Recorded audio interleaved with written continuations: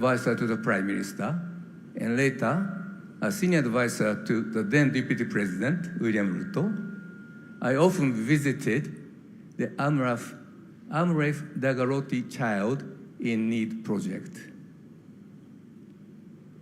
There, children who once worked on streets received compassionate educational, medical, and psychological support, along with vocational training and opportunities in theater, music, and the arts. I was deeply impressed. Those young people were entrepreneurial, energetic, and highly motivated. And after all, they were happy despite the hardship they endured. Scientific evidence support. See, next page. Scientific evidence supports my favorable impression of Kenyan children. Since 2008, my colleagues, Professors Jennifer Lansford of Duke University and Professor Paul Oburu of Maseno University, have been studying 100 children and their parents in Kisumu using well-established methods of developmental psychology. Their findings show that Kenyan children are more optimistic and persevering than their peers in several developing and developed countries.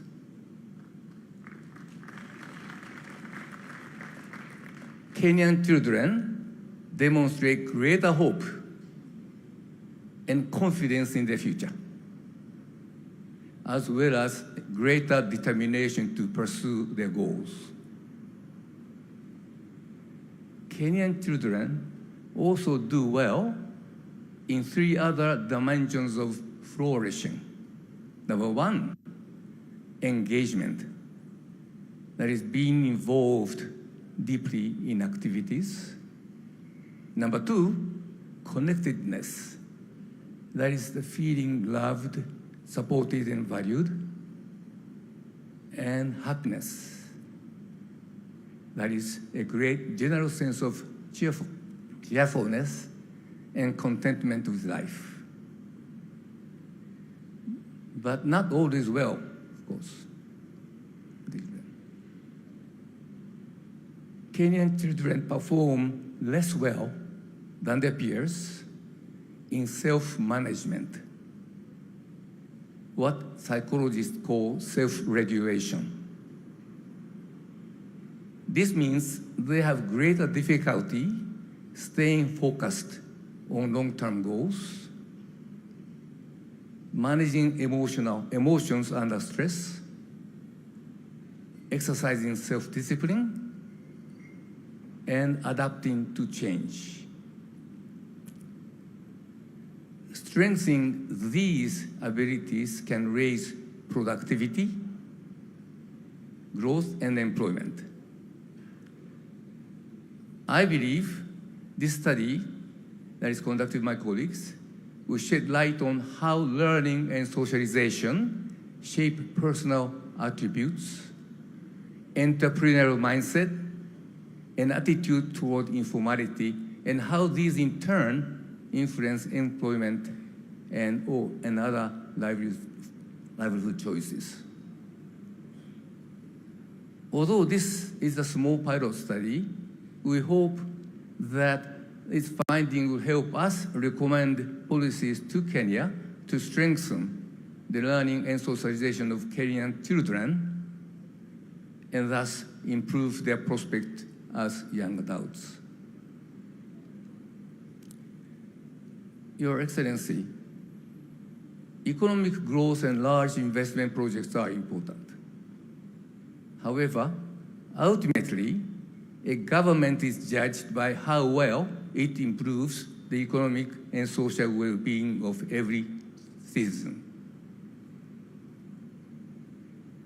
Kenya has made a significant stride. In the last 20 years, average household income per person increased from $2.24 to $3.50 per day. That is an important improvement. Access to electricity, clean cooking fuels, safe drinking water, and improved sanitation rose by 37 percentage points to 60% on average. Again, important progress. The share of children not stunted improved from 70 to 80%. These are important progress. Yet, frankly, for a country of Kenya's stature, this record is disappointing. In household income, childhood nutrition, basic services and learning, Kenya trails Vietnam, which used to trail Kenya by far, and at par is broadly comparable to Ghana, and Kenya can do better. Suppose Kenya aims to reach Singapore's current levels in these 4 indicators of economic well-being, and by its centenary, 2063.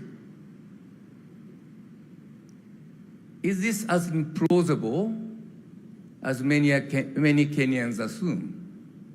Is it that difficult? You should give up. In my view, Kenya can reach or surpass 3 of the 4 goals. First, the remaining cases of stunting are concentrated in the south area. With concerted action, stunting could be virtually eliminated within 10 years. That I'm confident of. I recognize it may be more appropriate to use the broader measure of public health as indicators of Kenyan well-being, but for this purpose, that I chose the stunting to highlight the plight of these underprivileged in those areas. That's why this indicator was chosen. Second, Kenya's harmonized test score, HTS, a globally accepted measure of learning, was 26% below Kenya's level last year. Sorry, Singapore's level last year. To close this gap by 2063, annual improvement of only 0.63% is needed. This is achievable if Kenya continues to improve the quality of primary and secondary education. It's doable. The third, in Singapore, access to basic services is universal. But only about 60% in Kenya. There's still a big gap. Reaching 100% by 2063 would require annual growth of 1.3%. This is also achievable. It's achievable because access to clean cooking fuel is the weakest area of those services, but new technologies could expand this access very rapidly. So it's certainly doable. Now, ladies and gentlemen, the fourth target, that is to raise the average household income to Singapore's level, is much, much harder.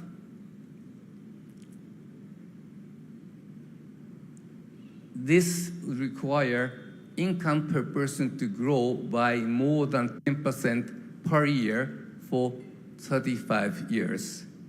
That is a very tall order. So what should Kenya do? So Kenya must accelerate economic growth first. It should tighten fiscal policy, increase investment in infrastructure, on essential services, and bring public debt under control. It must also continue to support private enterprises. Reliance on private sector has been the hallmark of Singapore's development. These are the basics that has to continue. But even if this is done, without additional impetus, growth is likely to hit a plateau in Kenya. Over the last several decades, most middle-income countries have failed to cross the high-income level threshold. And this is the phenomenon known as the middle-income trap. It's hard to cross the high-income threshold. And Kenya will face an additional challenge. International trade has become less predictable.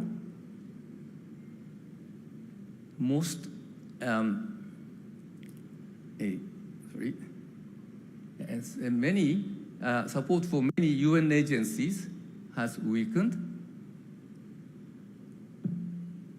and development assistance, ODA, has fallen sharply. So it is more difficult. Against these headwinds, Kenya would do well to achieve and sustain annual per person income growth of 5%. Kenya would do well, 5% growth. If we assume population to grow by 1% per year, this translates to growth of GDP, the economic measures as a whole, of about 6.5% a year. If achieved, this would be a remarkable, if it's achieved, yes, a remarkable achievement indeed, if it could be done. But reaching Singapore's current income level requires another 5 percentage point income growth every year. That's hard. In other words, Kenya needs a quantum leap to a substantially higher growth trajectory. This requires bold and transformative change. Kenyan flower, thank you. The Kenyan flower industry is an example. It illustrates the transformative change we are looking for. By adopting new floriculture technologies and faster global transport network, the flower industry became most competitive globally and achieved a huge growth in its revenue. So there is an example of a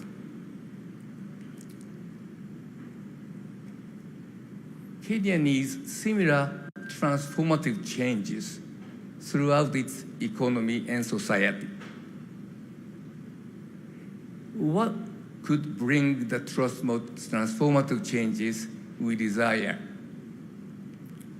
Answers to this question should emerge from the national dialogue and the work of committee of experts that I hope the President will constitute. At this stage, I would offer a few observations. First, AI, artificial intelligence, will no doubt transform economies and societies, many aspects of it. But now, at this stage, we do not yet know exactly how they will transform. So So this is an area that we should draw on leading global experts as Kenya develops a new vision. Second, Kenyans could become among the world's most entrepreneurial, hardworking, and competitive people if their children's productive attributes are fully nurtured. In my view, this requires a review of the formal education system in Kenya now. The scope of education and learning should be expanded beyond cognitive skills to include broader self-management and other capabilities in Kenya education that have been done. Third, inequality in Kenya is high. Kenya is an unequal economy.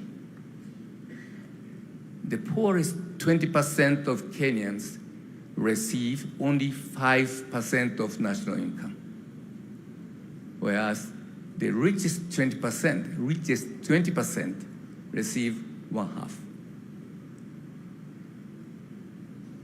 Richest 5%, 20% of income, poorest 5%, only 5%.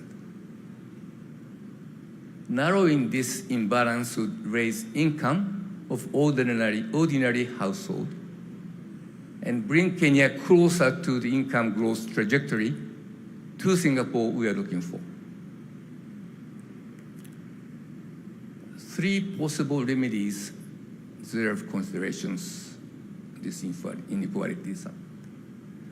One is to increase government support to people in need of help. In Singapore, the government transfers about $7,300 per person per year. In Kenya, guess how much? $220.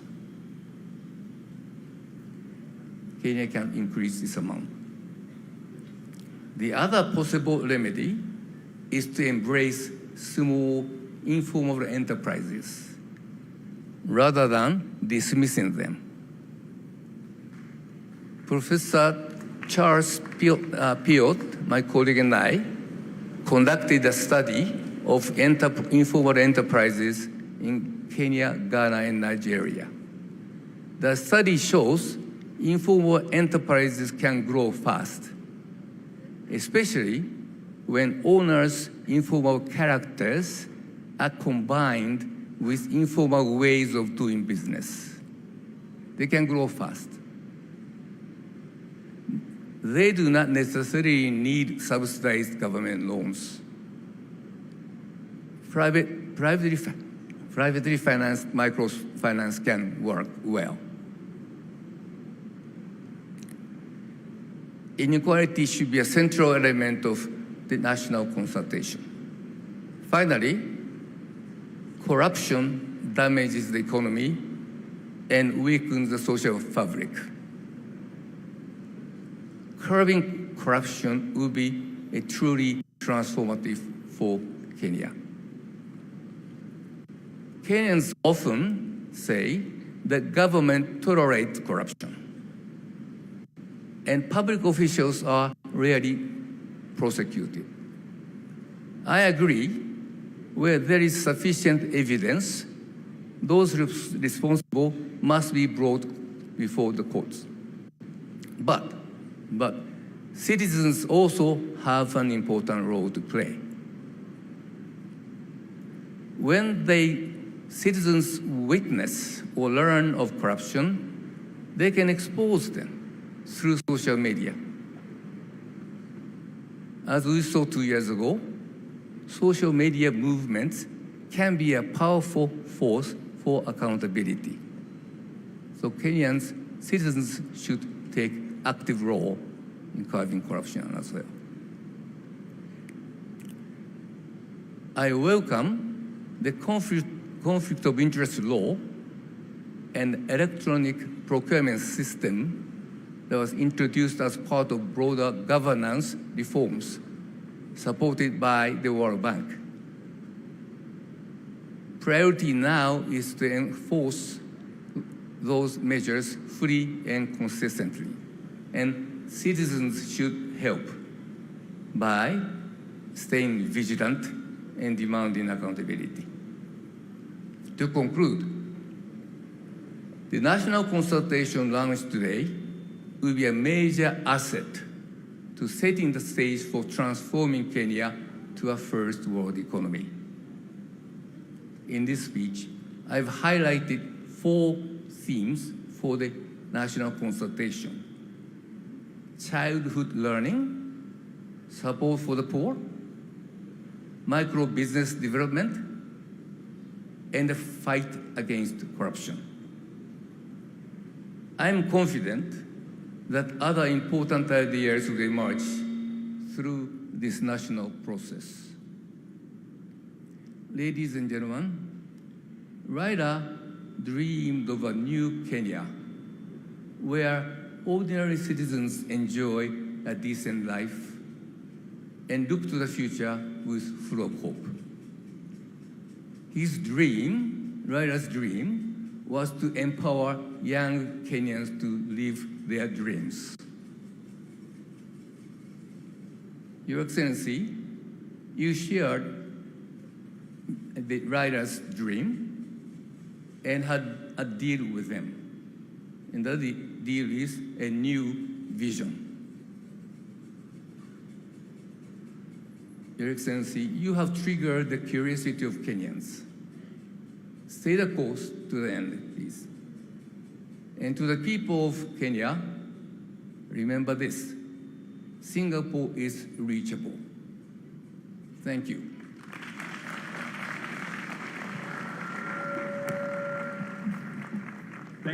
Thank you to Professor Hiroiki Hino. I believe you'll probably shake hands with the president there. He's worked and advised the president as a deputy then, and now he's here to lend just some review. We can look to as a nation. Beg your pardon for that. And the conversation continues and will be coming to you as I believe we have people following us online and on radio and on television. And this is a conversation as much for you as it is starting for us here, convened in this meeting. Kwa wasioelewa sana alichokitamka ndugu yangu, anasema kwamba ni mazungumzo ya kitaifa ambayo tayari yameanza na yataendelea. Hapa tupo katika ukumbi huu wa KICC. Lakini mazungumzo haya yanaendelea kwenye mitandao ya kijamii. Nimechungulia nikaona live handle ya X ya Mr. President is live. Haucheki nao? Wapi makofi kwa X handle ya Mr. President jamani? Wako macho, wako na sisi sana, na nikajuzwa pia handles zote za afisi zote za Ikulu pia ziko live, na ndo ulimwengu ambao tunawishi, ulimwengu wa kileo. Nataka tujishebedue kidogo, tunyoshe misuli kidogo, manake tunajua kwamba upande wa nyuma umri umesonga, miguu kidogo inaanza kufaganzi, si ndio? Kuna mtu hapa nikimwambia nyanya mkuu Kabogo, sinaangalia hivyo, kimguu kijaanza kufaganzi. Mheshimiwa Kabogo, hebu fanya hivi kidogo. Niliwaambia ona ameshindwa.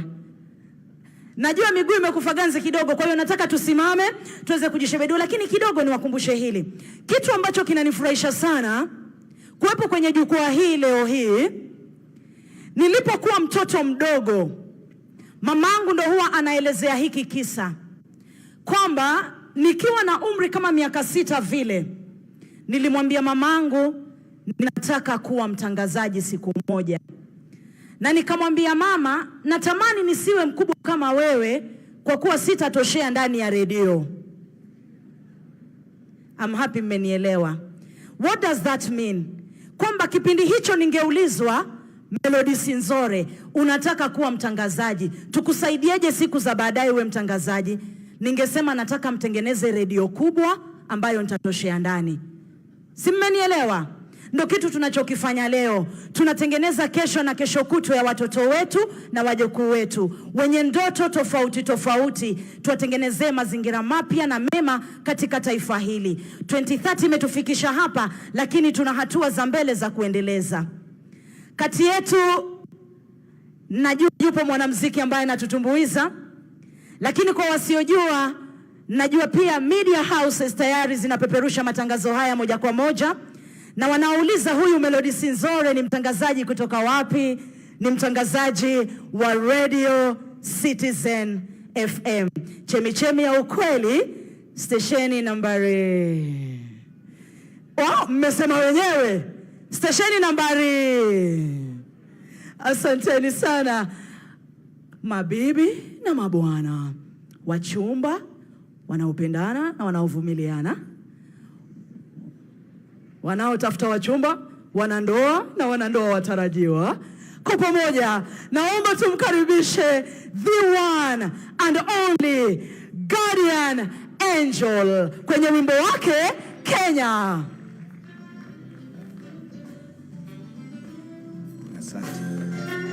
Asante. DJ. Mheshimiwa Rais, Daktari William Samoei Ruto, Deputy President, Professor Abraham Kithure. Mimi naitwa Guardian Angel ama Waingo. Ni msanii. Katika uchezaji wa mpira usually sisi wale tunakaa nje ndio tunasemanga angepiga hivi ama angefunga namna hii ama huyu mtu anatuuza, lakini ukiwekwa ndani ya kiwanja ndio utajua kumbe ile kiwanja ni kubwa, si ni kweli? Kwa hiyo leo Mheshimiwa Rais, nakushukuru sana kwa sababu ya kuturuhusu tuwe na mazungumzo na wewe pia, na kuturuhusu kwamba sisi kama wananchi tuje pamoja kwa ajili ya kuzungumzia ujenzi, kwa sababu nchi yetu ya Kenya ni kubwa sana, haiwezi kujengwa na mtu mmoja. Kwa hiyo asante sana kwa kuturuhusu tuwe na mazungumzo. Hata Biblia inasema Mungu ilifika wakati akasema njooni tusemezane. Kwa hiyo tunakushukuru sana kwa kuturuhusu kusemezana ili tuweze kujenga taifa. Sasa nataka tu sisi wote, kila mtu ainue mkono ya mwenzake, mwambie tushikane mikono tujenge Kenya. Asante. Tushikane mikono tujenge Kenya. Akina mama hoye, vijana hoye, akina mama hoye, vijana hoye, wananchi wote, viongozi wote, tushikane mikono tuijenge Kenya. Tuungane sote, wananchi wote, viongozi wote, tushikane mikono tuijenge Kenya. Tuungane sote tuijenge. Wanaolala tutoke kwa vitandao, akina mama tufunge maleso, tusiwatukane viongozi kwa mitandao. Let's take a step ya kuleta mabadiliko.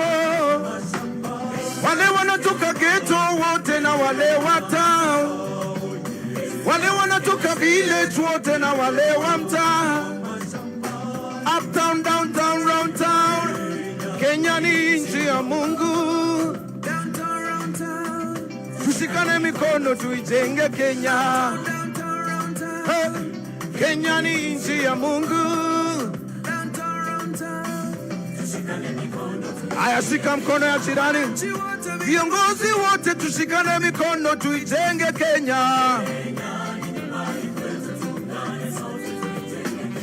Wananchi wote, viongozi wote, tushikane mikono tuijenge Kenya.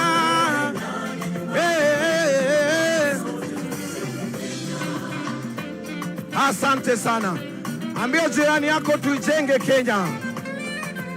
Tujenge Kenya. Asante.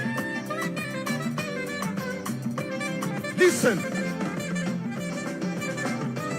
When we say respect Kenya, show love to Kenya, peace, love and unity in our lovely land Kenya. Kenya is a land we go to love it and protect it to kizika tunajizika. When we say respect Kenya, show love to Kenya, peace, love and unity in our lovely land Kenya. Kenya is a land we go to love it and protect it to kizika tunajizika. Akina mama boy, oh yeah, yeah, yeah. Akina mama boy, yoke tu makofi na mnai pole pole. Asante sana. Akina mama boy,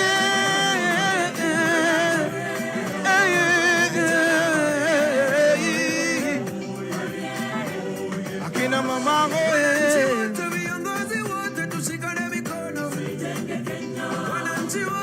Sema tujenge Kenya, twende tujenge Kenya, kila mtu twende.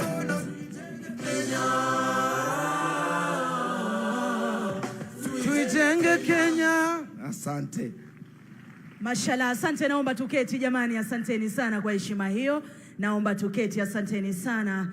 Ndugu yangu Mark, kama uko karibu, ndugu yangu Mark, kama uko karibu, karibia kaka mwenye upara huyo. Everyone is accommodated, wanao vipara, wale wanao wamebarikiwa na nywele.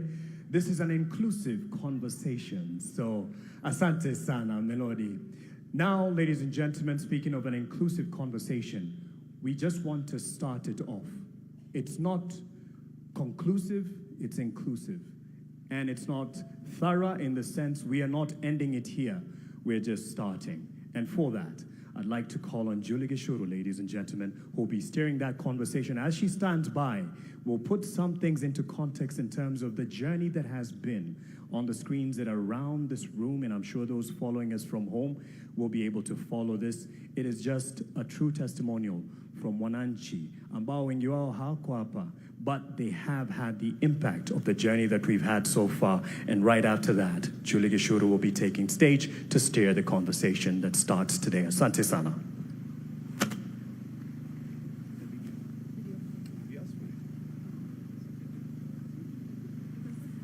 Good morning, ladies and gentlemen. How are we doing? Siski? How are we doing? Tuko hapa kujenga Kenya. Kujenga nchi yetu. I want us to reflect for a moment, and we're going to have a video on just now. But just before the video plays, I want you to ask yourself a few questions. What is Kenya? Think about it. To you, what is Kenya? The other question I want you to ask yourself, how many nations enable their people to come together in a collective conversation on who we are and who we seek to become? How many nations? Our neighbors in Africa, around the world? How many nations give voice to the citizen in the way we are about to? And so please reflect on that. A video will play and I'll come right back on the stage. Thank you.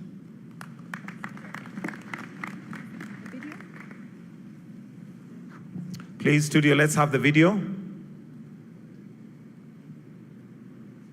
Naonekana studio yetu hawajafikisha Vision 2060. Twende kazi.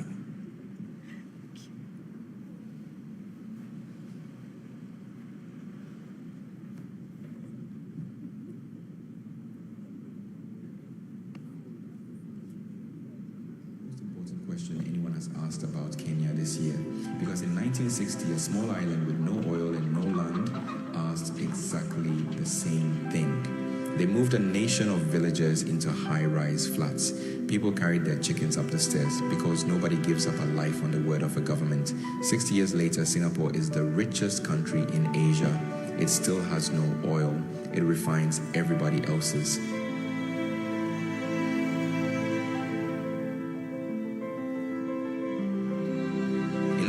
1985, a Kenyan and a South Korean earned the same money, $110 a year each. Today, the Korean earns $36,000. The Kenyan earns $2,400. China passed us, Vietnam passed us, Bangladesh passed us, Ghana passed us. Vision 2030 promised a middle-income country by the end of this decade. 4 years out, the government's own verdict is one word. So a plan for 2060 must survive a harder question than economics. Why trust the future to people you do not yet trust with the present? Hiyo maneno ya Vision 2060 is a call. The critics are not a footnote in this film. They are half of it. National development must never be left to chance or short-term politics. A charter written by Kenyans, built to outlive whoever is in State House. But paper is only paper. What does it look like on a Tuesday morning? 5 million people, 12 million journeys a day, a road network designed for a town. 30 kilometers underground, 25 stations, east lands to town in the time it takes to finish a phone call. Nairobi first drew this line in 1948, and again in 1972, and again in 2014. This time it is cabinet approved, county approved, and priced. 1 trillion shillings. We are growing the wrong way. Outward, plot by plot, eating the farmland that feeds us, then running a road, a sewer, and a power line to every plot. One sewer serving 50,000 people instead of 500. Housing and food security are not competing for the same land. They are competing for the same decision. Living is the simplest test there is. A tap that works, a roof that is yours, a clinic in walking distance that has the medicine, a school where the teacher has been paid. The levy has taken 212 billion shillings off Kenyan payslips. By the government's own count, 8,367 homes are finished. That gap is not an accounting error. It is the whole argument. Africa's most famous slum, taken down block by block and rebuilt on the same ground for the same people. 10,000 people in Zone C and D were given 13 days and 60,000 shillings to move. The building is the easy part. The question is simpler and harder. Who gets the keys? For 60 years, farming here has been a bed placed twice a year on rain. 1 million acres under irrigation is not a poem. It is a decision about whether we eat what we grow. Galana Kulalu has been announced and re-announced since Vision 2030 was young. Here is the thing we keep apologizing for. We have no oil, our neighbors do. Singapore has no oil either. You do not need the resource, you need the position, the port, and the people. We have all three, 700,000 barrels a day. Their crude, our refinery, is sold back to the region and onward to the world. A duty-free port and 60,000 jobs if the promise holds. There is one thing we have never needed a plan for. The best in the world at running on dirt roads in borrowed shoes with no system at all. Imagine what happens when we build one. Sport is not a medal, it is a pitch in every ward. So the next one is found on purpose instead of by accident. 11 months, the stadiums are not finished. Nigeria turned Afrobeats into an export. South Africa did it with Amapiano. We had the talent. What we never had was an industry, a studio in the estate where you already live, and a royalty statement that is not zero, because a country that cannot pay its artists doesn't have a creative economy. The same bill that promises artists their royalties also carries the power to take content down. Half of us are under 20. By 2050, there will be 85 million of us in cities that have not been built yet. Every one of those pictures is a decision someone has to make. Not a dream, a decision with a budget line and a name on it. They laughed at Singapore too, then they visited. It turns out you can build a country and still keep the chicken. You just have to decide to.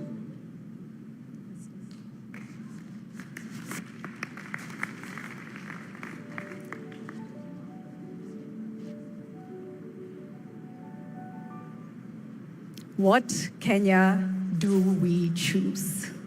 And we get to talk about it. We get to talk about it. If you remember the 80s, how many remember the 80s? Let's see hands. Single party rule, right? We pushed for multi-party democracy. We went into the 90s. We achieved multi-party democracy.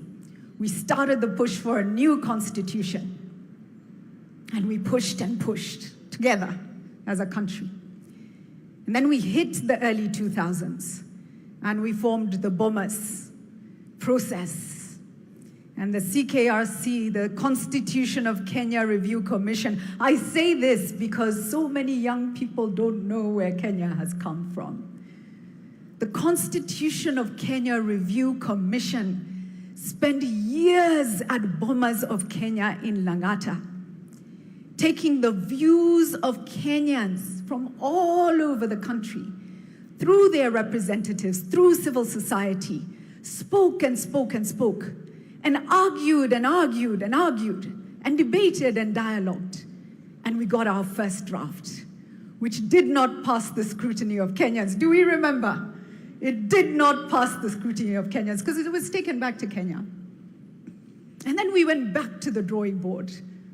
And then we had a new constitution. 2010, was it?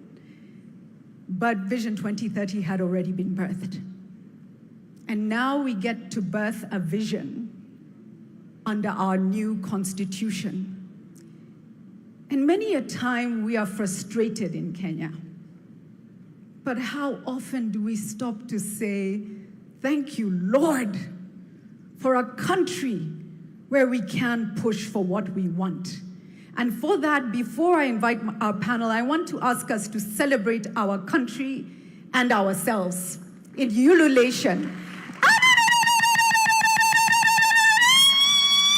I am so proud of being Kenyan because of processes like this. Ladies and gentlemen, leo we are all wananchi. Your Excellency, today we are all citizens. Is that okay? Thank you so much. Allow me now to invite our panel to come up and take their seats, and we will start a dialogue. Dr. James Mwangi, please come up. Let's give him a round of applause as he makes his way up. Daisy Amdani, who's the Executive Director of CRON, focused on community advocacy and awareness. Give her a round of applause. Dr. Mwangi, I didn't give your role because everyone in Kenya knows who you are and what you do. Please take your seat. Please sit where you are most comfortable. Next, let me ask Betty Maina, former CEO of the Kenya Association of Manufacturers, to come up and take her seat. Faith Beatrice, President of Daystar University Students Association. Faith, where are you? Please come up, give her a round of applause. Mwita Ian Matiko, student leader, Kenya Methodist University. Let's give him a round of applause as well. Festus Mwanza Kaluki, youth leader from Machakos, representing people living with disabilities. Let's give him a round of applause as he comes up as well. And also with us, Ambassador Bitange Ndemo. Please do come up and take your seat. He's Kenya's ambassador, I believe, to the Kingdom of Belgium and the European Commission. Please do take a seat. Thank you all so much for joining this conversation. I will start with a simple question. How far have we come as a nation, in your view? And what have our greatest achievements been? And then from there, for you, where are we going? Where should we be going? And how do we get there? Can I start with a youth voice? Faith, kick us off. Thank you. Thank you so much for this opportunity. So one great achievement that we've seen is the development in terms of roads. We've seen KICC Highway and Vision 2030. That's one of the developments for Vision 2030. It has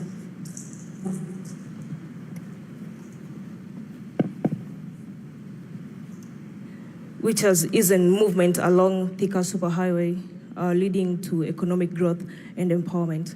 Yeah. That's pivotal, yeah.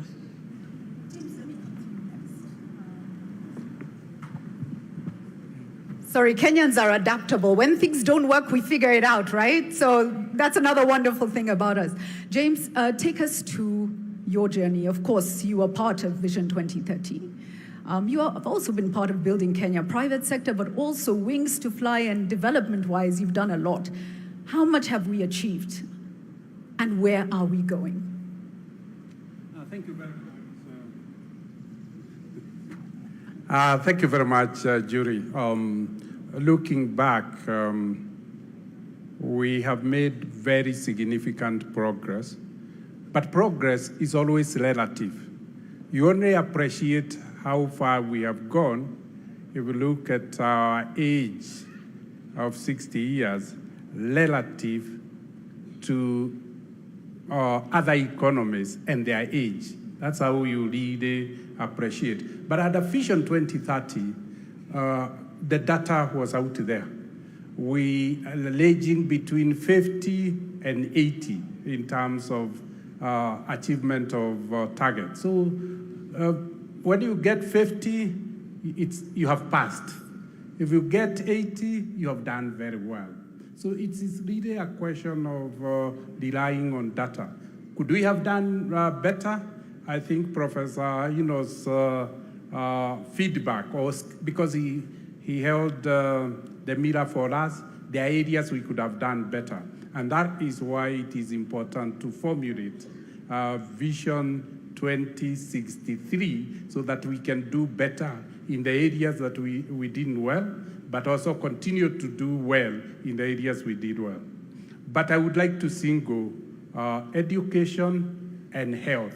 To me, while the indicators have not really been what they should be, getting 1.2 million children to sit for an exam in 1 year and graduate to the next, that to me is a huge achievement because we have moved from a very low number. Where are we going?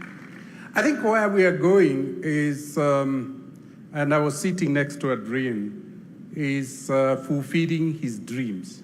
This vision is not about our generation. This vision is about our children and our grandchildren. And he reflected where we are going. And it's, as he spoke, I was amazed that he's helping us to see where we didn't get it right, that we could have been more people-centered. It's really him, it was all about people. Education, security, health, neighborliness, environment. That is all about people. Yes, we did lay foundation in infrastructure, but Adrian representing the people for who we are here wants a people-centered vision. Very powerful, very powerful. Let me come next to you, Daisy. Tell us what you are most impressed with in terms of what we've achieved, and tell us where are we going. Let's try. Let's see if the mic is working. Okay, thank you. Try again. Just hold it. Thank you so much, Julie, and thank you for the opportunity to have this conversation. I think, and I'm going to speak as a woman, that in Kenya, I think we've made significant strides. I think the most important thing that we did for ourselves as a country was the promulgation of the 2010 Constitution that gave us the framework for inclusion. And when I think of, you talked about the 80s, and there are many things that people don't know about where women came from. I remember when we were in school in the 80s, a woman could not walk into a bank and open a bank account without the permission of her husband, if she had one, or her father, or a significant male other. Women were not seen as having personal agency.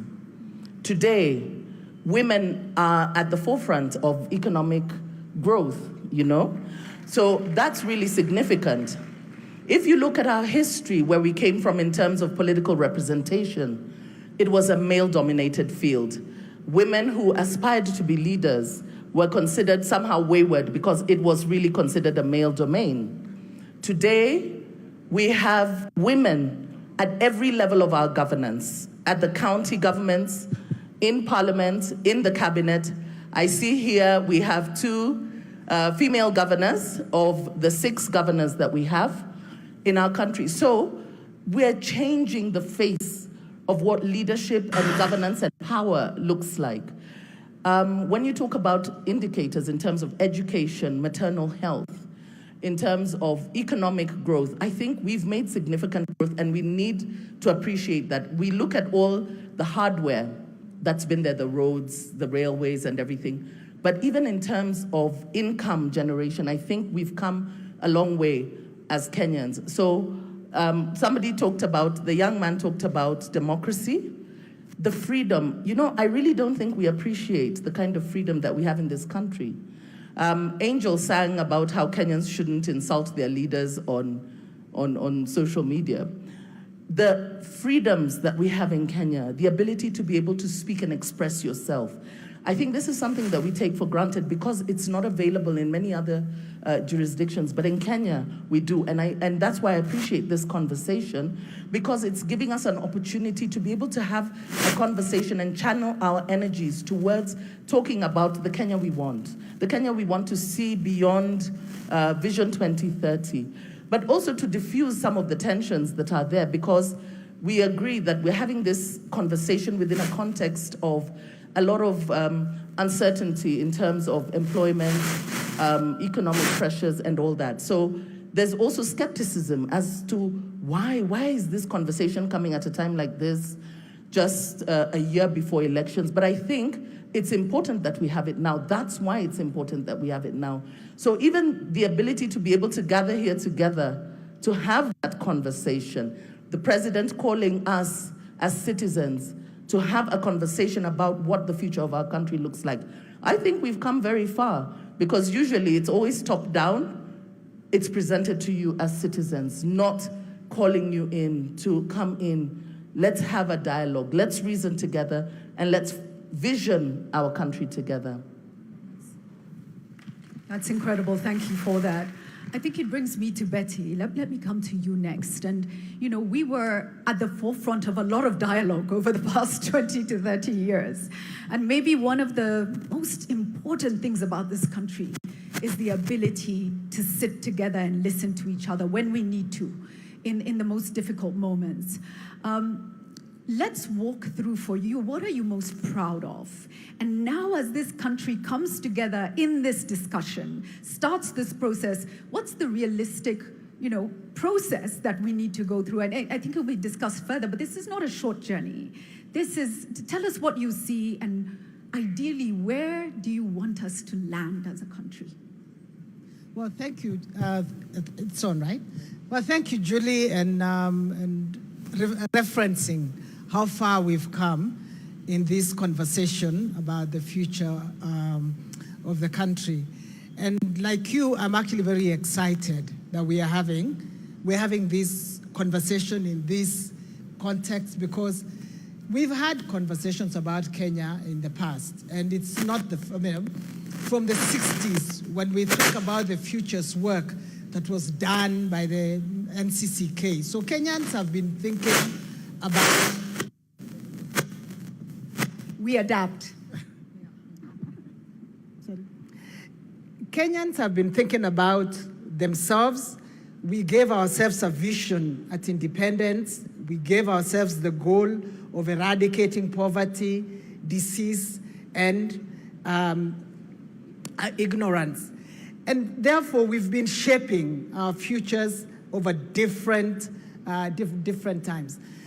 We've seen, as James has said, if I think about our childhood, when we grew up, I'm thinking it's my age or slightly older, the differences in, our experiences as children then, and where we are and where our children and grandchildren, because now we have grandchildren, are growing up, those are totally different society and a better quality of life. So I think we need to give ourselves credit that we are not where we were in 1963. But we are not where we would like to be. So we've accomplished a lot socially, politically. We've celebrated the Constitution. Economically, we've seen better livelihoods than we experienced, education, health. There are many things that we can talk about and celebrate as having accomplished as Kenya. But we are also aware that there are things We gave ourselves 80%. Somebody might be less generous, James, and say maybe we should give ourselves 70. So 70 gives you an indication of how far you are. And Professor Hino has clearly told us this is where you could be if you did different things. And I think when we now think about the future, we need to think about not focusing on the things that have worked. We like to look at buildings. We think development is capital projects, roads, which is true, it facilitates that. But there is something within that we need to work on. What sort of economy do we have? We focus a lot on, and we are aware of how unequal our society is. So if you ask me, what should we aspire to? We should aspire to a lot more of an equal society. What are the things that will get us that? Professor Hino points out, but history also points out that hard work, clearly, discipline, integrity are critical for building blocks for the future. Everybody wants to become rich, but how do they want to become rich? And do they become rich at somebody else's expense? We need to fix the institutions that offer equality for Kenyans. Thank you. Wow, fantastic. Still adapting. Okay. Can I just bookmark that when Professor Hino did his presentation, and when you mentioned informal sector, there was an applause that came from the back. So I just want to recognize that's a very big part, I think, of what Kenyans want us to focus on is how to give dignity and opportunity and pathways forward to the informal sector. Let me come to you next, Ian. A lot of what we talked through earlier, you probably didn't live through, right? So when you have the chance to look forward and imagine and dream everything.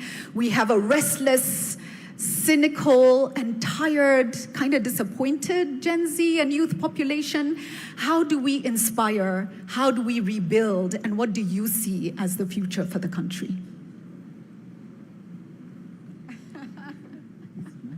All right, thank you so much. My name is Ian Mwita Matiko. I may not have lived to see the Vision 2030 being born back in 2008, but I have been a beneficiary of that vision from the time I was born up until this moment. So I'll say what is working in the present and where I think we are headed as a country and what I envision, what I would want as a Gen Z to be achieved in 2060. What is working currently, I've had the opportunity to work under 3 ministries currently. I have worked under the Ministry of Interior, under PS Raymond. I've worked under the Ministry of PS Fikirini Jacobs and under the ministry that coordinates Nyota Fund. One of the things that I can say with full confidence that is working is that for the first time in the history of this country, we have had the young generation being brought in conversations, national conversations on matters security. And that is thankful to Jukwaa la Wasomi, which was born last year under the leadership of UCSPAC, which is the Universities and Colleges Students' Peace Association of Kenya. That Jukwaa la Wasomi is working in conjunction with Jukwaa la Usalama under the docket of PS Raymond Amolo. So that is one of the most significant things that I've been able to witness as a young person, because now we are revolutionizing our security to include the very people who are going to take it up later on in the future. The second thing is about Nyota Fund. Now, people may see it as a very small thing, but when you look at it keenly, it is inspiring millions of lives. Because for the first time, we have a president who's thinking about the hustlers out there. This Nyota Fund is revolutionizing the way in which we think, because we don't want just to tell people that we're giving you employment. We want to show them that this is how we are creating these job opportunities for you and inspiring you to a future. And the third one is, when you look at the National Youth Council, NYC, the last time the elections were held were 10 or 14 years ago. For the first time, we had it gazetted this year that the youth are going to elect their council to represent them in terms of government. And that is thankful to PS Fikirini. So that is what I've seen that is working currently. But what do I envision? Which Kenya do I want in 2060? One of the fundamental things that we need to underscore is the Kenya that we are building, we are not merely building Kenya for 2060. We are building a Kenya that we will want to leave behind for generations that are coming in. One of the things that I'd want to highlight is especially the health sector and the education sector. Let me begin with education. We must revolutionize the way in which we educate our people. We must not educate our people to seek for jobs today or to want jobs today, but we should position them to tackle problems that will arise in 2060. And that means we need to bolster our education system. We need to position our people in such a manner that we will not be consuming things from outside, or we will not be consuming knowledge from other states. We will be instead exporting knowledge to other states. We will be inventing and we'll be inventing things and sending them outside. So that means we need to invest more in our education sector. The second sector is health. We cannot be 60, no, for 2060 will be 100 years, yeah? We cannot be 100 years old and we are still relying on external aid in terms of medicine, in terms of vaccine, because we are 100 years old. So we should invest in the health sector such that our young scientists, our professional doctors, our brilliant minds can come up with research. That research can be sponsored into the future, and they can dream about a Kenya that can, also innovate. We don't want to go to other states to compete in events. We also want to host those events, and we want to be better at those research competitions. So that is the kind of Kenya that I envision. And if I've been following the mind of the president, when you look at the trajectory that he's trying to build, he's trying to turn Kenya away from consumer country to a producing country, if you look at it keenly. So that is my input for now. Thank you so much. Thank you so much, Festus. Ian, Festus, let me come to you next. You're a leader in your own right. You're doing that in Machakos County. What are you happy about in terms of what Kenya has achieved so far under Vision 2030? And what is your hope for 2063, Kenya at 100? Thank you, Julie. Is it good morning? Is it good morning? Yes. Good morning, Mr. President. Good morning, Julie. Good morning, my panelists. What has been significant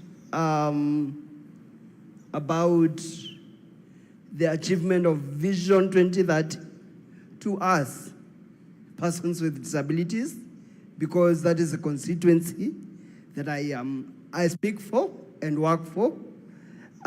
We've seen enactment of the new Disability Act that has been in the parking lot for a very long time. The act was assented by our dear president last year, August.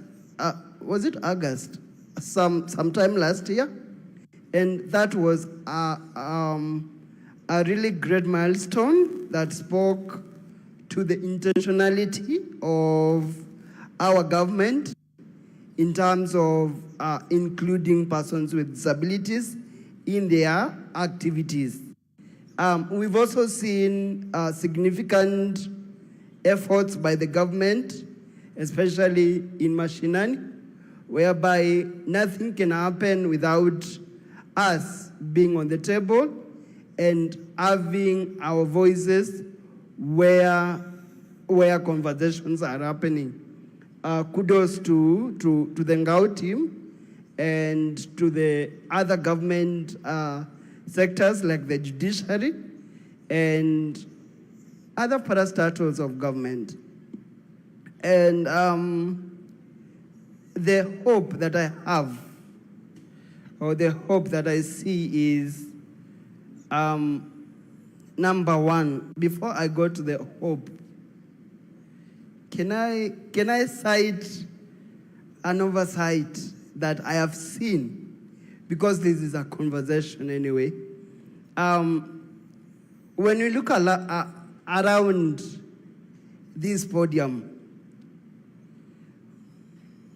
and online as well, we are missing a very critical accessibility format for those that are following online and those that are in this place with hearing impairment.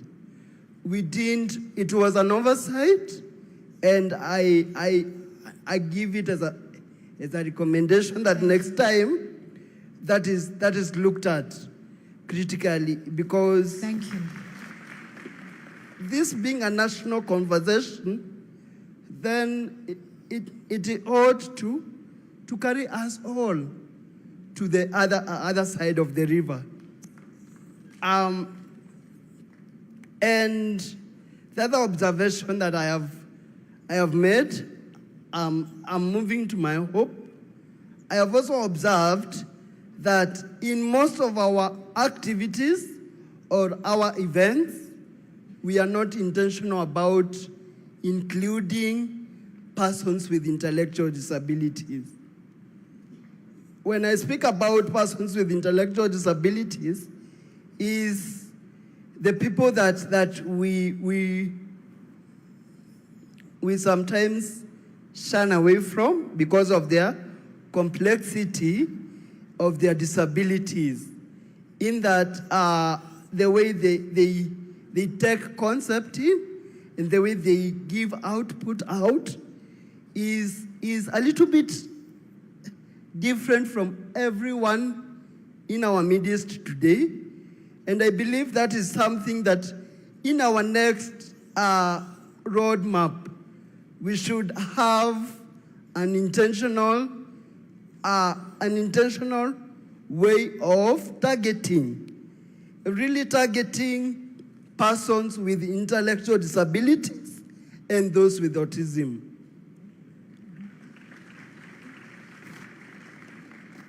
The other thing is that I need us to see more formats of communication in our various engagements.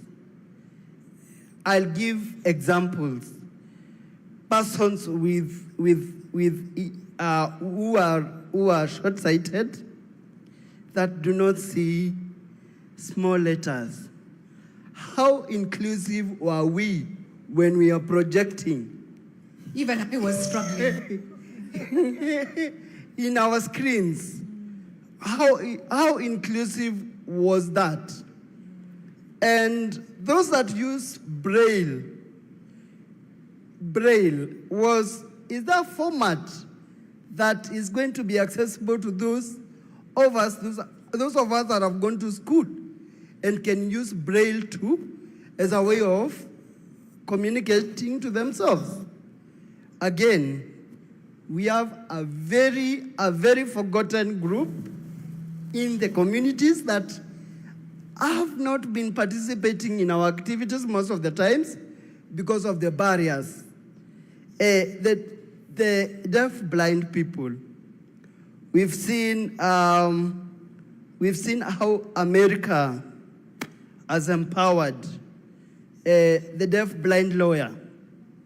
All of us know her. We've seen how she even came to Kenya to inspire us, persons with disabilities, brought in by National Council and brought in to inspire and change a narrative that has been there of persons with deaf blindness are supposed to be left away. Just to ask, how many of us know that we have a language known as tactile? Tactile. How many of us know that? Mr. President, do you know tactile? Do you know how it is used? Please, it is actually embedded in our national book, our reference book, the Constitution of Kenya, whereby it's a mode of communication for those who are deaf, blind. So we'd also want to see that in play, because it is mandatory to carry all of us to the other side of the river. Now, yes. I am going to my hope. The Kenya I hope to see a Kenya that is inclusive, a Kenya that is intentional, a Kenya that is led by us with diverse perspectives and disabilities. We need to be included, not integrated. We don't want integration. We want to be at the center of where conversations are happening. Thank you. Thank you so much. I think the humanity, even in how you started Festus, and you took a moment to recognize and greet us, and you've taken us through a comprehensive view of what's missing and where you need us to go. Thank you so much for that. I want to also just recognize, you mentioned somebody from a different country who inspired you, but we have our own in Kenya, do we not, who is a senator? Honorable Crystal, yes, and I don't know if she's here, but she's incredibly inspiring, and so I just wanted to also mention that. Thank you so much. Let me come to you, Ambassador Ndemo. Again, we were at the front lines of much of the change of Kenya with you. You were right there, and you saw what it took to change a nation. It's not easy to push, to evolve, but you did that. Take us through the learnings you had in delivering Vision 2030, the part you played in development of Kenya, and where you think we really need to be going for 2063. Thank you, Julie. Let me recognize His Excellency the President, Deputy President, Prime Cabinet, Cabinet Ministers, and all guests and governors I saw here. The question I have to answer it from the problems that I had before we saw the changes. When going to high school, I would board a bus and leave, and my mother would only expect to hear my voice when I came back. There was no communication, there was zero. To get a telephone, if Wangi can testify here, it took so long to get, if you get anything like that. But the government invested in ICT infrastructure. This ICT infrastructure completely changed the way the world works in Kenya. A lot of young people take it for granted when they get their passport within 2, 3, 4 days. For us, it used to be 6 months, 1 year before you got the passport. There are so many other government services that have been digitized since that time. I think 100% of the government services are online. We are able to pay our taxes online. We are able to communicate online. We are doing several things online because of infrastructure. I'm emphasizing this because Hino also said, going forward, we must look at the infrastructure that will take us forward.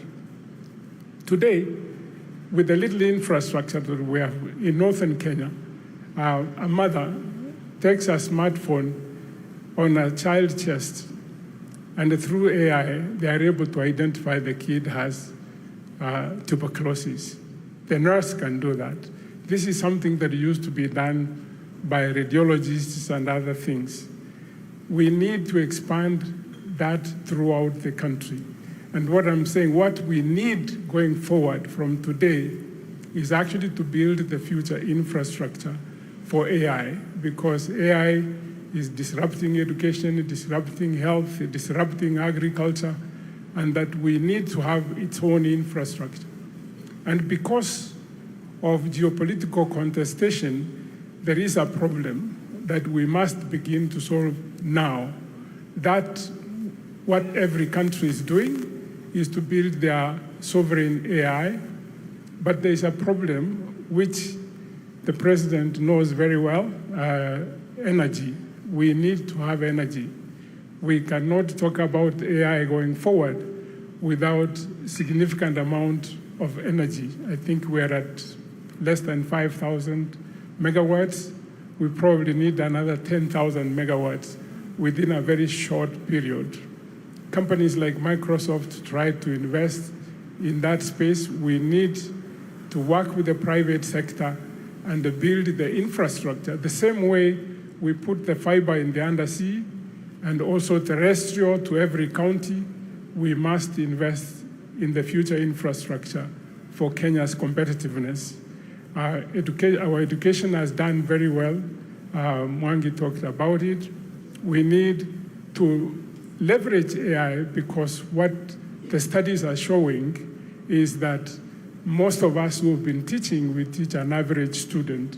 But with AI now, we can identify the needs of every child and actually provide the right thing. It is not going to destroy teachers. It's going to facilitate teaching. I would stop here because I can say. Thank you so much. The simplest way, I think, to understand AI is to see it as a tool. Ni kama jembe, yeah? It doesn't replace the person who needs to do the work. Maybe jembe is wrong in today's environment, but it's a tool. Your Excellency, I do want to come to you before we open to the floor. As a leader, same question. What are you proud of in terms of what we've achieved so far? And where are we going? But as a citizen, as a farmer, where do you really want us to go? Please tell us. Thank you very much, Julie. And good morning, everybody. Vision 2030 in 2008 became the roadmap for us as a nation to think long-term about our development. Maybe I see some people straining to see. Long-term for us to plan our way into prosperity. And we must commend President Mwai Kibaki and the vision bearers then, who provided a platform for us to put together what today is finally in the sunset years. Vision 2030 has provided a framework for us to figure out our development. It set out that Kenya should be an industrialized nation, middle income, high quality of life in a safe environment. All the targets we set for ourselves, we have been given a review of where we are on the economic pillar, on the social pillar, on the political pillar, and the enablers. And we have been given a scorecard by the Vision 2030 Secretariat. We have done fairly well in many aspects. We've done well in others more than others. We've been given the figures on the political pillar. We are at 80 plus. I think we have an A. And you can see it. We have a new constitution. We have a robust Bill of Rights. We have a democratic state. We have an open society, a rule of law. We have a working judiciary. We have a civil society that is not constrained. And we have made ourselves a very proud nation. In fact, globally, Kenya is recognized as a democratic country. It is part of the reason why in 2023, 24, I paid a visit to America, and the single most important component was the fact that we share in our celebration of freedom and democracy. We have been given indication as to where we are with the economic pillar. In fact, I think of all the pillars, the economic pillar is where we have done not very well, at around 50, I think it was 52, 53%. On the social pillar, we are around 60. We have made progress. Today, we have significantly in our region, we've done very well in terms of paved roads. We have 20,000 kilometers of paved roads. We have a working SGR. We have an expressway. We have dual some of our roads. We've extended electricity. We now have 10,000 homes. 10 million, sorry. 10 million households going to 11 million households connected to electricity. Our transition on education is significant. We have done very well. But why are we having this conversation? And I want to thank the people of Kenya. When I asked the country that it is time for us to have a national conversation about the long-term vision of our nation, we have been explained to why. Number one, Vision 2030 will come to an end in the next 3 years. Medium-term plan 4 is ending in 2027. For us to plan medium-term 5, medium-term plan number 5 is going to take from 2027 to 2032. Yet Vision 2030 is ending in 2030.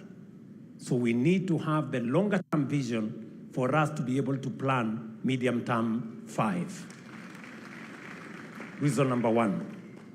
Reason number 2, when we figured out Vision 2030, 20-something years ago, the world was much different from what we have today. Technology had not taken the space it occupies today. The advent of AI was not with us.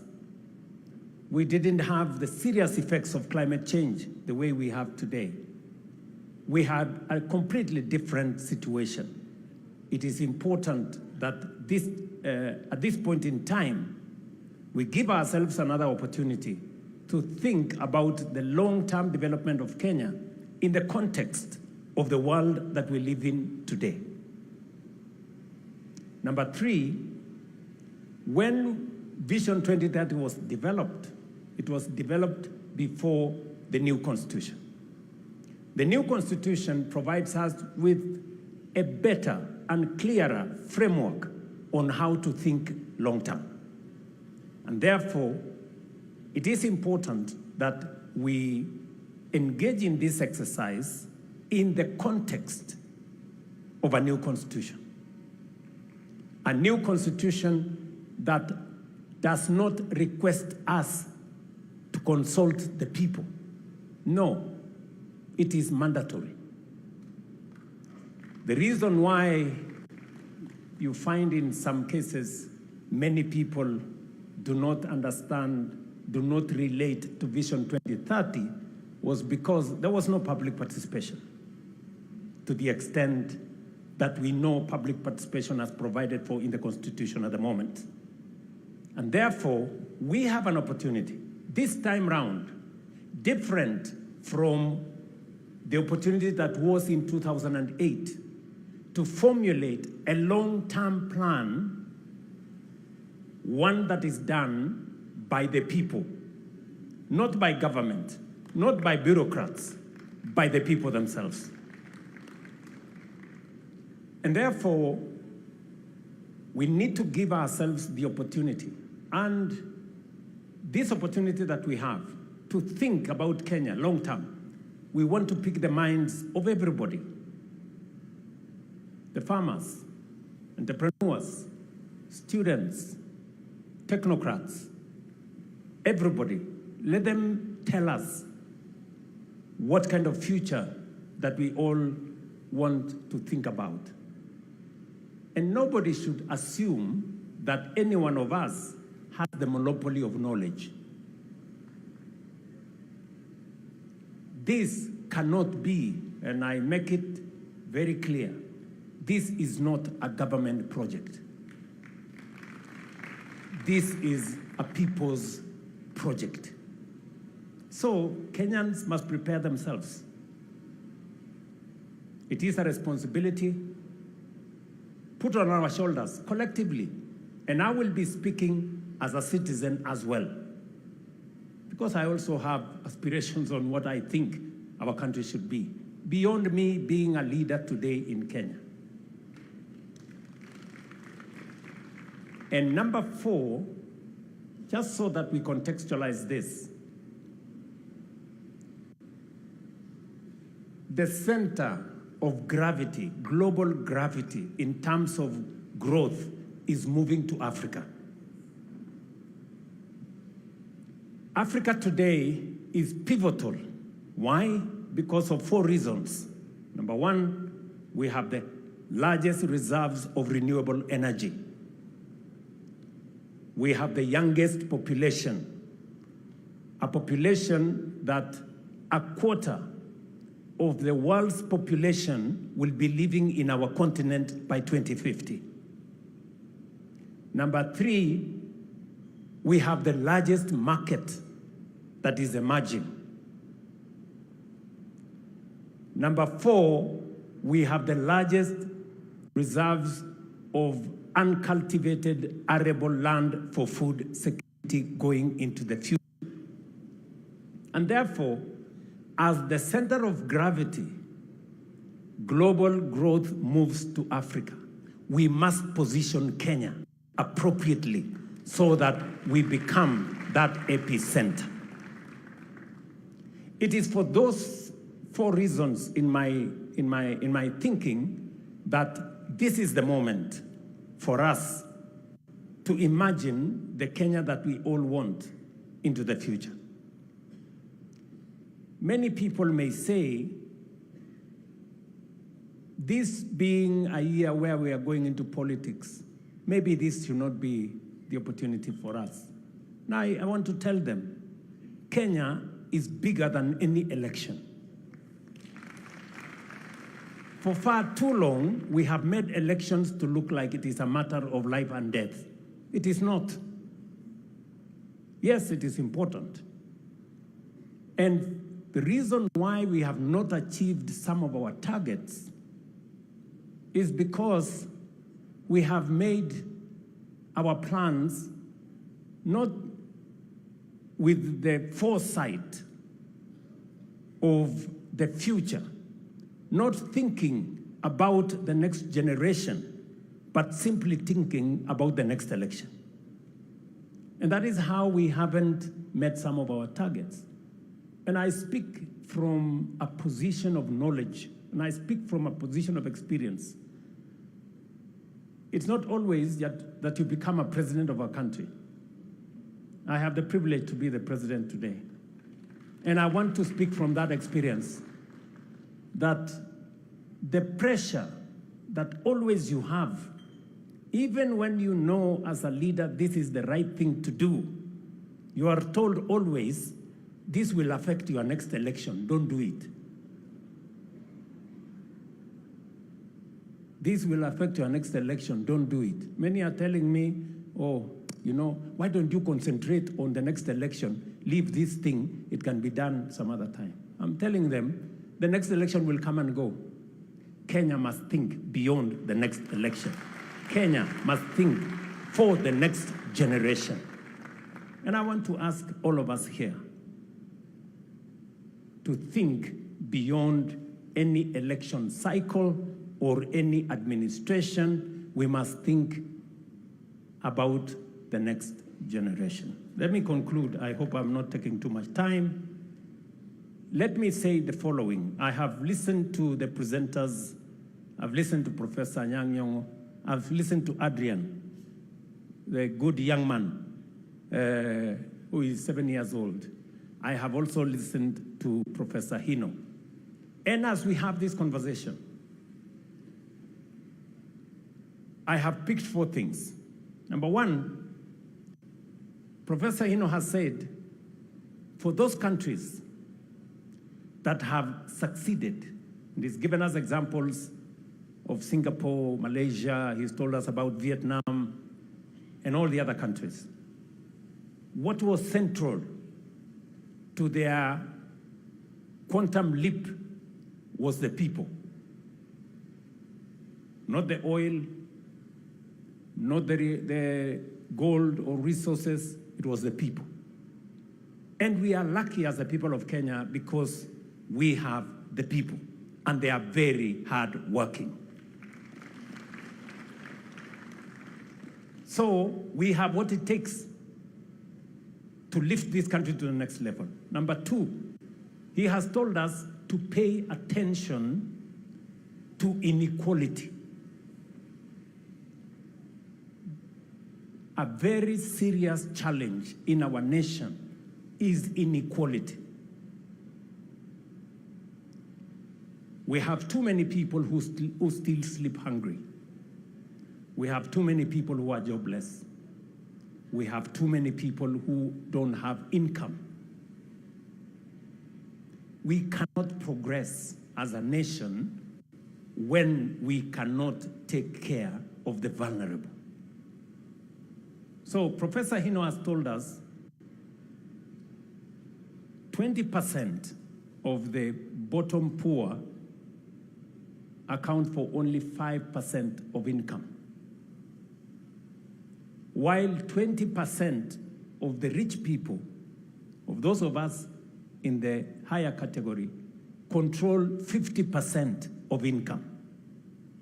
So 20% bottom, 5% of income, 20% top, 50% of income, meaning 10 times what the bottom has. We have to pay attention. We have to pay attention. How can people, how they access, how their children go to school, how their medical bills are paid, how they access employment opportunities, and how we create equality. Number 3, he has told us our opportunity is in raising small, medium, micro enterprises. We have an opportunity there. Sometimes we think they don't matter. But the good professor has told us that is where our opportunity is. How do we make micro, small, and medium enterprises grow? How do they access credit? How do they access opportunities? How do they access business? That should be we should pay attention. And then number 4, he has told us to pay attention to accountability,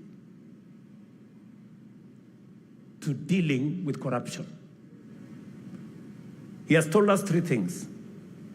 We now have a conflict of interest law, which we signed into law. There are many people who want to challenge it because it closes many doors on the people who have access to power, who want to use that power to access contracts and many things. Number 2, he has told us about EGP. We have been trying to implement EGP for many years. I am very happy that finally we have moved government procurement to an electronic platform where contracts can be transparent. We can know who is being allocated, which contract, for how much, and whether it matches the market parity. And he has told us that technology must play a very central role. I was listening to Mercy Mwangangi, our CEO of SHA, and he was saying the single most serious challenge he faces is how to stop fraud. You know? And we are very happy that finally, using technology, we are able to stem theft, fraud, and corruption. And to the good professor who has said here, going forward, technology is going to play a significant role in us taking this forward. So, in conclusion, let me say this.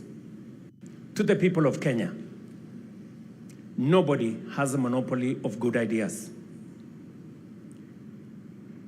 Beyond Vision 2030 is our collective responsibility. We must step up. It is a constitutional responsibility to each one of us. It is an obligation to each one of us to implement the Constitution. And part of implementing that Constitution is to figure out how we appropriate, access, and avail all rights that are provided for in the Constitution to everybody in Kenya.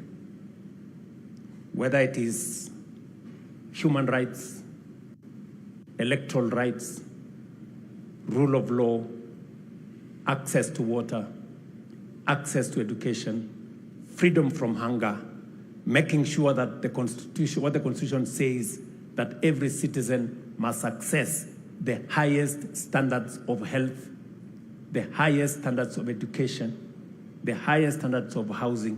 It is our responsibility collectively for us to have a plan on how this is going to be attained.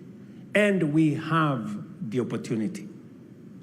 I want to pledge here that government is not going to lead the talks. It is going to facilitate. This is about the people.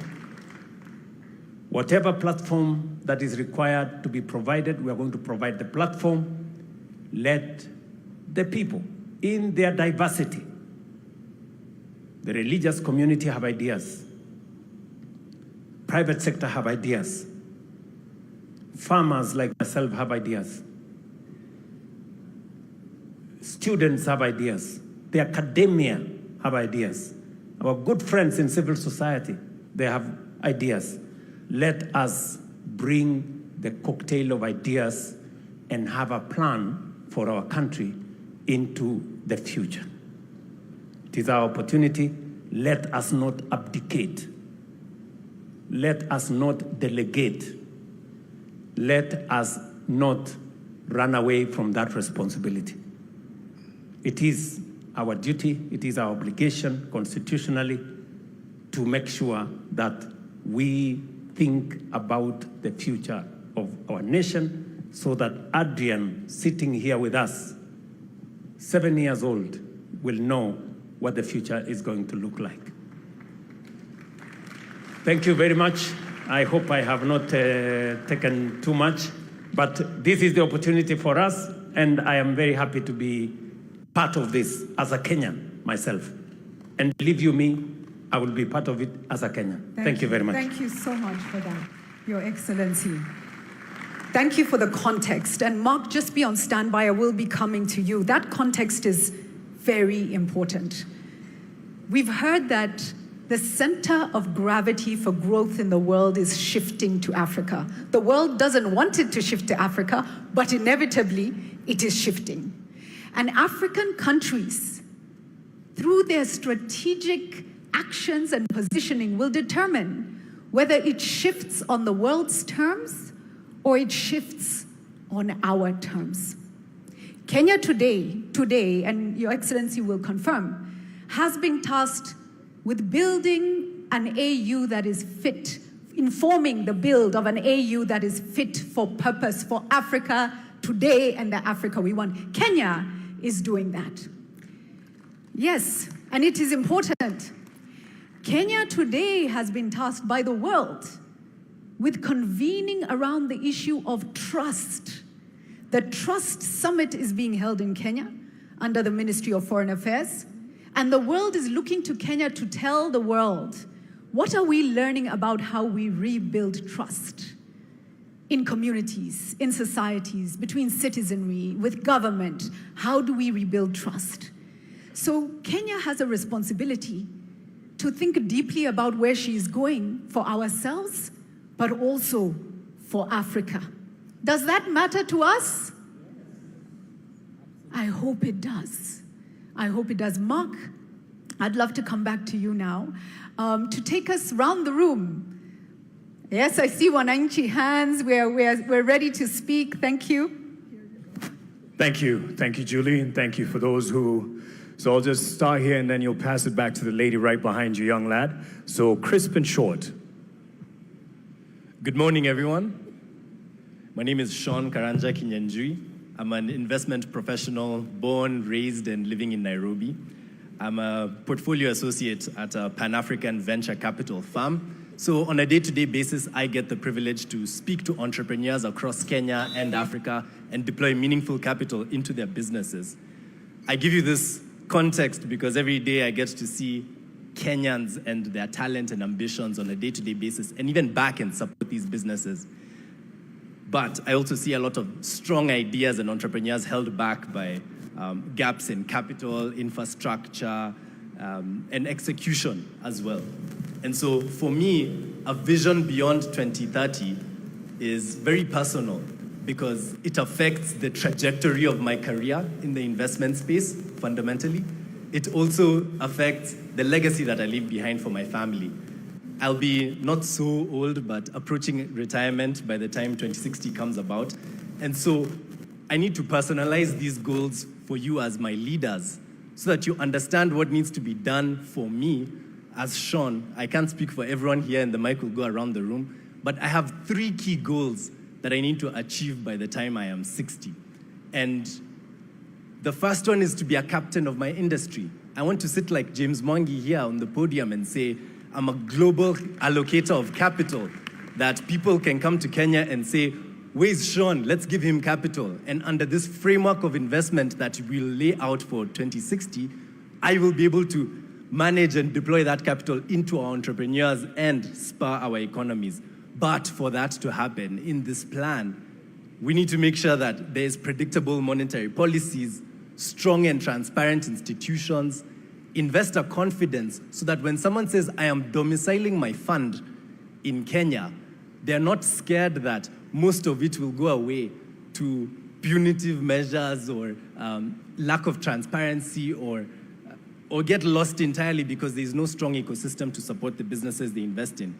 And Mr. President, I do agree with you. Fundamental to that goal of mine is going to be eradicating poverty, because businesses and the investors behind them are only as good as the income that the everyday Mwananchi has to spend on the products and services that these businesses offer. So that needs to be a thing. And Mr. President, just like you, I have a love and passion for agriculture. At our fund, we get to invest into agriculture products and projects across the continent. And I've seen the math, I've seen the data, I've seen the capital flows. And let me tell you, young people, agriculture is the way to go. We have the opportunity to become the food basket of the world. And one day I want to say that I want to step down from my role as the future James Mwangi and get into agriculture at scale. I want to become a farmer and export and feed the world. But to do that, the economics of farming in Kenya also need to work. Access to markets, logistics and transport, water, access to land, all of those need to work for that dream to happen. And my final dream, I just got married a month ago, and, and I plan to go forth and multiply. And so being a father, being a husband, being someone who raises a family in Kenya is core to me.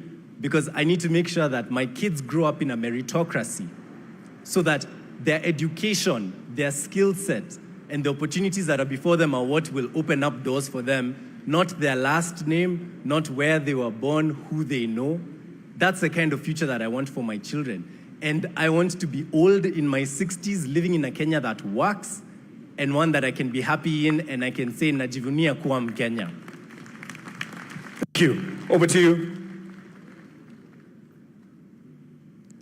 All right, let me pass it over to you. And let's keep it short and crisp.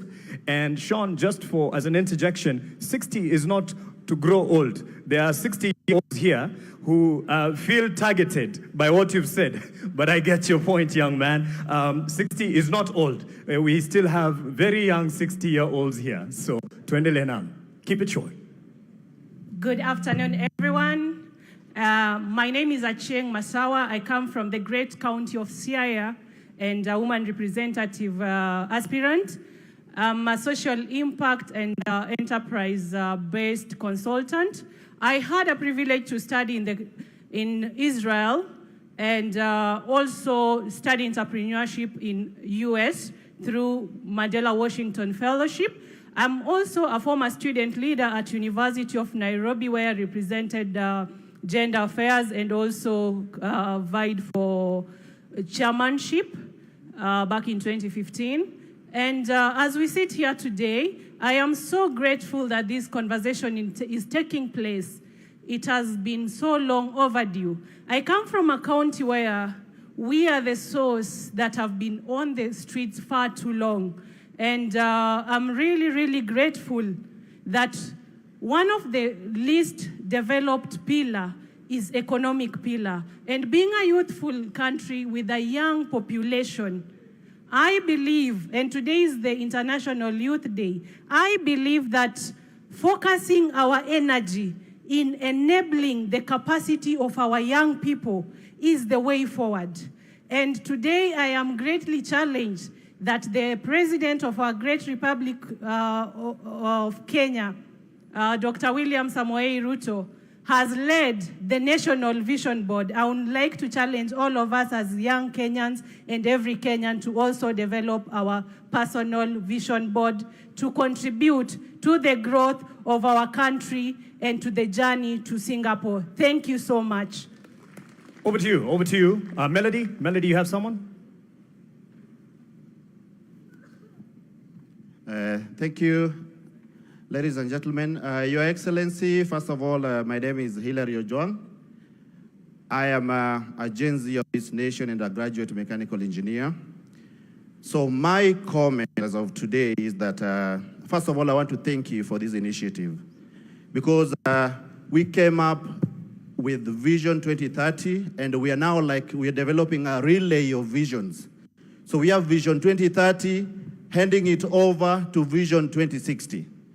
As we hand it over to Vision 2060, we really just have to reflect and check back and see what is our progress in the social pillar. We have made some progress. Our progress in the political pillar has been significant. But our challenge, Your Excellency, which is the key and the core of changing the life of our people, is the economic pillar. And as a young person, as a Gen Z of this country, I want to thank you because you are saving us in disguise. Because when I'll be old, and in my 60s, in 33 years to come, the current generation, the generation Alpha, will be asking us for jobs and asking us, what did we do when we were young that they are jobless? That is why I'm thanking you, because by Vision 2060, we are trying to solve the solution of creating jobs for our people. My comment is that as our president, and we are praying for you, and we are going to hand over the job to you once again in 2027. I just want to ask you that in that last term, Your Excellency, focus on the economic aspect kindly.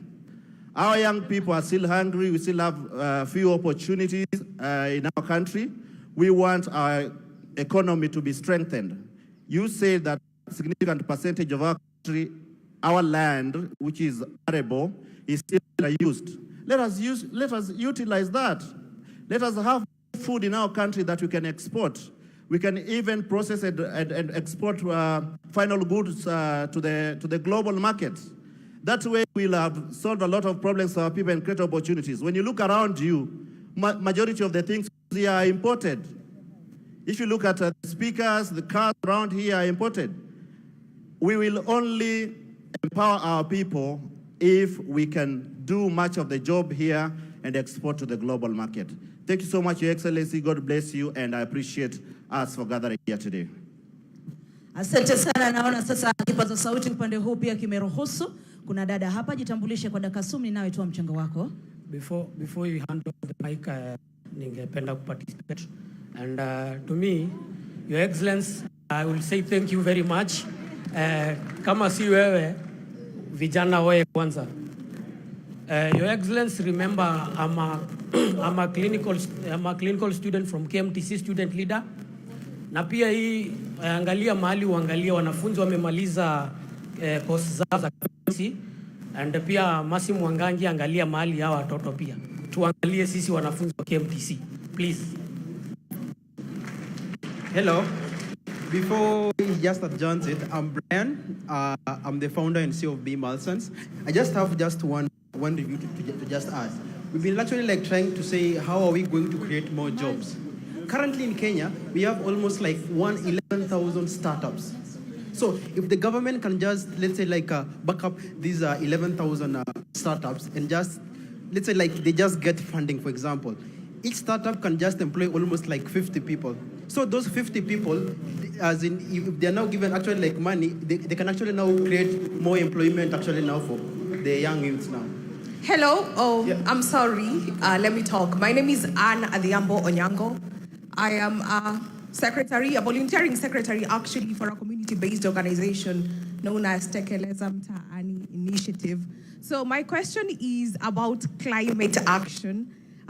For me, I define Vision 2030 as attaining goals for the 17 Sustainable Development Goals. So I'm gonna go to SDG number 13, that is climate and its impact. We've been seeing news being warned that El Nino is coming September to December. So apart from us sending Red Cross to rescue missions and all that kind of thing, what are we doing with the drainage? And what are we doing to make sure that the adverse climatic repercussions don't get to us as individuals? Kindly, when you are thinking about 2030, think about climate change and its impacts, because I work with the community and it is not looking good at the grassroots. Thank you. Asante. Sorry about the challenge with the sound, and we're trying to get, I had promised this young lady here, na hapa, na point tu, kwa sababu ya muda, lakini pia wewe utaposition watu pia. I love this sign. Let me just say, yes, I love the hands. I see you all. I appreciate that. And this is what we are starting. So hatufungii mtu yote, lakini tunawapa wale ambao wanaweza zungumza kwa muda tu. I love the passion and I love the reaction. We just also need to give that side of the room. So that's why we're kind of giving an opportunity for those on the other side of the room. Young lady, please keep it safe, short, and then we will come to as many. But as you would appreciate, there's other parts of the program, and there's another opportunity for open mic. I promise you. I promise you. Quick. Thank you so much. I'm called Lucy Wanjiru Mbugua, a youth leader from Nakuru County, and aspiring senator come 2027 next year. And my question to the president is, there was a clip that Rigiji talked. We know Vision 2063 will go beyond your administration and possibly several generations. Now my question is, how will you make sure Vision 2030 belongs to Kenya and not to a particular government, so that the future administration continue implementing it regardless of who is in power? And as I finish, I want to say that I want this Vision 2030 to be a Kenya where there is no corruption, and where youths, we are employed regardless of who we know, as long as we are educated. Thank you so much. God bless you. Asante, asante, asante. Tumsikie dada hapa.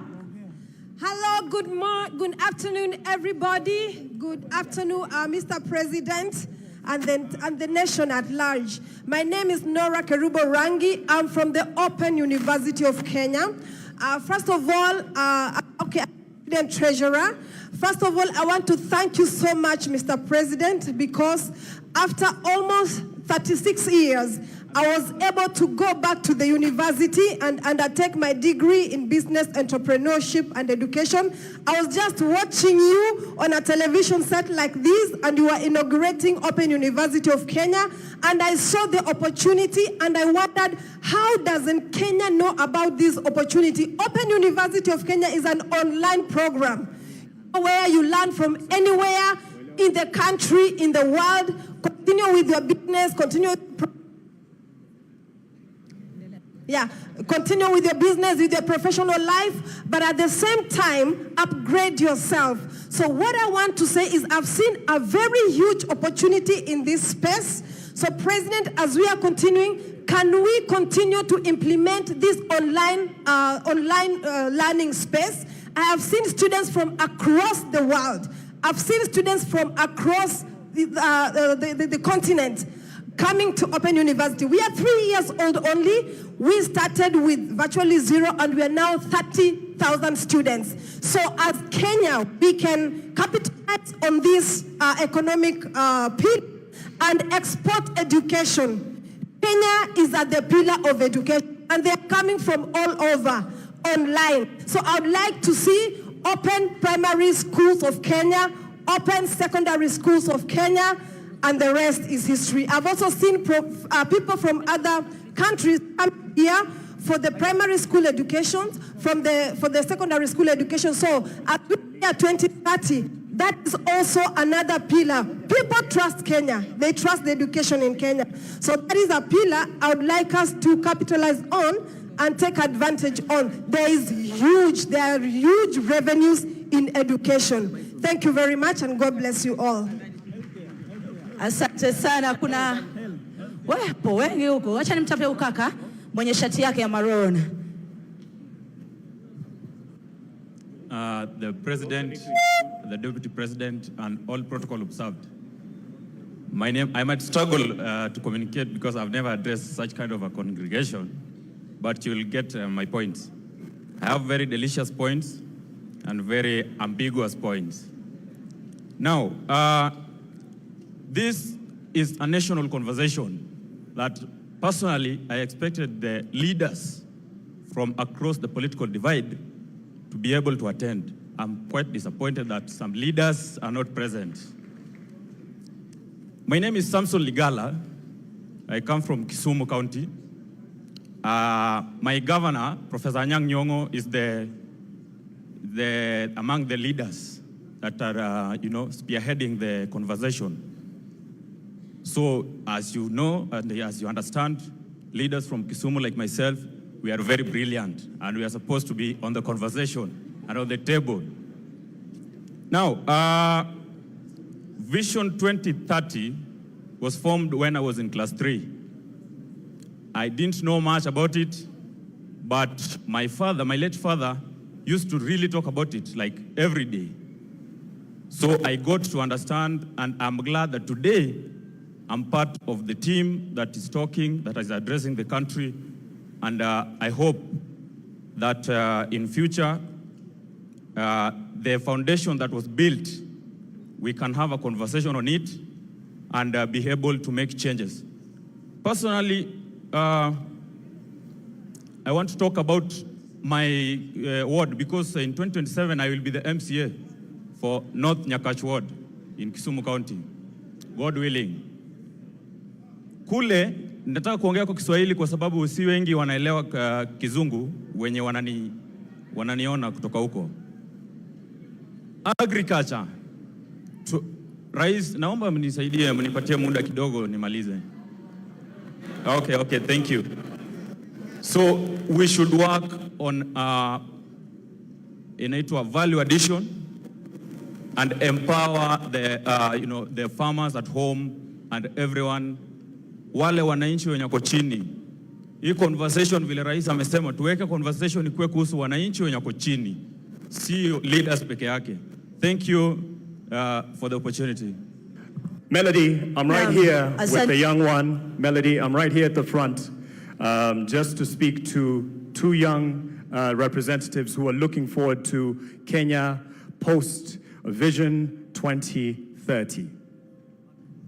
Kisha baada ya hapo tutarejesha mic jukwani. Aya, Baada ya hapo kipaza sauti Samahani, sorry for that, real quick, and then we'll hand it over to Julie because there's more to the program and there's another open mic session. But I love the passion. This is just an indicator of what we need moving forward.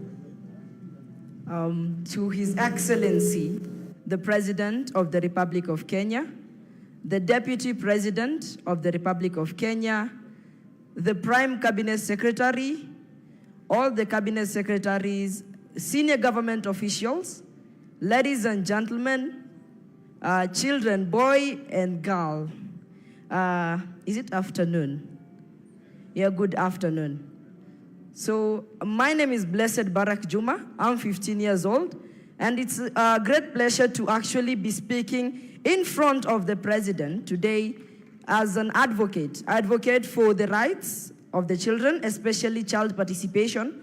And first of all, I would like to thank the President because I would say he's really considering the children because of bringing up the first State Department of Children's Services in Kenya. So, Mr. President, we really thank you for that.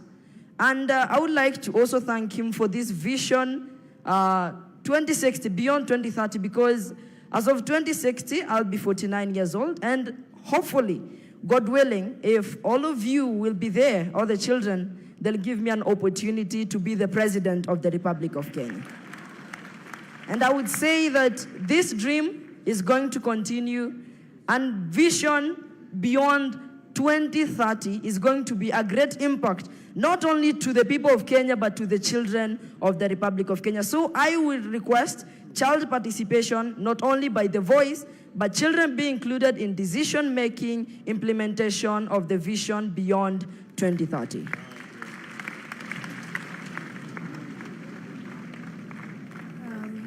Good afternoon, everyone. I really thank the Government Delivery Unit for inviting us to this conversation. So first of all, I'm going to go to the Agenda 2060. In inclusion of children, we would like to have the food security improved by investing in smart agriculture and true strength in schools feeding programming. And also coming to child protection services, we would like to strengthen the system supporting vulnerable families and ensuring every child knows their rights. Mostly protecting children must be included in creating these decisions in the 2060 agenda. Thank you so much. Julie, are you ready to take it up? Just because of time and the next agenda, but there's another open mic and I appreciate the passion. Thank you so much. We are blown away by the young voices. Give them another round of applause, please. And it's a reminder that actually very often our young ones are smarter, faster than us, but we still, as Wazee, have a few things to share and teach you, but this kind of dialogue is so important. Thank you. I know James wanted to talk to the young man, Sean. I think you will get a chance at a conversation because I must wrap up now. Let us give a round of applause to the panel as they take their seats. Sean, look for James. He wants to talk to you. So yes, thank you. Please take your seats. Panel, thank you so much. A better round of applause, please, for them. Please, please. Please. Ladies and gentlemen, as I close and hand over, we talk a lot about Singapore. And Singapore did many big things. But Singapore also did some fundamental, simple things. I want you to Google Lee Kuan Yew talking about the change. One of the things he stopped in Singapore was spitting. To transform Singapore, he stopped the culture of spitting. And they were very angry because they were passionate. They said, this is what we do, we spit. He said, you will stop spitting. And they stopped spitting. Another thing that he did was language. They all had different languages. Sisi tuko na Kiswahili. It's wonderful. They had different languages, and he told them, we shall speak the same, pende usi, pende, we shall speak the same language.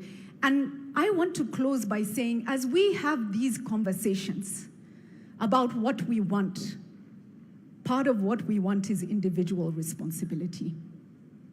Mnatupa takataka, alafu, mna complain. Mnauliza, governor kwa nini? But if governor also is responsible for doing certain things, but we as individuals take our personal responsibility. If you throw something on the floor, ni nani, unataka nani to pick it up? So Kenya, let us rise, let us rise, let us rise. Thank you. God bless you. God bless Kenya. Thank you all so much. Thank you. Thank you, Julie Gishuru, my senior in the profession, and actually the one who held my hand to get into the newsroom back in 2008. The reason I bring this out, it's a process and a journey of holding someone else's hand and taking them to the future. And I appreciate those who've actually grabbed my hand trying to get the mic. Your view or your opinion is not any less than any other, and it is just in the interest of the agenda that we have. I see your hand, sir. I see your hand, that we have something called a hack at 100. There's another open mic session, and I appreciate the passion, just to be able to accommodate those who prepared, something that we can envision in terms of the digital capabilities of hacking a future beyond 2030. And for that, I'd like to call on Bernard and Mika and team, tafadhali wakijiunga nasi hapa mbele, tafadhali tuwape makofi. Bernard and Mika, hack at 100. How can we hack this? We hack Nairobi every time we are moving around with traffic. When someone told you how they got somewhere, ulisema uli hack traffic by taking a boda. Vijana, halo, halo. Halo, halo. We are here, we are building the future. I'm not feeling the energy. Vijana, halo, halo. Mr. President, halo, halo. Asante sana. When I say future yetu, tunasema tuko ready. Future yetu? Future yetu? Thank you. We need to have the energy so that Adrian, who spoke here so well, can feed off our energy. If we are building the future where everyone is bored, there is nothing to build. So, but then we are live on all platforms. We have a lot of creators who are live on X, Meta, Twitch. There's a matatu parked outside, 2 of them. They are streaming on all platforms. So Hack Kenya 100 and Beyond Vision 2030, hackkenya100.com. We are live. Go online. We'll plug you with all the latest updates. Your Excellency, Dr. William Ruto, Your Excellency, Deputy Kithure Kindiki, thank you for organizing this session and all protocols observed. And I have to say, Vision 2030 is the only foundation or structure that got me out of a village in Keroka, in KICC, and took me to Alliance High School. Hashtag, I went to Alliance. You went to Alliance, and without free education, I wouldn't be here today. So Vision 2030 team, Mugo Kibati, Alliance High School, we see the dream and we are to build today. And nataka mnishikie namba mbili. Namba ngapi? Namba mbili. 75 and 100. 75 and? After we are done, mwenye atakumbuka zinamaanisha nini, utaniona nyuma ya tent. I'll give you something. But before we jump into it, I would like to introduce my team who has been behind an activity we've been doing for the past 1 week. We are running a Hack 100 hackathon where we had over 10,000 young people all over the world applying for them to propose bold ideas, bold visions in terms of where they want to see Kenya at 100. We had applications from San Francisco, California, Frankfurt, Shenzhen, all over the world, because everyone wants to be part of building our future. So I would like to introduce my team, starting with Kevin, and we can jump into the next 15 minutes or so to show you what we have. Kevin? Thank you, Bernard. My name is Kevin. I work with young people to help them articulate their ideas and their passion so that they can be understood by people who want to build them out, invest, and I'm here to do strategy and coordination. Hello everyone, my name is Shannon Oduor. I am an advocate of the High Court of Kenya. I'm representing the legal team on this Hackathon 100. Right, my name is Naini Lankas. I also work with Shannon, and part of what we do for Hack 100 is that all of the hacks, the solutions, and the innovations that are coming our way are anchored in the Constitution. So we are keeping that in mind in everything that we are doing for Hack 100. Thank you. Good afternoon. My name is Jane Martha. I work under Hackathon, and I'm part of it. I conduct issues on strategy and governance, and I also deal with the creators that you've heard. I'm one leading them. Thank you. Good afternoon, everyone. My name is Arthur Kamau, and I'm part of the team handling the sports sector. Good afternoon. My name is Micah Matenge. I'm a CEO of a company called Venture Money. I work in the investment banking space, and I work with young entrepreneurs who are looking for investment in Kenya and abroad. Thank you. Asante sana. They'll come back to stage shortly. Don't worry about my dressing. I was told to dress down to represent the youth. So si suti sina, niko na suti kadhaa. Remember the numbers I gave you. How many were they? How many were they? 2 numbers. Which one and which one? This side, which number? This side? Aya shikilia hivyo hivyo as we watch this clip for you to understand what those numbers mean. Media team?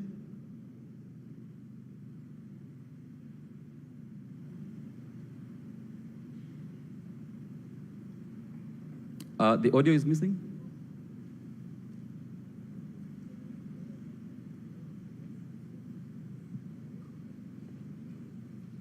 As they play the video, those numbers mean 2 things. 75% of Kenya's population are under the age of what? 35, right? And if we are not involving them in building this future, we have no future we are building towards. And personally, by the time we are 2063, I'll be probably 70 years old. So I'm building this future for our kids and for our kids' kids. So it's very important for us to involve our young people in building the future we are building today. And I'm not sure that the video is ready. The media team. We invited young people from all over the world to submit bold ideas in terms of what they want to see. And we challenged them. If you were to envision Kenya in 2100, what would you like to see? Where would you like to see education? Where would you like to see energy? Where would you like to see technology and AI? Personally, I'm a co-founder of a company. I lead teams across the world, teams in Nairobi, teams in Lagos, San Francisco, and Cape Town. Every day we see how AI is changing how we work, right? Professor Bitange said AI is going to change how we are going to work. So how are young people seeing all these changes that are currently panning out across the world? So the future we are talking about, young people have started building that future today. And the idea we had was, we had a hackathon happening across the country, and builders were building ideas, and all of them were assessed by a team that is capable to actually analyze which idea has the potential to have an impact for over 1 million people. And we had a bunch of them who are building those solutions. And I would like Micah to come and introduce some of them here as we wait for the media team to play the video clip. Micah? Thank you so much, Bernard. I would like to invite a few people that were very innovative in the hackathons that we've had. But before I invite them, I'd like to tell you that the youth of this country today are not thinking about problems that we are having in this country. They are thinking of solutions. And I'll give you an example of one of the solutions, ICT solutions, that has been profiled to us. This is a solution that has been created by the youth. It's for savings. The youth, the youth are saving. So I'll give you the example here is for a child who is 7 years old, and he's working with his parents, and his parents are saving 200 shillings every single day to buy him a PS. The app that has been created, which is for beyond 2030, definitely, the app that has been created has reminders. But the reminders from the child are more consequential than the reminders from the app. And so we are looking at children who are learning discipline. They are learning the importance of investing. They are learning how to invest small, waiting to grow big from the innovations that we have. I would like to invite Felix from Sanifu. I don't know if he's around. And if he's not around, I'll invite Naini Lankas to come in and talk about the investments, the legal avenue that we have, the legal infrastructure. Come. Yes, come. Hi everyone. Thank you so much for the opportunity. Thank you so much for this initiative to actually look at vision beyond 2030. So my name is Sidney Rema. I'm a co-founder and CEO at a company called Sanifu AI. We are kind of the frontiers of AI in Kenya for small businesses. We are servicing many across Africa, not just in Kenya. Most of the big companies, around use Sanifu AI to process things like orders, invoices, pay taxes, and all that. So I think for today, beyond 2030 for us, what we are looking at is we're enabling a new digital economy. Sanifu has the capability to enable young people who don't even have any coding skills to be able to actually build data applications by just describing it, which means we are seeing more people opening AI agencies, servicing businesses that have never accessed AI before. And one interesting thing you'd actually note is that, yes, we do have all this conversation about AI, but I don't think people really conceptualize what's happening. And I say this as let me say as an ex-user. You always have people saying, hey, these are things that are happening maybe in the US and other countries, but they don't really conceptualize what is actually happening. And I would like to suggest something. Maybe the team or the task force that is planning towards Beyond Vision 2030, if there's one single investment that will actually make, that will significantly change the country or significantly change the future of the younger generation right now, is deliberately investing in training in AI and technology. You can build all the roads in the world, that's good. We'll build the roads, we'll build the infrastructure, but if we cannot stimulate the young people to actually understand how to quickly adopt AI and technology very fast, I don't think we'll actually have the leap that we're expecting. And I'll give you a good example. A few years back, we were doing charity in different children's homes where we were issuing computers that are old from, all these government offices. And we were training kids as young as 5 years, 7 years, 8 years old on how to use basic computers. And you'll actually be surprised what kind of applications they're able to build by the time they're 13. So yes, I think that is one ask. The second ask, allow me, the second ask is I've built startups for the last almost 15 years. And I'll tell you for sure, we always feel alone. I've raised capital from some of the biggest investors in the world, but I see so many startups dying every single day. I see startups that are actually building not just for the Kenyan market, but for the African market as a whole. They die every single day. There is no proper structure for support. There is no investor incentives. There's a lot of changing policies that are making investors not want to invest in us. And I can tell you for sure, if you really and truly want to invest in the young people, think about tech and AI. And don't think about it in terms of suggestive, hey, schools teach this and this. No, mandatory. Make it a mandatory class. Make it a mandatory class across the entire curriculum, essentially, for that. That's my 1-2. Thank you so much. Yeah, thank you so much. Because of time, the media team, you can play the clip in terms of how the young people want to see the future that they want to build today. Things that Sydney and the team are building, we want to see how do they look 100 from now. Now open them. This is Kenya at 100. And it begins in our classrooms. Every child learning, creating, and dreaming with a world-class education made for them.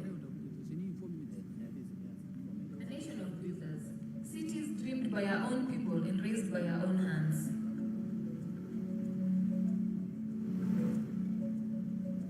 Every corner connected, from the lake to the ocean, no Kenyan left behind.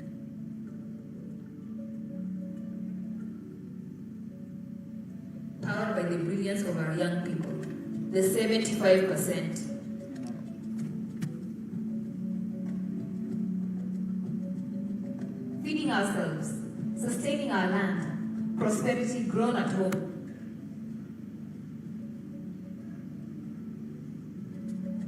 Clean power from our valleys, our winds in the atom, energy that never runs dry.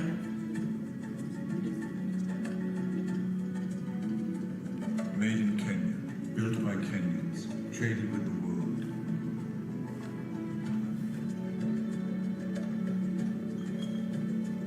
Our wildlife protected, our heritage alive, the world welcomed as family. A thriving blue economy, from the port of Mombasa to every fishing village. Health and dignity for every Kenyan, from the first breath to the last.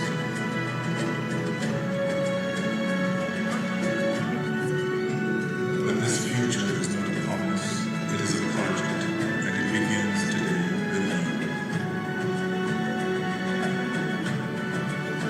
And we start building today. A time capsule travels across all 47 counties, awakening builders and dreamers. Your ideas, captured and preserved. The boldest go into development with seed financing ready. Kenya 100, future yetu, tuko ready. Future yetu. Now you understand the concept of the 100 and the 75, right? Very good students. In this presentation, you've seen a time capsule. Have you seen it? So this time capsule was conceptualized by the over 10,000 young people who applied for these ideas, and it will be flagged off by the matatus we have. There's a time capsule there that will be going across all the 47 counties to collect views, to collect ideas from the young people so that they start building. And there is available financing of at least $1 million shillings per the bold idea that will take Kenya to the next level. I would like to invite Kevin to slightly talk about the capsule, then we finish up. I am a beneficiary of the friendship of Alliance High School alumni. Bernard drags me into every room that opens up for him. So I am very grateful to Alliance High School for that friendship that they extend to people. My young creators also tend to speak very quickly, and so I get the work of explaining things a bit carefully because we are required to bring everybody along. So will you allow me to do that? So what didn't land before the video happened is a website that has been created by this able team. The website is live as we speak, hackkenya100.com. This website is being populated and advertised by a group of young people who you may not have met because they are in the far end where there are two matatus. Now, what is happening, many people who are picking up the mic, they are addressing His Excellency. What these young people are doing, they are saying, Your Excellency, we have a solution to help because the government cannot create jobs for everybody. And in our presence, we have a 16-year-old who has already announced his intention to eye the same seat. So young people who are in our midst, we must quit asking the government and we must start building solutions. And what this team has done, they have provided a website where if you see a shortcoming in any service delivery, propose it as what they are calling the hack. Are we together so far? So you would be saying, Your Excellency, we have provided a hack. Can we get funding for this hack? Now, these ideas are not limited to Kenya. I need you to know we have a community of over 400,000 Kenyans in the diaspora. In the interest of time, I may not go through all of them. So the hack involves how can we interact with Kenyans in the diaspora. We have very many Kenyans who, many years, we've been exporting our brains. We export our brains from Nyeri, from Kericho. We export our brains everywhere. Somebody said when you're in front of the head of state, there is heat. The heat is acting on me. Allow me to gain my composure. Aya, sawa. So now what is going to happen is that there are communities of Kenyans in the diaspora. How are we connecting with them to link up with them and solve these solutions? Because in our interactions with Kenyans in the diaspora, they want to come back to Kenya, isn't it? You know Kenyans in the diaspora want to come back to Kenya, isn't it? What will they find? They will find these businesses that they need to expand. And so if you are in our midst and you're following us, that is what Hack 100 is about. Allow me to do the second bit of explanation, which my team did very quickly. And I will use a visual aid. Why? We must bring everybody along. Are we together? So they mentioned Hack 100, and then they said there's a capsule. So we carried a capsule to be able to explain where the idea of the capsule came from. So a capsule is this shape, and I know it is small. So we carried a bigger one so that we bring everybody along. So this capsule is going to go everywhere where Kenyans are so that you can put your ideas in it. So I'm going to open this capsule. So this capsule is going to be the conversation builder amongst young people. Instead of begging the government to do things, what ideas have you put in this capsule so that when we reach your location, we can unpack the contents of this capsule. When this capsule goes all around, we will preserve our memories, we will preserve our aspirations, and it is proposed for these ideas to be preserved, and hopefully when we celebrate Kenya at 100, it will be opened to see, did we make it? Did we not? Was the dream achievable? Thank you very much. Thank you so much. The capsule is way bigger than it is, and it's outside the matatus. Thank you, Your Excellency, and that is all the time we had. Asante sana. Thank you to the team, Bernard, and the rest of them, Mika and all. This is just the beginning. There's an online platform where you can interact with all the features that they have showcased here, and you'll be able to do that. And again, just to reiterate, as I call on the next round of stakeholders who are here in many ways as representatives, as citizens, but also with the bodies that they represent, the sectors that they represent, I should say. And as we do that, as we set up this particular sitting for them, I'd like to call on the Deputy President. Deputy President, Professor Kithure Kindiki, if you may, because just as a quick word, because in this conversation as we move forward, we are looking at where do we go from here? How will different stakeholders engage in the national conversation? So we do have representation from a Kenya Association of Manufacturers. We have from the National Securities Exchange. And just as well as someone who has seen the journey over the years with the previous administrations, much as what we are charting forward is going to surpass and go beyond just particular governments. But we have seen the contribution of the previous government to the Vision 2030. That was led by the late President Mwai Kibaki. That was led by President Uhuru Kenyatta. And now that this particular leadership has contributed to in bringing success to Vision 2030 and pushing it forward. So how, in your view, you would say we have an outlook to build beyond Vision 2030, just as we set up this stage, and I'll call on those stakeholders to come up and speak. Just as the President gave a quick word here, karibu sana to the Deputy President, Professor Kithure Kindiki. Tumpe makofi tafadhali. Wakenya hoye! Wakenya hoye!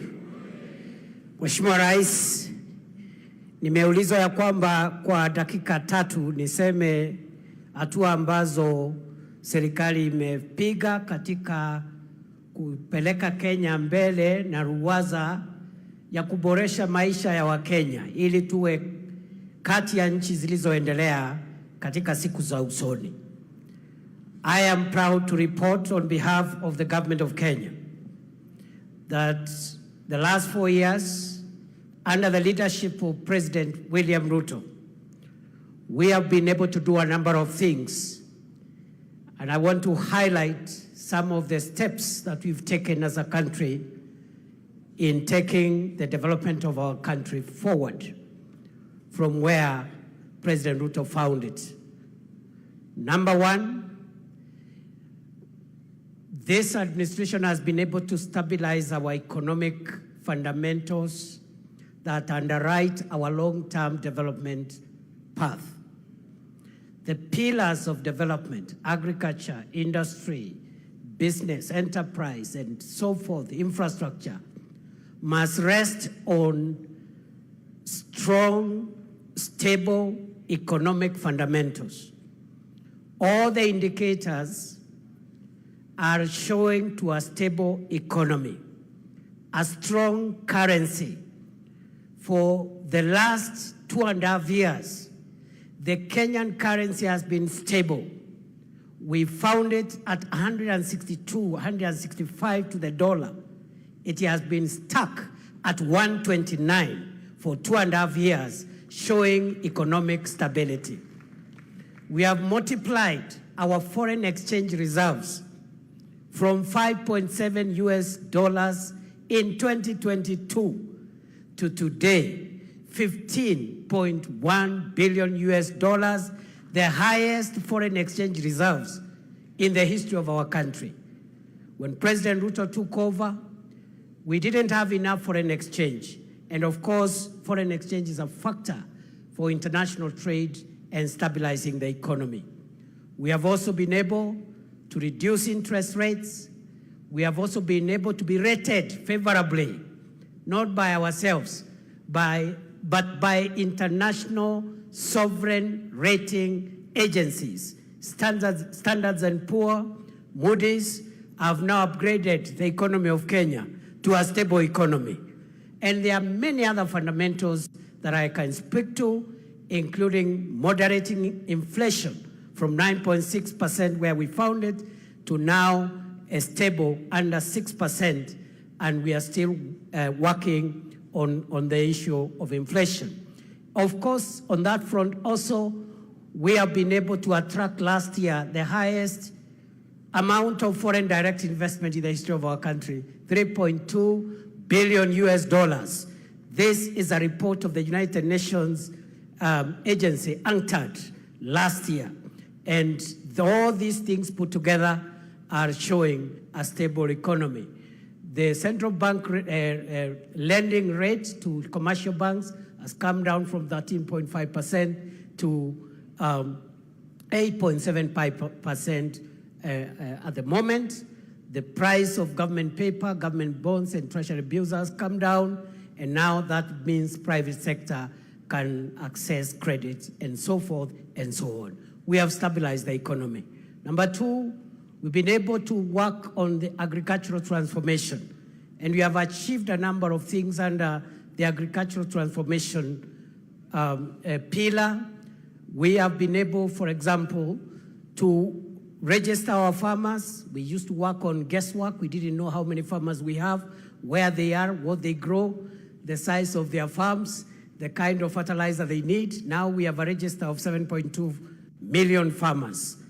We have also been able to increase our production of some of the major value chains in agriculture. Maize production has grown from 44 million bags in 2022 to 75 million bags last year to underwrite our food security. Unga prices have also been moderated from 250 shillings to right now around 140, 150 for 2 kilograms. We've also been able to transform the coffee sector by removing cartels and increasing our production of coffee, and also the income to coffee farmers has now grown from 60, 70 shillings a kilo of cherry to about 120 to 160 per kilogram of cherry. Our tea production has grown from $138 billion shillings, 138 billion shillings in 2022 to last year's 215 billion shillings. Our sugar production has grown from 472,000 metric tons in 2022 to last year's 815,000 metric tons of sugar. And therefore, that is a big milestone in terms of that value chains. And we have now more farmers benefiting in that sector.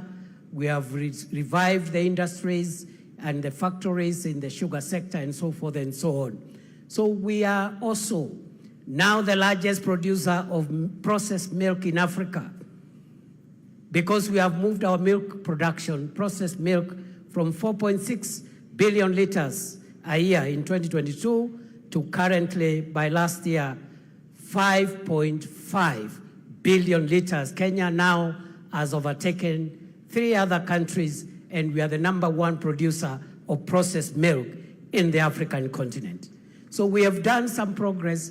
We are vaccinating our livestock to make sure we get herd immunity so that we can promote exports of livestock products. Right now, we have vaccinated 8.9 million heads of cattle, and we're in the process of achieving the target of over 70% immunization. We are also promoting dairy farming, and by also managing the price of sexed semen, which we found at 8,000 per dose, and now it is at 1,400 per dose. More farmers are getting hybrids through sexed semen. So that is agriculture. Number 3, education, very quickly. This is quick fire. In education, we've done a few things. One, we've been able to streamline CBC curriculum. The uncertainties which were there around the curriculum have now been stabilized. We have transitioned from one level to another, which is seamless. Number 2, we have increased funding to education from 500 billion shillings 2022. This year, it's 784 billion shillings. And that is a big leap in this sector. Funding for universities has increased from 42 billion shillings in 2022 to 82 billion shillings last year. Scholarships to university students was increased from 17 billion shillings in 2022 to 41 billion shillings last year. We have employed 100,000 teachers. We have constructed 23,000 classrooms. We have improved on the funding model for our universities, and there is a bill before Parliament now to make sure that every young person, every student who qualifies to join university is funded fully and completely without any regard to the kind of background they come from. So those are some of the highlights we've done in the education sector. Work in progress. Universal health care, we have moved the number of Kenyans with public medical insurance cover from 8 million under NHIF to currently 32.2 million Kenyans. We are working to modernize the equipment, enhance drug supply, and make sure that our health professionals are motivated to make sure that we perfect the universal health coverage. Number 5, on public infrastructure, we are working on roads, railway, airports, seaports. On the roads sector, when President William Ruto took over, many roads are stalled, and we didn't have money to unlock that funding. Through innovative resource mobilization, we've been able to pay all road contractors the pending bills. And today, the roads that are stalled across Kenya, which amount to 6,000 kilometers across the 47 counties, we've paid all the pending bills 177 billion shillings, and the contractors now are back. Every county is experiencing road construction, including areas of our country that for a long time had been left out.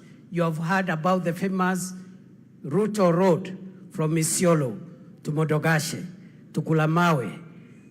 You've heard about that road? Barabara itoke Isiolo, iende Kulamawe, iende Modogashe, iende Samata, itoke Samata, iende Wajia. Wajia Tarabaj. Tarabaj itoke hapo iende Kotulo. Itoke Kotulo Kobo. Kobo Elwak. Elwak Gare. Gare Ramu. Itoke Ramu iende Mandera. Rais Ruto ni fire, si fire. You must also be aware that under this administration, we are connecting the port of Lamu through Ijara to Garissa to Isiolo, areas of our country that for a long time had been left out. But we are also working on extending the SGR from Naivasha into Kisumu, Busia, Malaba. That project is ongoing as we speak today. We are building a new terminal, a new airport at Jomo Kenyatta, something we had not imagined we could do it. 155 billion shillings, again through innovative funding arrangements to make sure that we have modern infrastructure. Right now, we also have a port modernization program, which is about 60 billion. And that is taking place at the port of Mombasa, seaports, airports, railways, roads, because that is what will take us to the first world. The so-called shiny things. I had a not so informed critic saying that we don't want shiny things. The difference between the third world, where we are, and the first world, partly is the shiny things. There are better roads, better airports, better facilities across the board. So that's what we are doing around infrastructure. Energy, the president has mentioned, we have moved connectivity to 10.3 million households, up from 8.9 million households. The target is to reach all the households of Kenya, the 15.6 million homesteads. And in the next 4 years, we'll have achieved that target of universal electricity connection. But we need our production capacity to go up. And that's why President Ruto has come up with the National Infrastructure Fund to be able to rejig the agricultural transformation agenda, to rejig our energy production capacity, and also to help us with irrigation and to help us with the infrastructure as we continue expanding on what already has been done. As you are aware, ladies and gentlemen, very quickly as I wind up, you have a few other highlights. We are trying to create as many jobs as possible to the people of Kenya. We have a number of programs. The KICC Ground program through affordable housing, 650,000 Kenyans already working in that space, working towards 1 million Kenyans plus. We also have a Kazi Mtandaoni, about 300,000 Kenyans who are earning a living through digital jobs. How have we created digital jobs? By increasing connectivity of the fiber optic cable. Right now we have built over 30,000 kilometers of the fiber optic cable terrestrially on our land to make sure that we have connectivity. And we are also doing ICT hubs, already completed 382 ICT hubs, and another 416 hubs are under construction to be completed in the course of the year. But we are also creating jobs through the Overseas Employment and Job Creation Program, Kazi Maju, 538,000 Kenyans, facilitated by government, which has put in place a transparent program of promoting overseas labor. And this has helped us to increase the remittances from our diaspora so that we can use that money to build our economy. So we are creating that. Just allow me to say maybe one last thing that I left out around public infrastructure. We've made a lot of progress. Since 1987, that is the last year that Kenya built a good international standard stadium. and that was Kasarani in 1987 during the All African Games. President Ruto has put up Talanta, the Raila Odinga Talanta Sports Center. It is there for all to see, 60,000 seater. And on that basis, we are hosting AFCON 2027, together with Uganda and Tanzania. President Ruto's administration has also refurbished Kasarani and Nyayo into international standards. And above all, and most important, President William Ruto's administration is currently building 32 other stadiums across the counties of Kenya. No other administration has been able to improve the sports infrastructure to that level. Your Excellency the President, we have done some work. A lot of work needs to be done. You have laid the foundation. We now, as we have this conversation, we want to see what levers we have to take our country to the next level. And already, the coming into force of the National Infrastructure Fund and the Sovereign Wealth Fund, those two instruments of financial and resource mobilization will take Kenya to the next level. I believe that, as Professor Hino told us, Kenya and Africa is able to venture into the league of wealthy, developed nations. We just need good leadership. We also need confidence in ourselves that what other nations can do, what other races can do, the African race can also generate countries that can move from poverty and move into progress. It is possible. And therefore, Mr. President, as I sit down, I want to challenge ourselves as Kenyans not to be dismissive and skeptical all the time, and to depoliticize the development of our country. We can politicize everything else. Let us not politicize the development of our country, because if we do so, then we see some of the results that have created the kind of gaps that we have seen. So we need confidence in ourselves, the ability of our nation to rise. We need strong leadership, and we must insulate, as we have this conversation, this country from policy disruption. The biggest threat of African countries, the biggest threat of the developing countries is policy disruption, where some of the things that I've talked about have been put in place, but they are disrupted when there is a change of administration. Somebody comes with their ego as opposed to the national interest, and they want to change this, to change the other, to disrupt this, instead of perfecting the foundation on which our country has been raised. Thank you very much. God bless you. I submit.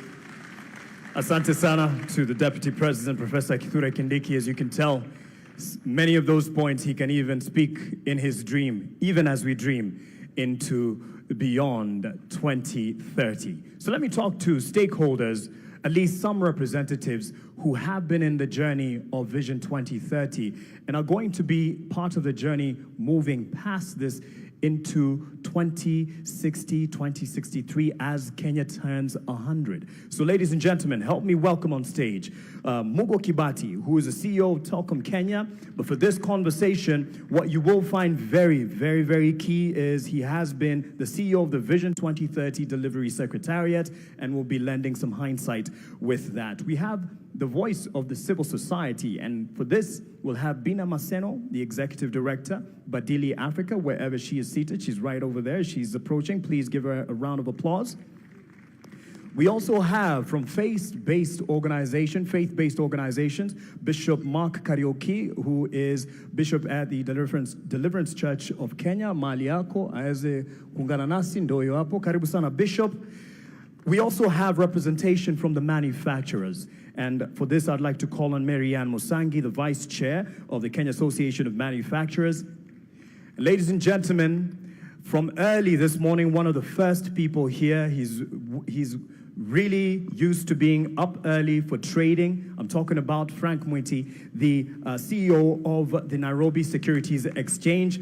And he has been here waiting to give us what he feels is the vision going forward. And we also have Jean Gidinji, who is a strategy consultant as well as an entrepreneur from the creative side of life. As you can see, she has a lot of creativity around her, and you're looking beautiful. Karibu sana to the panel. Thank you all for joining us. And I will start with Mugo, perhaps just for purposes of hindsight, from where we have come with Vision 2030, now we are surging forward. Yes, there has been a lot of achievements, but there's a lot of work still to do, especially for the young master here, Bwana Adrian over there, who's still with us, taking points as you were speaking. Mugo, how do we determine, because the question to the Deputy President was, there's what was achieved with the administrations then as Vision 2030 was coming into fruition and to be rolled out. But how do we determine that there's continuity beyond whatever leadership is in charge for the betterment of the nation? Thank you. Thank you very much, Mark, and good afternoon, everybody. We're now on the 18th year since the launch of 2030, and on MTP4, the fourth medium-term plan. And the Deputy President has done a good job of explaining MTP4 achievements. I would like to say that there have been achievements in MTP1, MTP2, MTP3, as well as MTP4. And it is important that we all remember that the administrations that have come from 2008, from the late President Kibaki, President Kenyatta, now President Ruto, have all been on the Vision 2030 program through the 5-year development plans. The challenge, and the Vision 2030 team also gave us a rundown of what has been achieved and accomplished over those 18 years. The political pillar, I think, stands out because the Constitution was delivered. Devolution came in, so MTP1, the Constitution was delivered. MTP2, we had devolution now finally being enacted. We also had infrastructure developments, tremendous ones from the first MTP to the current MTP. We have had infrastructure developments across the board. There were parts of the, we focus a lot on Thika Highway and the Expressway, but there are parts of this country, I should tell Kenyans, that in 2008 were not reachable. The Isiolo-Moyale Road, for instance, didn't exist. And that not only connected those parts, the northern part of the country to the center of the country, but actually changed economic activity tremendously. Safety along that highway changed everything. So there's been roads and ports and energy. Kenyans were connected in every corner of this country to electricity. What has been more challenging has been what I would call the longer-term transformation projects, whether they be infrastructure, such as the Greenfield Terminal, the airport, LAPSET, Konza, social infrastructure, social projects, which are fundamental to where we need to get to in 2063. You know, Mzee Jomo Kenyatta, I think there was a clip earlier on, at independence talked about ignorance, poverty, and disease. And at the end of the day, whether it be Vision 2030 or 2063 or 2060, and all the projects we undertake, they will not be felt by the Mwananchi unless we deal with those three elements. That's what gives dignity to the citizen. And education, access to affordable quality healthcare, access to affordable housing or security is a difficult social project to undertake, but must be undertaken. And we have had, you saw that the social pillar is not as high up there as the political pillar, because for some of those social programs, funding was a problem.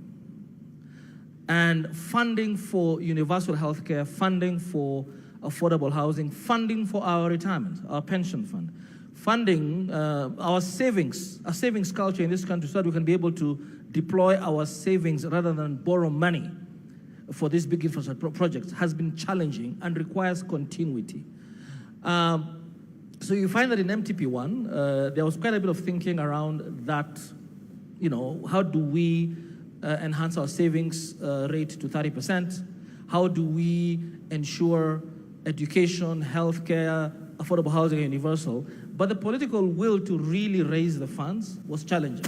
And that only happened in MTP4, in this current administration. And I know that there have been a lot of debate about the execution, but first and foremost, it's important to acknowledge that as we move into the post or beyond 2030 period, we have done this in this current MTP, forced ourselves. I've been taxed a lot higher than I was taxed 4 or 5 years ago. Why? Because for shared prosperity, and it has got to be shared prosperity, we have to have everybody in this country, wherever they are, accessing those social amenities, healthcare, education, and a rooftop. Now, back to your specific question about continuity. Yes, the challenge has been that with each successive administration, and I'm glad that the Deputy President himself alluded to that, him being one of the leaders of one of the administrations, have not necessarily hewed to continue the programs of the previous administrations. That's number one. Vision 2030 as a holistic program has sort of been lost to the public. So we had the big four, we had the better in the current administration, but sometimes the public doesn't understand that this is part of the holistic Vision 2030. So I think it is important, Your Excellency, that we have, and constitutionally, Article 43 doesn't give us an option for some of these services to be delivered to Wananchi. So I think that we must move beyond the Constitution and create a law, enact a law on national planning and economic development that forces each successive administration to actually continue with the programs that, in this particular case, take us to beyond 2030 to 2063. And if there's a review to be done, because every 5 years, every administration has a right to have its own political priorities. Actually, Vision 2030 was designed with that in mind. Why have an election? You must have your own priorities. But they must be geared towards achieving the national development plan, the national vision. And if any changes have to be undertaken or tweaked, they must be according to the national development plan or economic planning law. And that is why I feel very strongly that this conversation is important, because a robust conversation must be held by the public. The HAC 100 Years group is an example of why we must involve everybody. Because that wouldn't come from me and my generation. That comes from a younger crowd who know how to speak to the majority, the under 35, 75% so allow this me, year. Allow me to interject on that point, and you could pass it then to Bina Maseno, the Executive Director of Badili Africa. You've ran for office earlier at 22, I believe, and so you've seen what has happened in successive governments. But in the same breath of making sure this reaches the people, because this is not just a conversation here, it's just starting. How do we ensure that this indeed is owned and bought in by the people, Wananchi? And the president has committed and said, this is not a government project. We are facilitating, but it's not a government project. How do we take it to the people? They own it because they will take it beyond successive governments. Thank you very much. And thank you so much to the organizers of this particular session. Mark, I'd first of all like to point out two things that I haven't heard, but also appreciate the conversations that are happening. I think just going from what has been presented here in terms of development, I'd like us to interrogate further how we look at development from the traditional sense of it. And so as I sat behind there, of course, I heard about our plans when it comes to roads, when it comes to housing, when it comes to agriculture. I kept asking myself, how useful would that road be if as a young woman or just as a woman, I can't walk on it safely at night? I kept asking myself, when it comes to even us discussing about the 24-hour economy, when we are struggling with the safety conversation in this country, and we're not able to look at safety as an infrastructure, for women in this country, it doesn't matter where you come from, whether it's in the rural areas, in the community, every other day you're negotiating what time you're leaving the house, what time you're coming back home, who you need to share your details with in terms of where you're going. You're taking the number plate of the Uber you're riding on. You're being harassed at the matatu sector. And why I'm saying that is because when you look at the informal economy, and we are trying to talk about investing in the informal economy, if a woman has to negotiate with what time they leave the house, I'll talk briefly, Mark, about my own mother who runs a grocery shop. Yeah, my own mother will leave the house at 6 and not at 5 a.m. because her leaving at 5 a.m. means she not only risks being robbed, but she also risks being raped. Not many men think about being raped at 5 a.m. And at 5 a.m., I'll tell you the truth, transport from Kayole to Marikiti is cheaper than taking matatu at 6 a.m. when it's 100. If you take it at 5, it's about 50 shillings. And so she's losing money in terms of capital because of safety, yeah? And so when we don't integrate that, when I think about care work, and we've done research in this country, women spend about 4 to 6 hours on care work.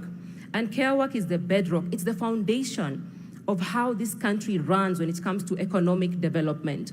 Who takes care of our children, who feeds our children. Most of us are here because someone is managing most of those details at home. I'm comfortable here because someone is taking care of my son at home, yeah? And so when we talk about development and don't expand it in terms of how can we reduce the amount of time women spend on care work, especially if we say they are the backbone of our economy. And so when I look at, Kenya at 100, and you ask me a question about, yes, running for office and where we are going to. When I look at even the representation of women and young people in this country, when we go down to the numbers and say, are young people represented, are young people included, what does data show us? If you look at the 2022 statistics, the numbers in 2022, we had 16,100 candidates on the ballot, from the presidency all the way to the member of county assembly, whether you are running in whichever political party or you are running as an independent candidate. 14,000 were men, only 2,000 were women. So if we talk about even achieving the 2/3 gender rule, it means even if the 2,000 women, all of them won, we still would not have achieved the 2/3 gender principle. And so then that begs the question, what are some of the structural issues that we continuously need to deal with so that we level the playing field for both women and young people? Because if we don't have representation when it comes to Kenya at 100, then it means the future we are building is incomplete because it leaves half the population out. And so for me, I'm reflecting on how we're looking at development in terms of what we are building, but also how do we expand people's freedoms and capabilities. Lastly, we talk about agriculture. I'm just going by also what other speakers have spoken about. We talk about agriculture, we talk about building more classrooms. But before a child enters the classroom, their diet is so important. Because data shows that if you don't have quality diet, you're going to have stunted growth. It has an impact on your cognitive ability.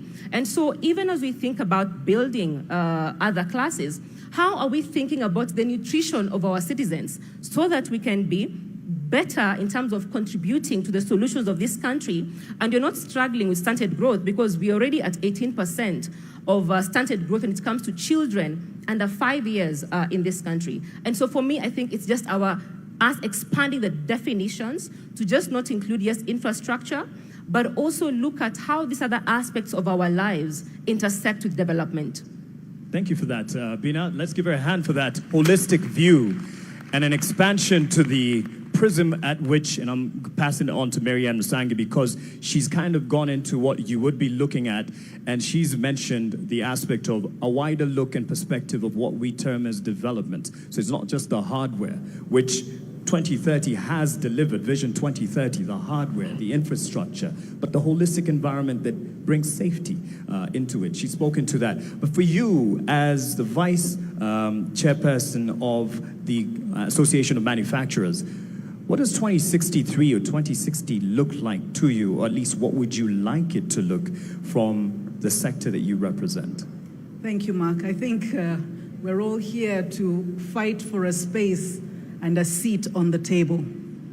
I think it's very clear that all of us do need to have a seat on this table as we develop this Vision 2060. A vision needs to be bold and audacious. And if it's not bold and audacious, the country just won't move forward. Coming from representing Kenya Association of Manufacturers, the manufacturers, watu wangu, watu wetu, I've been sent here to say our vision for the manufacturing sector is to be the leading manufacturing nation in sub-Saharan Africa. Why is this critical?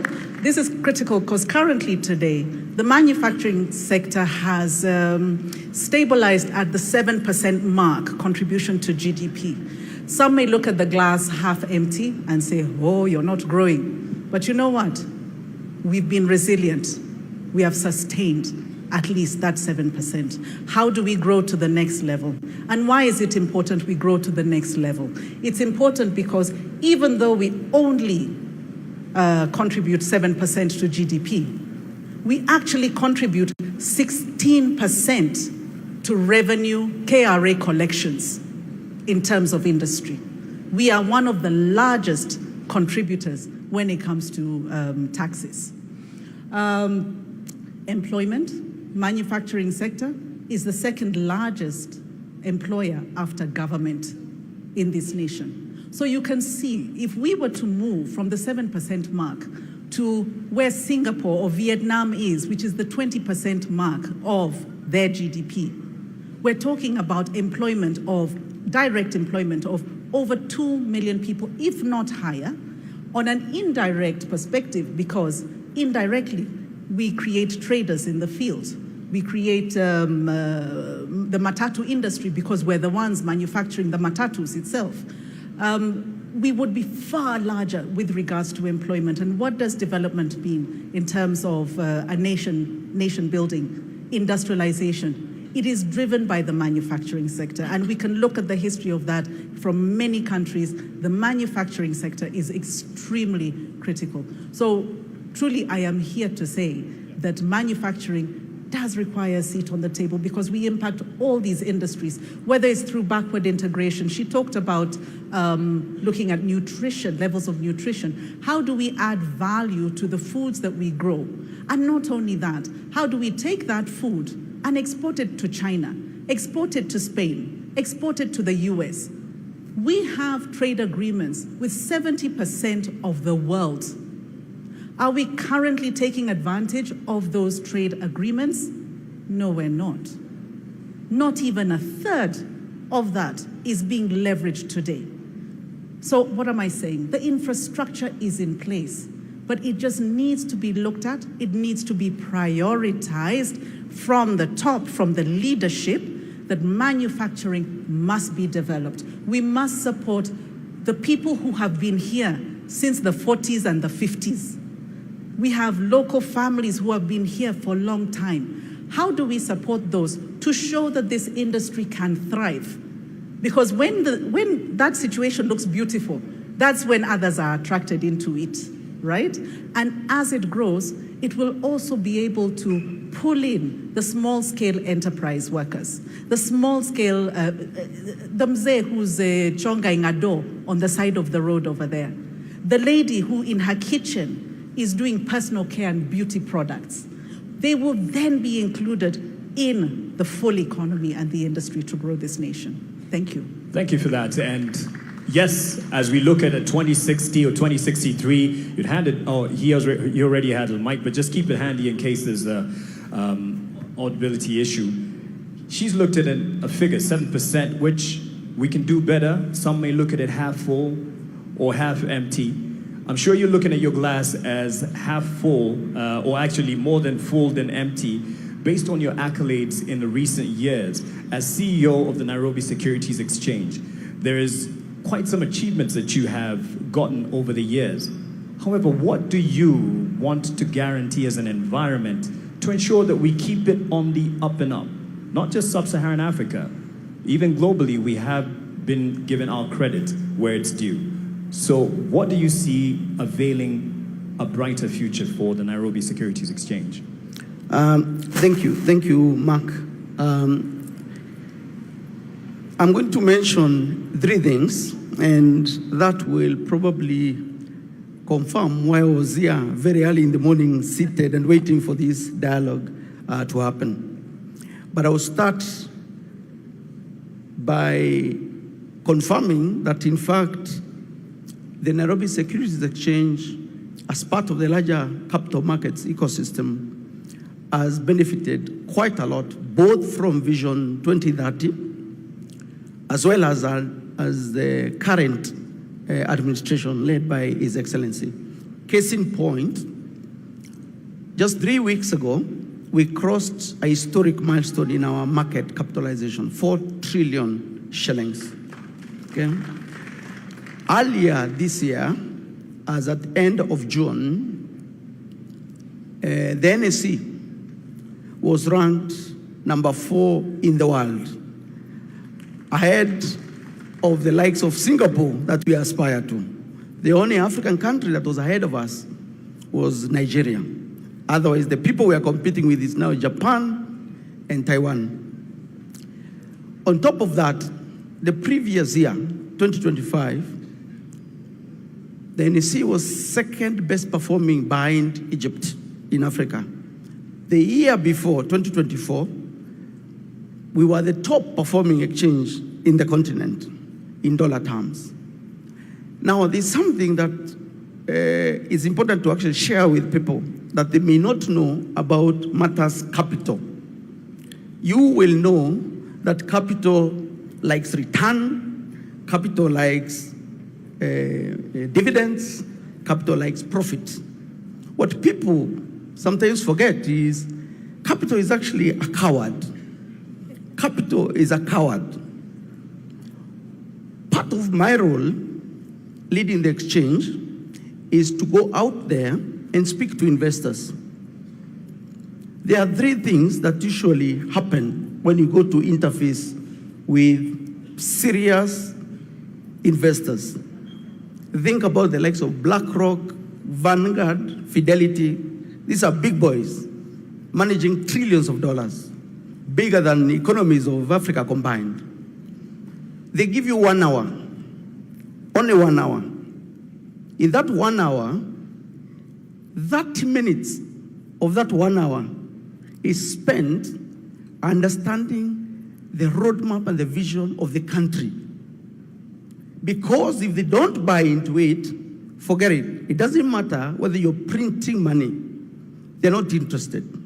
30 minutes are spent unpacking the vision of the country.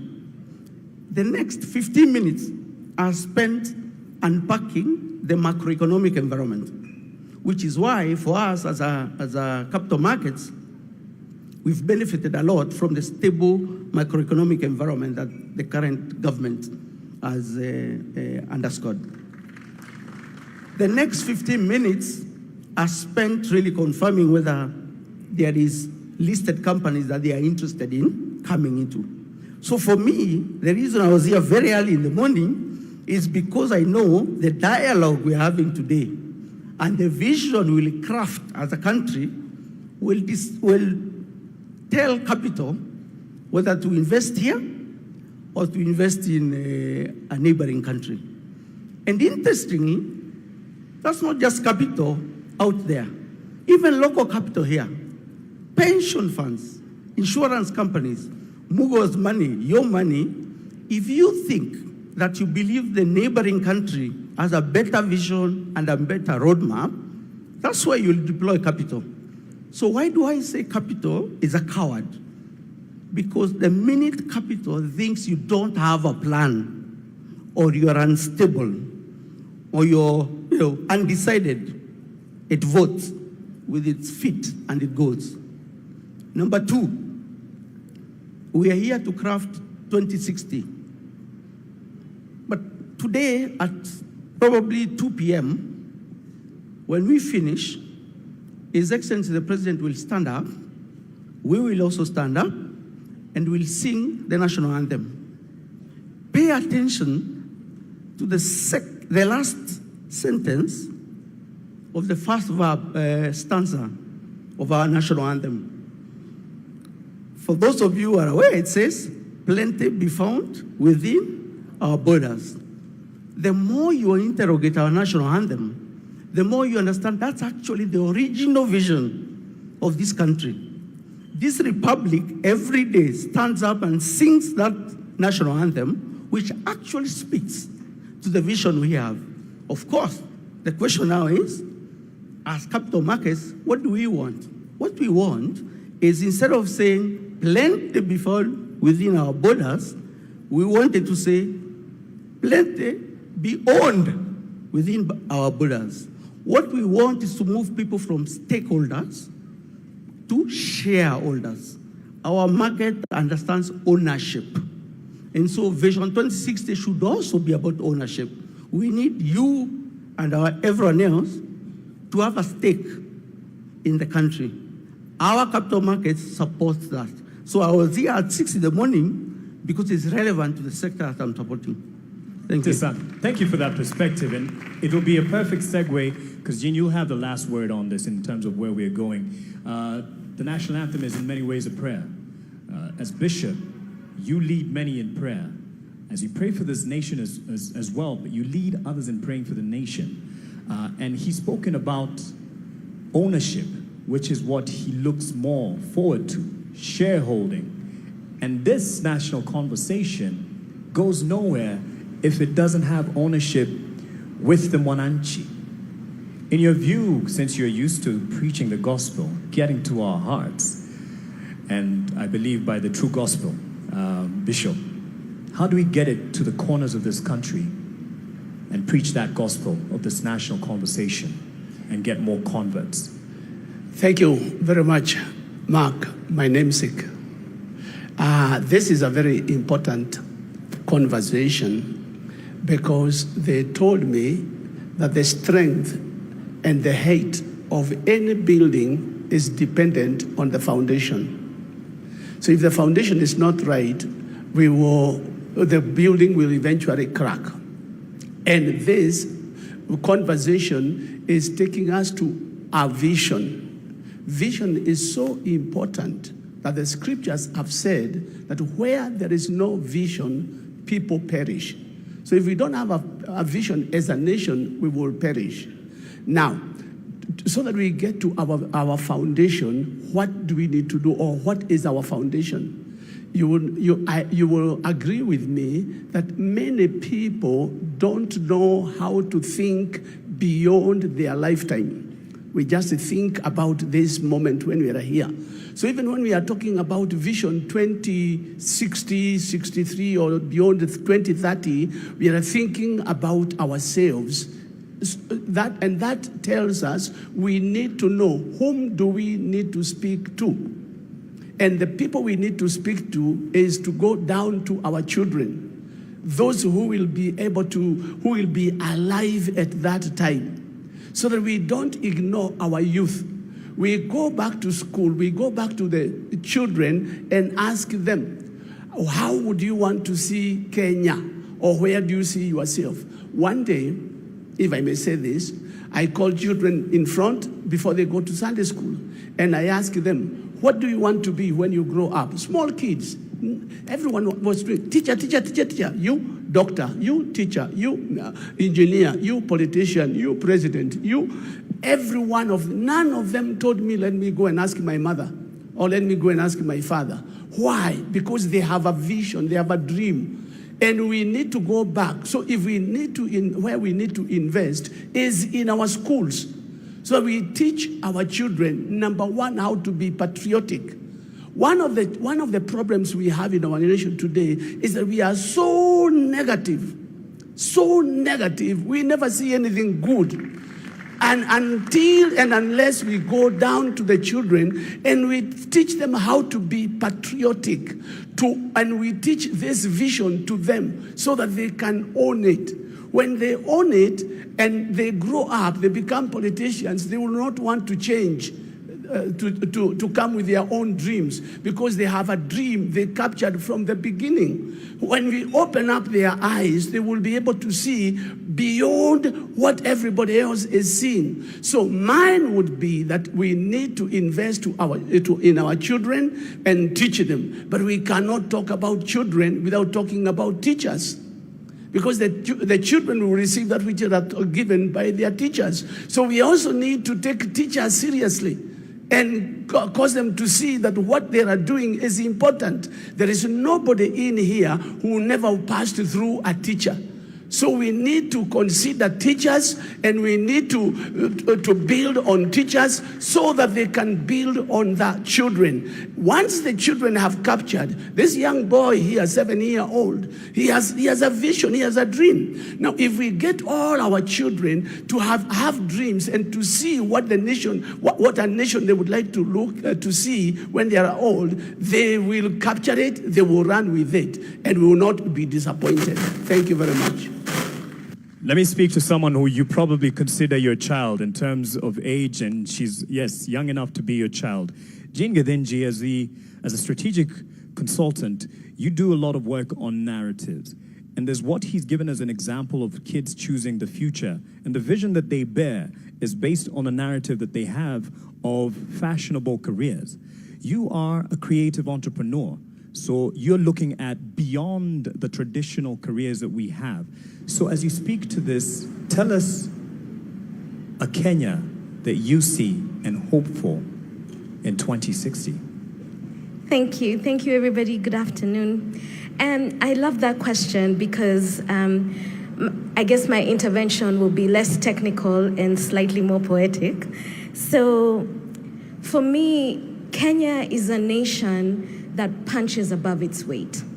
So if you look at our contributions from our scholars, our writers, our innovators, we give the world M-Pesa, right?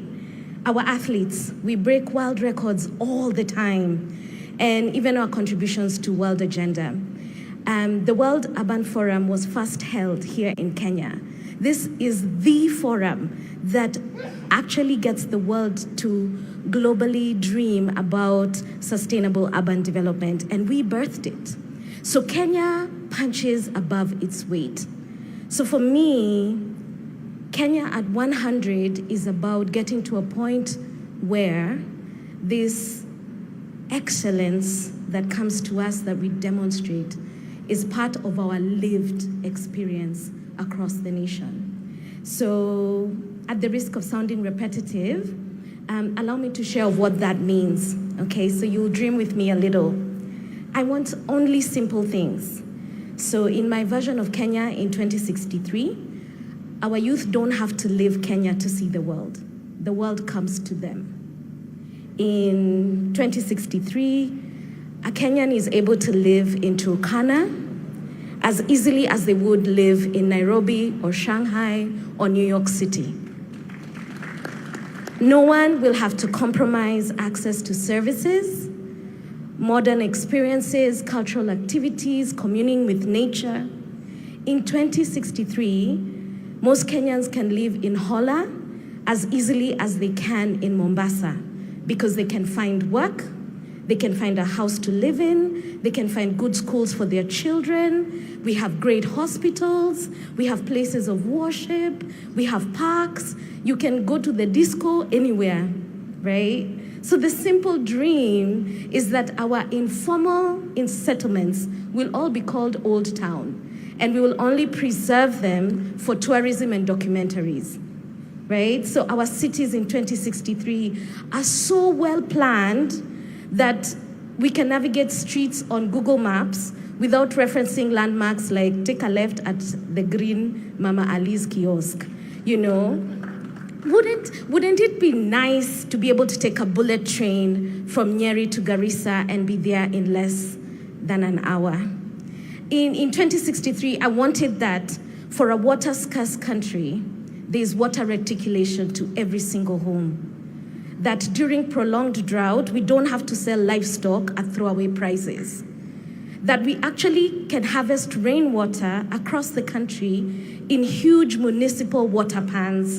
And during rainy season in Nairobi, Malindi doesn't have brown ocean waters from silt deposits. At 100 years, my hope is that Kenyan youth don't have to choose between paying for electricity tokens and eating nyama for lunch. Wouldn't it be nice not to be afraid of AI taking young creatives' space, but we have the conversation about optimizing it? Wouldn't it be nice to not have to stay at a job you hate because you're so afraid that you won't find gainful employment if you leave? Wouldn't it be so nice not to have to go to India for specialized medical treatment? Or have to join a WhatsApp group to changia someone to go to South Africa because we can't treat their cancer here? It's tragic to me that most families are only one bad illness away from financial ruin, and that working young Kenyans have to deal with black tax and supporting thousands of relatives, okay, it feels like thousands, because the state is not able to roll out social safety nets. I would love for our country to be able to take care of its aging. I would love to receive an actual refund from KRA like the way IRS in America does. Wouldn't it be nice not to have to choose between a career in corporate or creative space because you earn a livable wage either way? I have to be a msanii on the side to my strategic job because I like nice things. It would be nice to have that option without having to split myself. And I know so many young people feel the same way. But wouldn't it be nice not to complain about education all the time? That we have people who are able to work in their workplaces with discipline. Wouldn't it be nice if we didn't have Kenyans taking advantage of one another? If we had a value system that allows us to grow with integrity? Wouldn't it be nice to walk at night at 2 a.m. and not fear being robbed, or walk in Tao with my cell phone and it will not be thieved?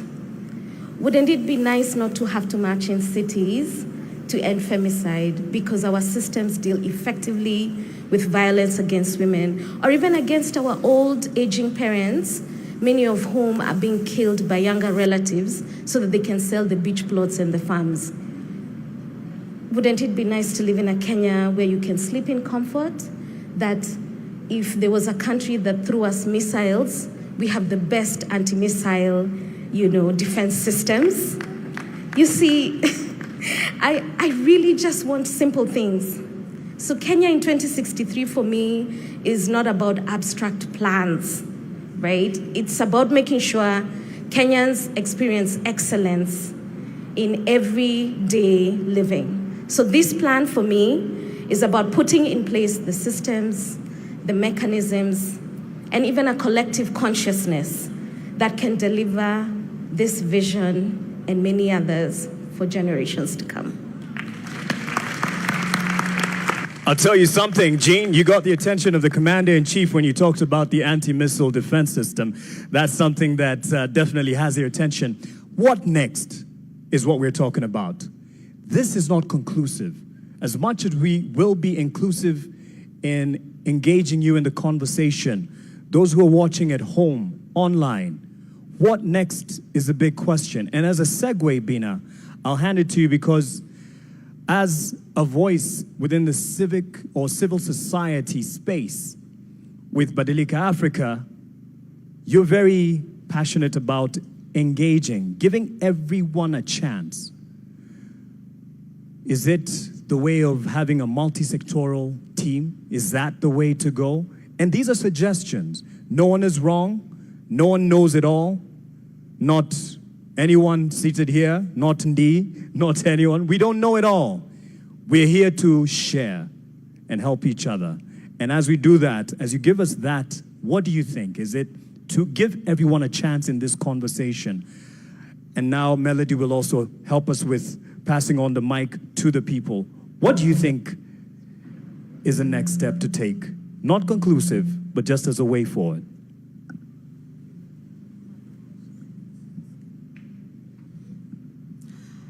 Thank you so much. Thank you. Is it okay? Thank you so much once again. So 2 things that I'm reflecting on as you ask that question is that first, even as we look at taking these conversations to the counties, it's just not about decentralizing the conversations to the counties, but yes, that word at the county, to ensure that the conversations we're having at the county, how inclusive are they? Who are we missing in the room? Who barely attends conferences? Who are we missing in the room who does not belong to a political party or belong to a CSO conversation? Because even as we spoke about the work we do at Badili, so the fact that we even focus on taking some of these conversations to the salons, and we make sure the person who's braiding your hair, because they're spending 4 hours with you, are they having these conversations? What are their concerns? Because for them, they can't come here because they need to earn a living. In the spaces where we spend our time, at the barber shops, the person who shaves your hair, because they always say men are so faithful to their barbers than even their own partners. But do they understand this particular conversation? Because you guys do a lot of banter, political banter in those spaces. So how are we bringing them in, or how are we taking those conversations there so that we can actually harvest information on what they really, really want, When it comes to young people, and of course, I'm very happy that, we have students in the room today, like we have young people in the room. We just have people picked from different sectors, which is very, very important. So who convenes at the county? Or who convince this gathering is important, who sets the agenda here is important, who even gathers the thoughts and notes and ensures some of the points end up on the national agenda is very, very important. But Mark, I also wanted to add that even as we talk about where Kenya is going next and we talk about all these challenges, I think we have to also just discuss about how power manifests in our different spaces. Because every other day we talk about our policies, our strategies, we talk about all those things, and I don't think what we have is a deficit when it comes to the vision that we are talking about. And I think we also just have to move away, because I'm in spaces and we're always discussing about the goodwill of the person who occupies State House or the goodwill of the people who occupy political institutions. I think we just have to move away from just relying on the goodwill of people who occupy political institutions and State House to how citizens can monitor this process, can hold the people accountable on this process, so that even if you leave office today, because we have owned this process, then we are able to hold you accountable, because we have seen the power of the young people and the citizens when it comes to holding leaders accountable, whether it's the finance bill, whether it's the county development plans. And so if the citizens don't own this process, then we're going to have the same challenge that you spoke about, where when a leader leaves office, some of the plans are abandoned. Yeah. But more importantly, Mark, as I wind up on my point, is with the power holders, who decides where the resources are going to be invested is very important. The agenda setting is very, very important. And I think that's why other people feel like they're left behind. And so if we unpack the power dynamics in this country, then I think we'll be off to a good space. All right. I believe, and Mike, you can just keep this mic handy as well, pun intended, but as you get a feel of the room and help us get as many people. As you've noticed, I've only had one round of a question, and just that second one to get us to what we are asking. What next? Doesn't have to be a question. What do you think? What is next? Asante sana. Mimi naitwa Jasper Moses Mrutu kutoka Taita Taveta from Pare Council of Elders. Pare Council of Elders inasimamia wapare ambao wametengwa kwa miaka mingi sana. Mimi katika kwenda mbele, manake mambo mengi yamezungumzwa, nitaongea kwa bullets. Mapendekezo yangu ni kwamba in 2063 I envision a nation that is developed in whose development is anchored in the Constitution and more specific in the Bill of Rights. Second, I envision 2063 a nation built in foundation of socio-economic inclusion of all communities and groups, including minority and marginalized communities of Kenya. I envision a nation that strengthens, a nation strengthened with the cement of affirmative action for the minority and marginalized communities in Kenya and other disadvantaged communities. I envision a nation with a citizenry and leadership that respects and adhere to its own plans, rules, and policies, that is discipline and integrity. Thank you. Asante sana, nitaenda nyuma kidogo. Asanteni kwa upande huu. Nitaenda nyuma kidogo kwa vijana pia. Kuna kijana hapa. Mruhusu. Ukielekea, maybe we'll take one from here and kindly keep it as short as possible. We have so many people and would like to contribute as much as possible. Let's also concentrate on what next. What do you see as the next step? Thank you so much. Kwa majina naitwa Mwanza, son of Mwanza. Mimi ni kijana wa Mukuru. Wengi wameongea Kizungu, mimi nitaongea Sheng.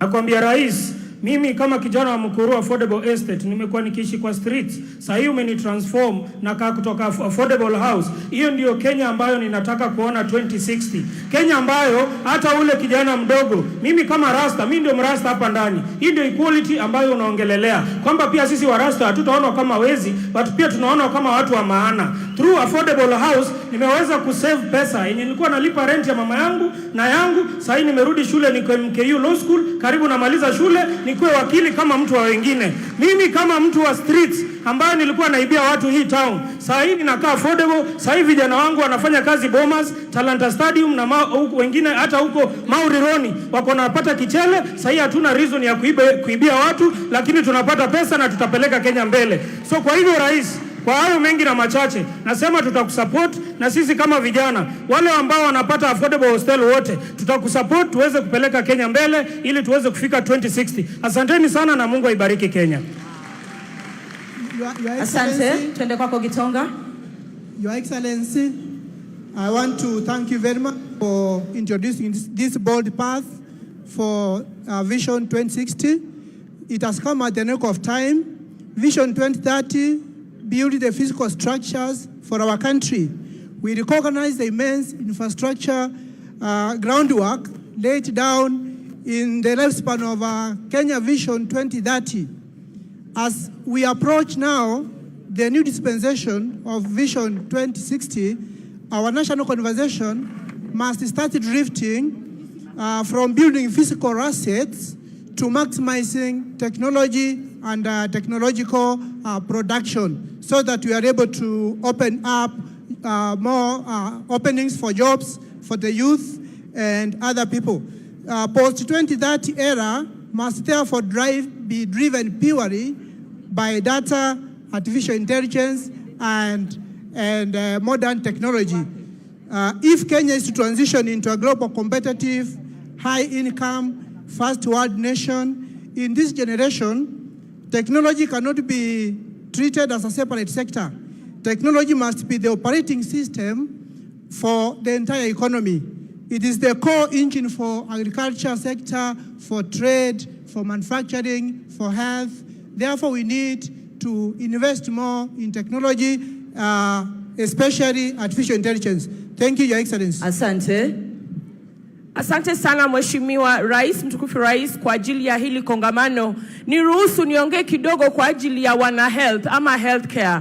Na nataka kupea shukrani ya dhati kama healthcare fraternity representing the Cancer Society of this country. My name is Phoebe from Kenyan Network of Cancer Organizations. Tulipoongea tukakuelezea kuhusu SHA, ulisikia na ukafanya ile inaitwa expanded package. Kwa hiyo tunasema kwa oncology benefit, tunasema kuendelea kwa future, tungependa kuona future ambayo hospitali inaenda kwa wagonjwa na sio wagonjwa kukuja kwa hospitali. Hiyo inamaanisha nini? Kuhakikisha kwamba primary healthcare, prevention na primary healthcare imesisitizwa pale mashinani, kwa sababu already tuko na wale wanaitwa community health promoters. How well can we make use of them to ensure that in the vision we are not handling a sick country, because looking at the statistics in the future, the numbers of non-communicable diseases are meant to arise. But how do we ensure that even as we move to the future, there is more healthy population? And that is just strengthening what Singapore has done, primary healthcare and prevention healthcare, and strengthening what you already started with the universal health coverage to ensure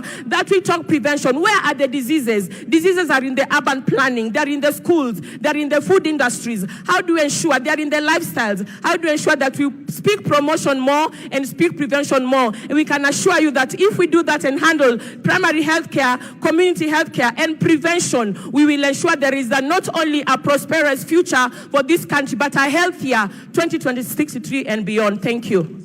Asante. Jambo jambo Kenya. Melala jambo jambo Kenya. My name is Rosalyn Alionya from Kakamega County. I'm a young person from the ODM party, and I'm privileged to be here.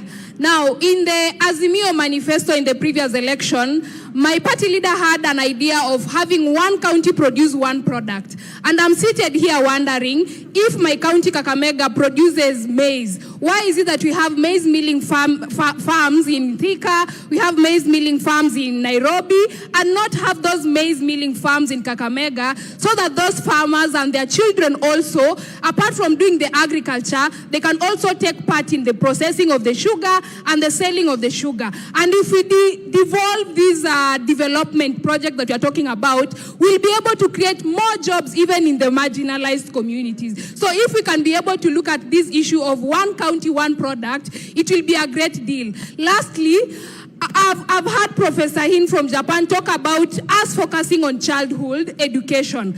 But why is it that when a learner gets good grades, we always create for them an ample opportunity?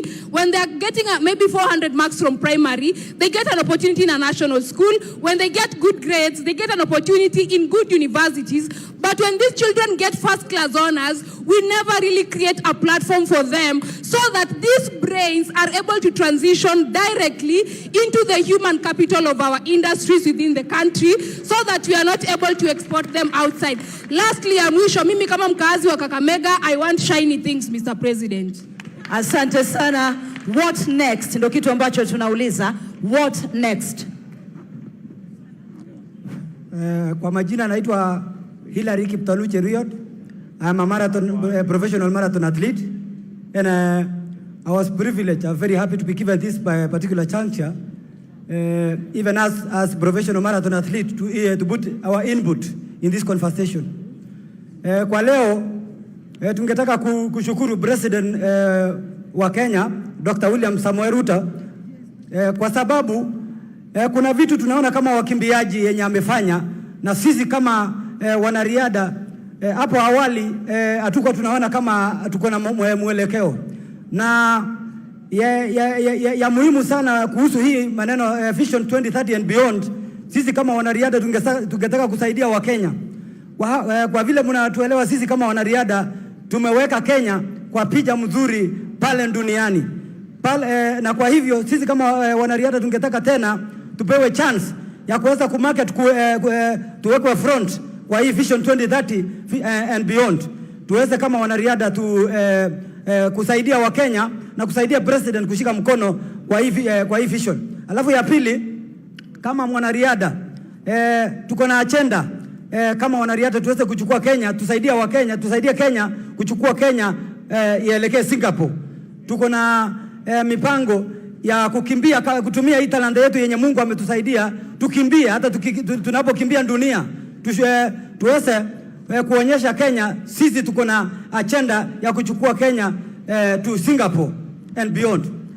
Within Vision 2030 tunataka kupewa forum ama platform kama wanariadha, tuweze kuketi na president, tuweke mipangilio yetu kwa meza kama wanariadha, ndio tukue considered pia sisi.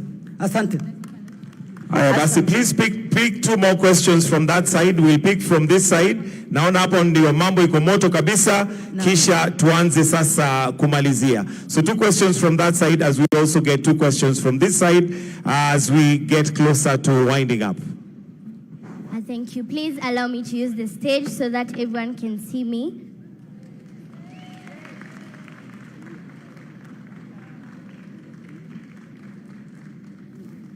Thank you.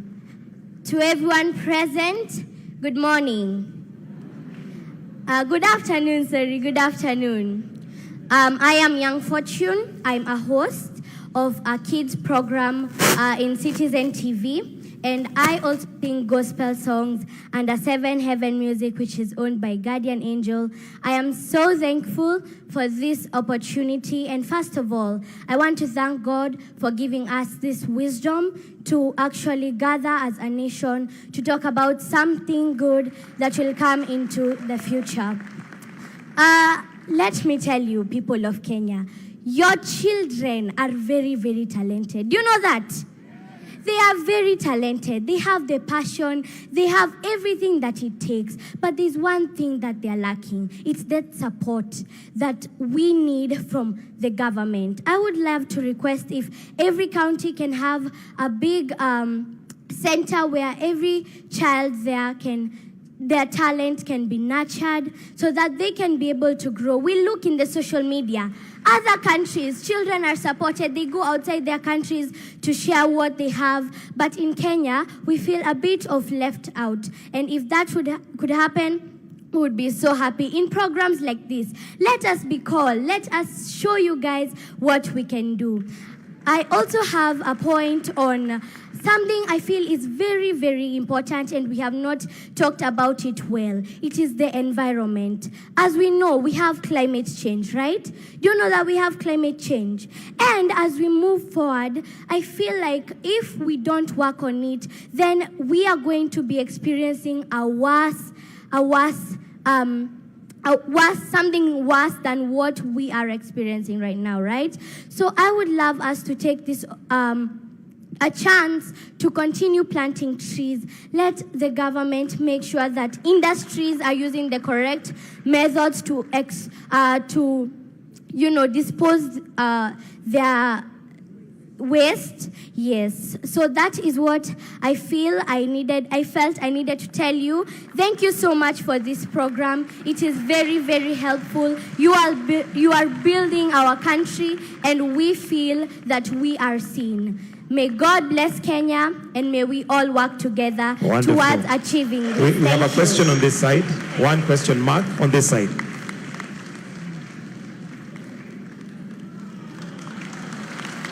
Asante. Wakumalizia upande huu kindly. Hello, Your Excellency. This is Peter Joshua from Kakamega. I'm presenting Nyota, youth from Kakamega region. Now, I have one question. As you know, many youths have got difficulty in accessing financing. In your government, you said something to do with AGPO. AGPO, access to government procurement opportunities for youths. You said that 30% belongs to youths. Now, sometimes we get those chances, yes, but financing, after getting LPO from the national government, to finance that LPO is very hard for us. So how can this government help us to finance those LPOs as we proceed with supplying new products with national government? Recently, I secured national government LPO worth 600,000 that was to supply 100 bags of maize, but it was turned down due to lack of enough finances. Now, how can this government help us in Vision 2060 to be able to accommodate the youth in accessing the national government funds without requesting for collateral securities, that is logbook and what we call title deeds, which many of youth under 25 doesn't have any of those, Your Excellency. Thank you, sir. Good afternoon, Mr. President. My name is Diana Mwansia, a student leader from JKUAT, a school rep, School of Communication and Development Studies. My question is, we have had the conversation about the national conversation about beyond 2030 vision. My question is, after this, what's next? Yes, what's the step after this? Yes, thank you. Thank you so much, Mark Masai. Asante sana. What next? And perhaps you've read my notes because that is the last question. 30 seconds to all of us. What next? The question has been posed to the president, and he will answer it as a citizen as well when we invite him not to conclude, but to invite the start of this national conversation. Asanteni sana for the passion that you have shown to speak and to weigh in on this. It's not the last day. It's just the first of a journey we've started. A journey he has walked. So in 30 seconds, what next? Mogo. Thank you. Very quickly, 2 quick points on the way forward. Learning from the lessons of Vision 2030, the challenge of continuity. I want to reiterate the notion that we do need a national law that entrenches Vision 2063. And for that to happen, because you can't ring-fence budgets and performance management to specific flagship projects without that. That's a lesson that we've learned. We need to do that. But for that to happen, we need a robust conversation, a robust national conversation across the entire country. And hopefully, just to take Professor Hino's suggestion of a committee of experts, that committee of experts must be properly constituted, credible, independent, be able to elevate the discourse about politics, and most importantly, engage the public through different mediums or media.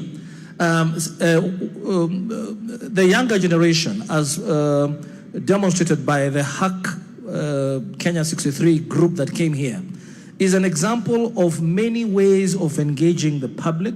So the committee of experts will have to find a way to engage that type of a public as well, and those diverse media, and be able also to carry the conversation to differentiate between the long-term objectives of Vision 2063 and what is immediate, because what's clearly emerging is that we've got immediate needs that must be addressed, but at the same time, we must think about the future of this country. Thank you.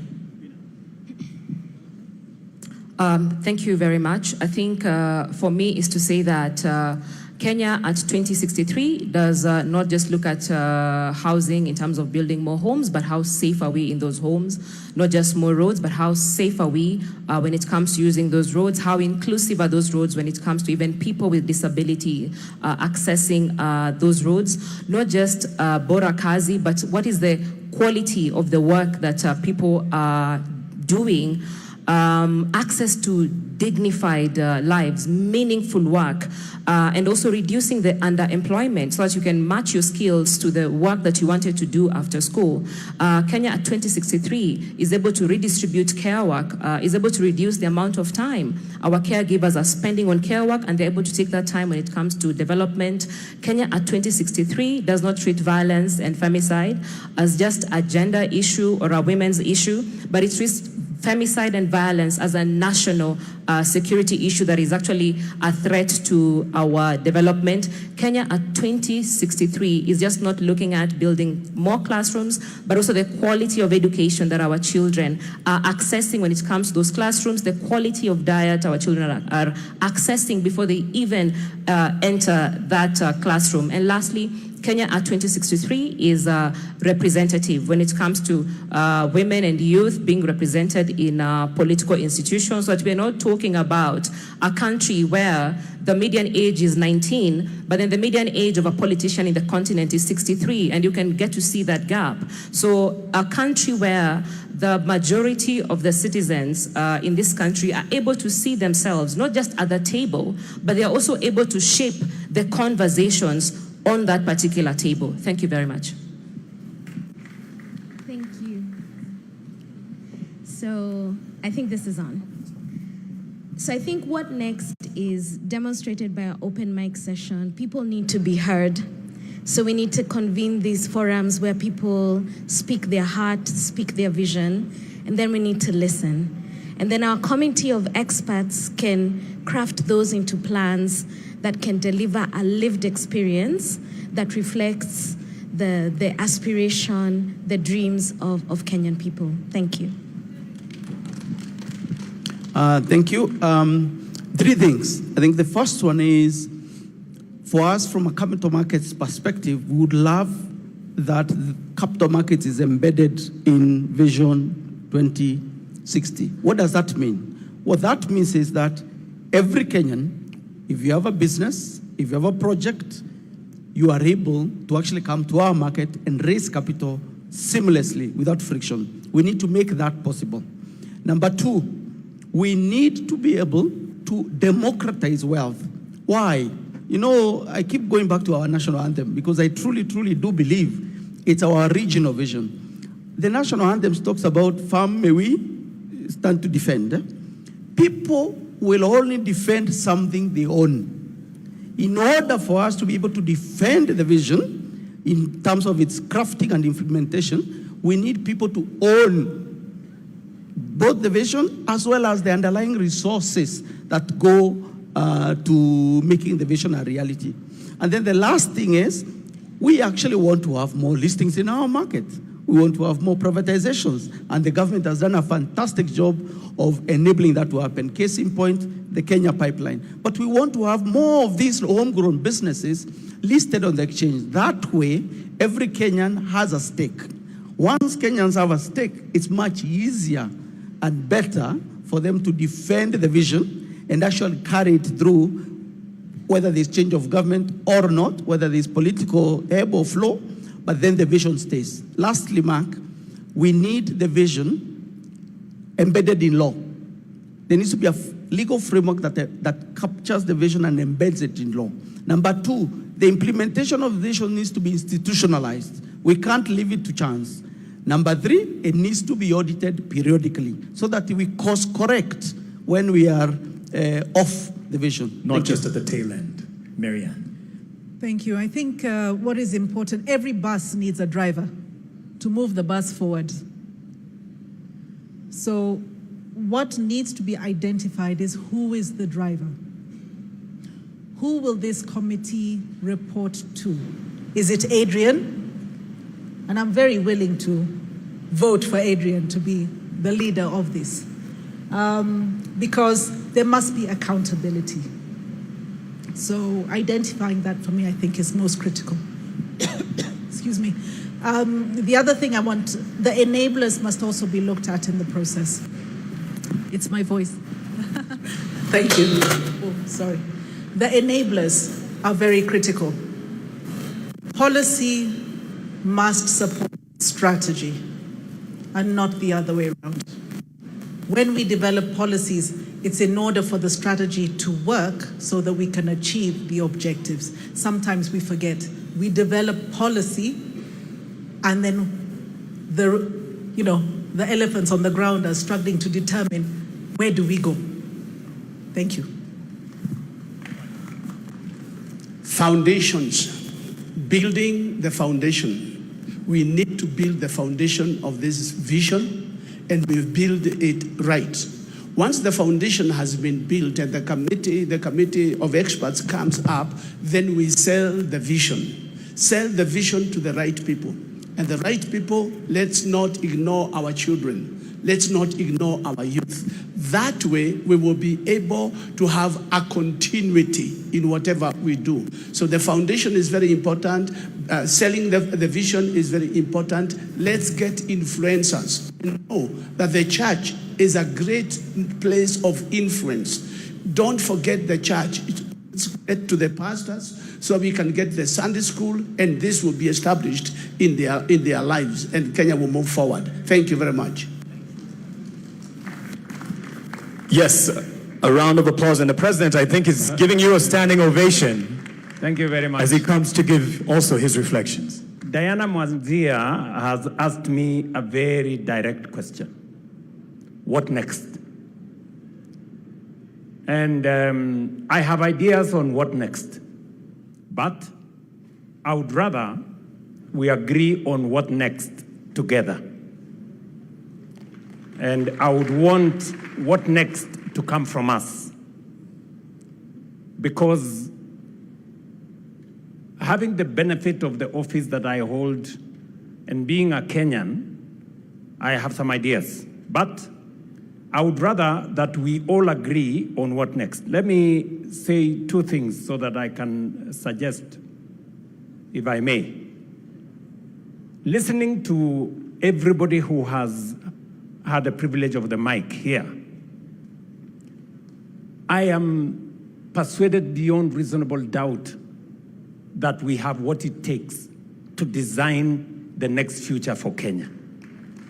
Listening to the young people here, listening to people from the private sector, listening to the tech community, listening to the civil society teams around this table, and all the other professionals, it is clear to me that we have what it takes to think about the future, that Kenya cannot afford to drift into the future. We have to have a plan for that future. I have listened to the young man, sorry, I don't remember his name, who talked about startups, and that is the next horizon. That is the place where we'll create more jobs, the tech space. And he has even suggested that there should be some compulsory learning around technology because that is how the future is going to look like. Maybe we may not go all the way to make it compulsory, but we provide sufficient incentives to make sure that there are more people in that space. And all the other suggestions that have been made around this forum. My suggestion is that, as I said earlier, this should not be a government project. Government should facilitate this conversation. Article 3 of the Constitution obligates each and every Kenyan individually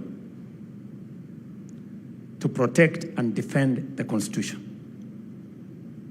We are discussing in this conversation how we are going to actualize some of our constitutional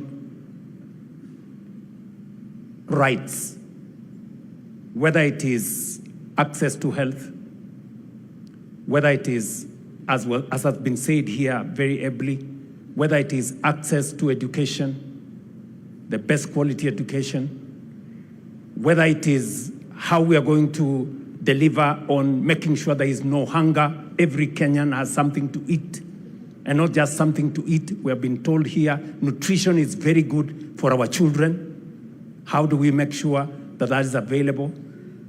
All the way to every other constitutional right that has been provided for by our Constitution. How do we do that together? So my suggestion is that we put together a multi-sectoral team chosen by the different sectors.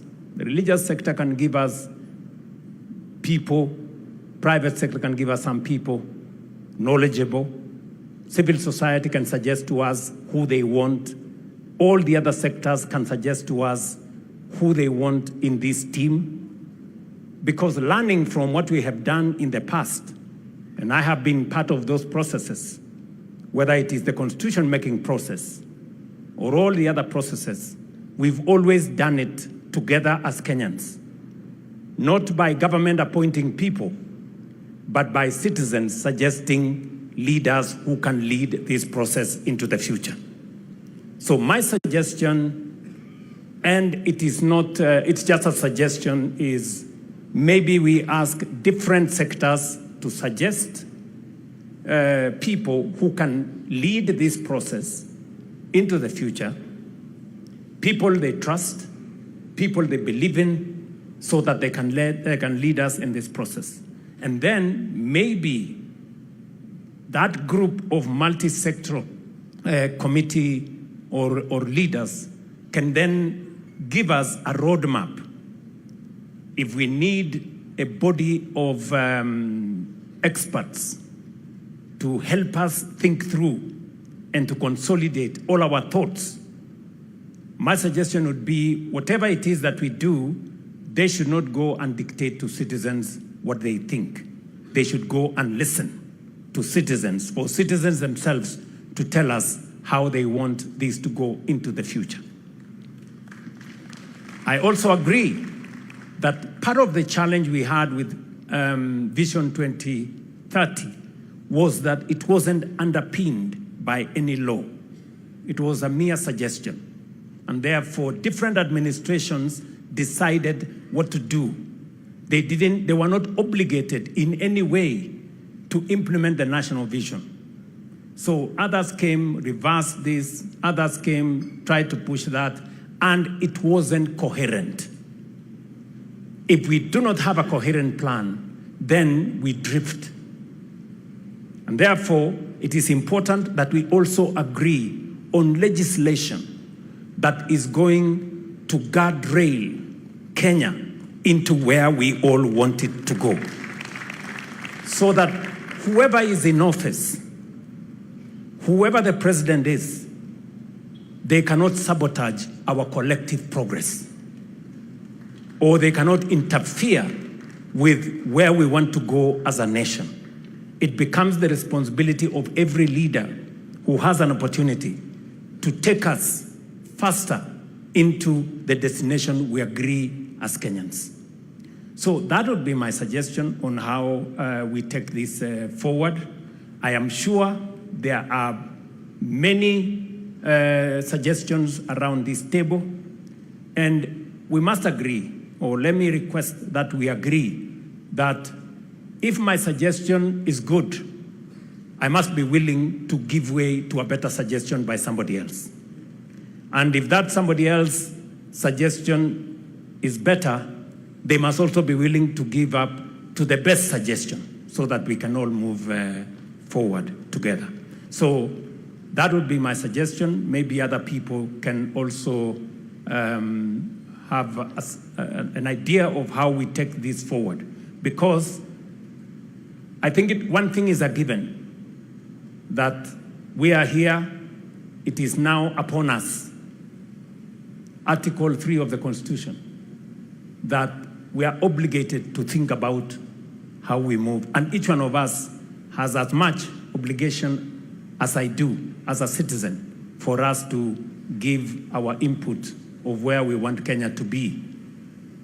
I deliberately avoided in my statement 2060 or 2063 or that should be also a suggestion by Kenyans. Beyond 2030, what do we want to call it? How do we want to frame that future? And we want to do it together. Finally, I want to ask those of us who are here. We have student leaders, we have religious leaders, we have business leaders, we have political leaders. We must not abscond duty. We must not run away from responsibility. I know there is a temptation. We have civil society leaders. All of us have a stake in Kenya. So sometimes people want somebody else to do, but that somebody else could as well be yourself. So each and every one of us must take ownership, and we must not escape responsibility or run away from our obligation as leaders. And that is why I'm asking all the leaders to work together so that we can facilitate all the citizens to participate in this process. I can just say from a government standpoint that we are available to make all resources available for this process to be truly people-centered, citizen-driven, future-looking. We are ready for that. Thank you very much. Maybe just so that we can benefit from some wisdom, we have one of us, an elder in this room, Dr. Oburu Oginga. He should also And as he comes, we may have our seats. Asante sana.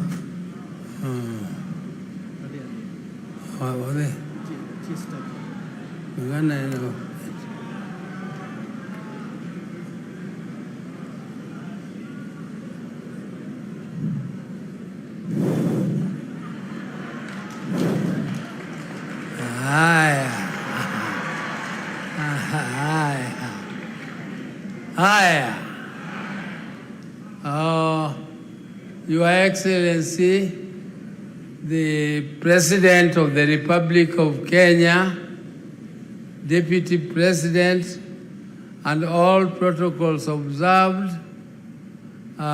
dear delegates. Delegates, I'm also just one of you. I'm so impressed, highly impressed by the energy of the youth. The youth has so much energy, and I'm happy that our country has a future. Because when you have such vibrant youth, then you know that this country will be in safe hands. And the development of this country to the level of Singapore.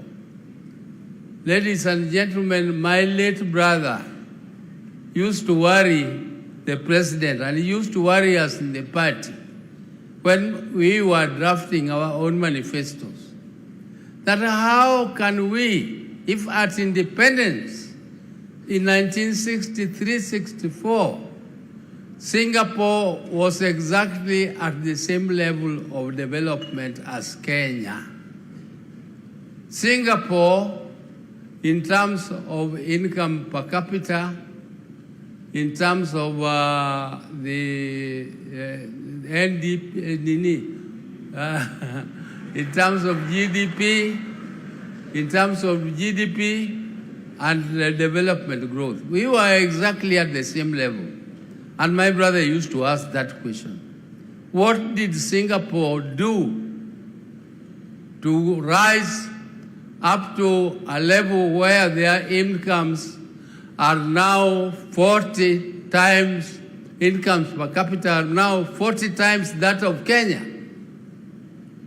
We must think as Kenyans. Where did we go wrong? And where did Singapore go right? That they achieved that level. Professor Hino, who was advisor to Raila when he was Prime Minister, has given you where Singapore is and where Kenya is. He has not told you why Kenya is there and Singapore is there. He only told you where Singapore is. And where Singapore is reachable.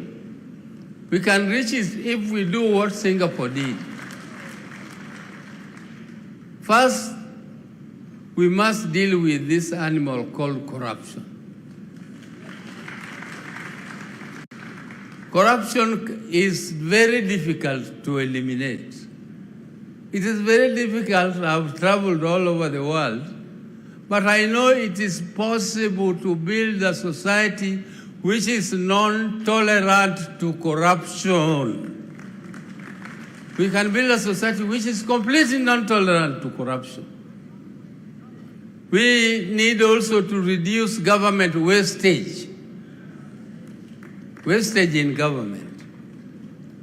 We need to tighten our belts, those who are in government. Let us tighten our belts for the people, for the sake of the people of Kenya.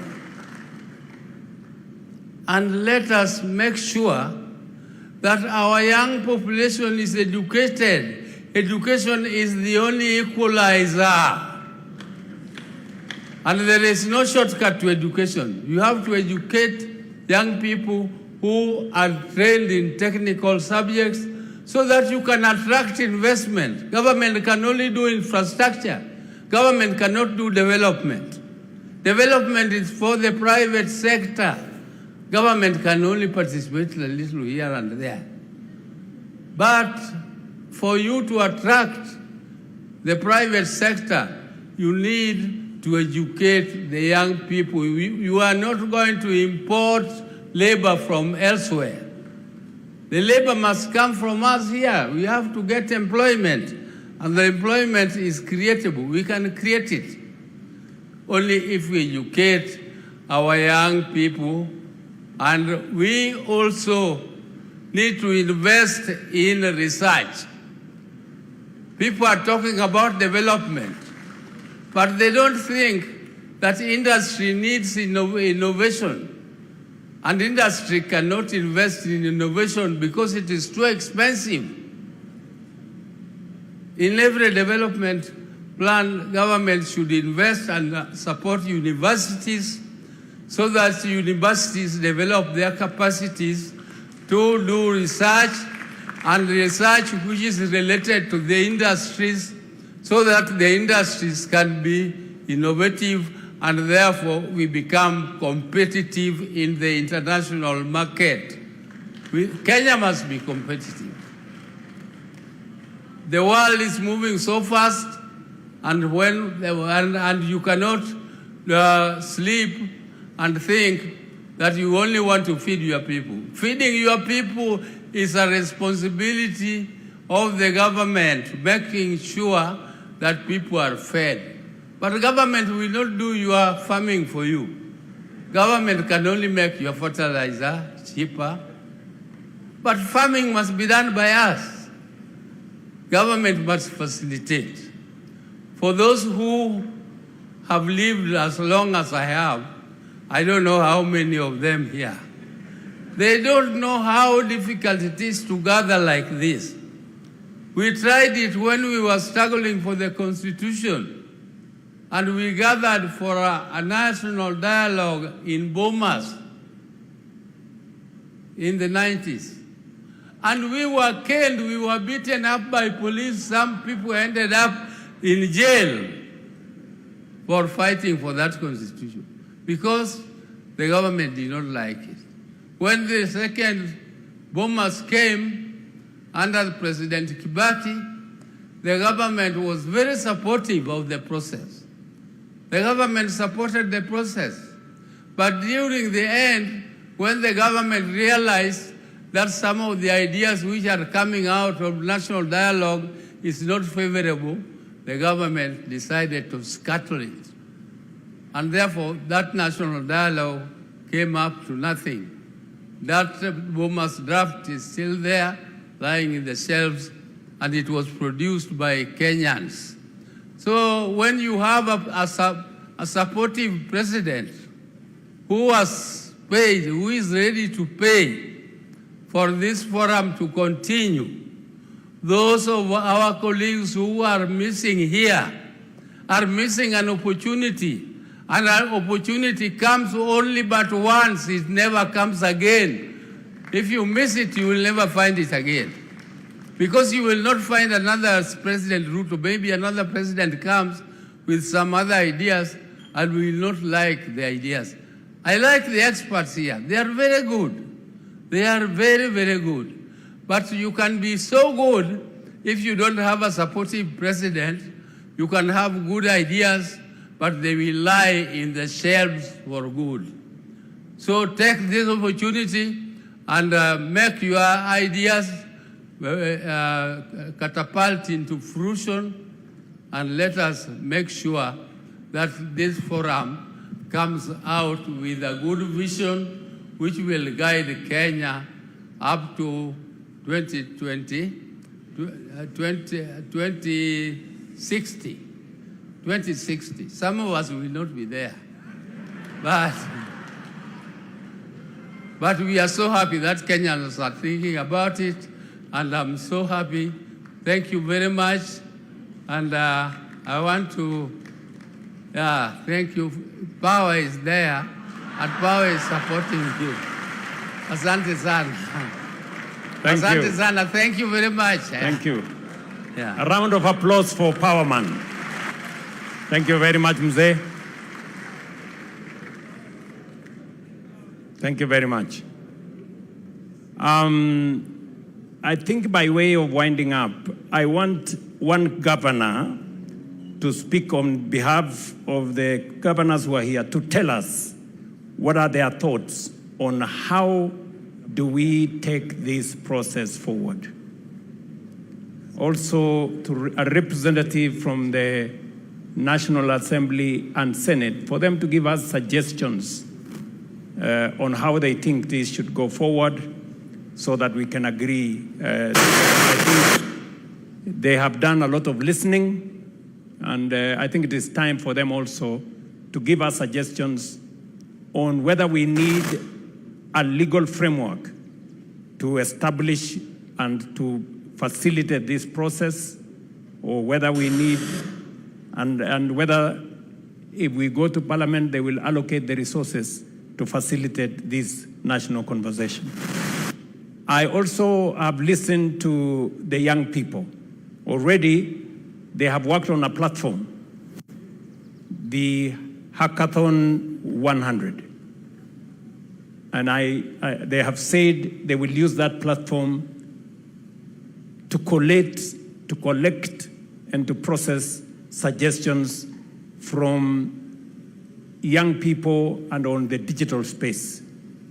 I would suggest that we facilitate that process so that we can collate and collect those views in that manner. Do we have a member of parliament who wants to, or a governor who wants to make a suggestion? The Council of Governors Chair, my good brother, please take the floor. Thank you. I'll use that one.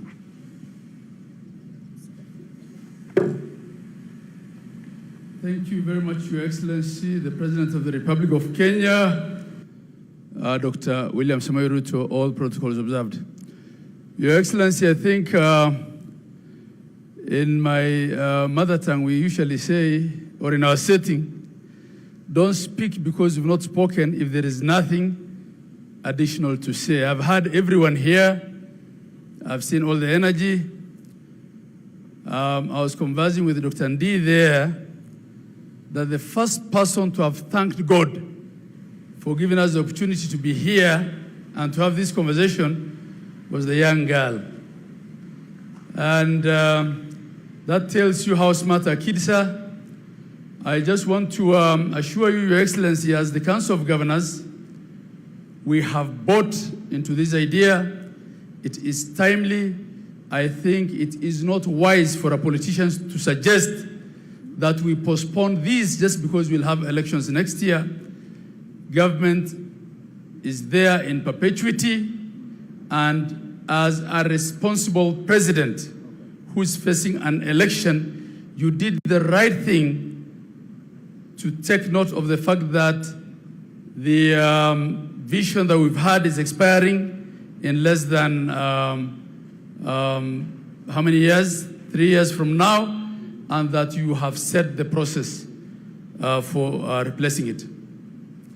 Your Excellency, we have so much going right for Kenya.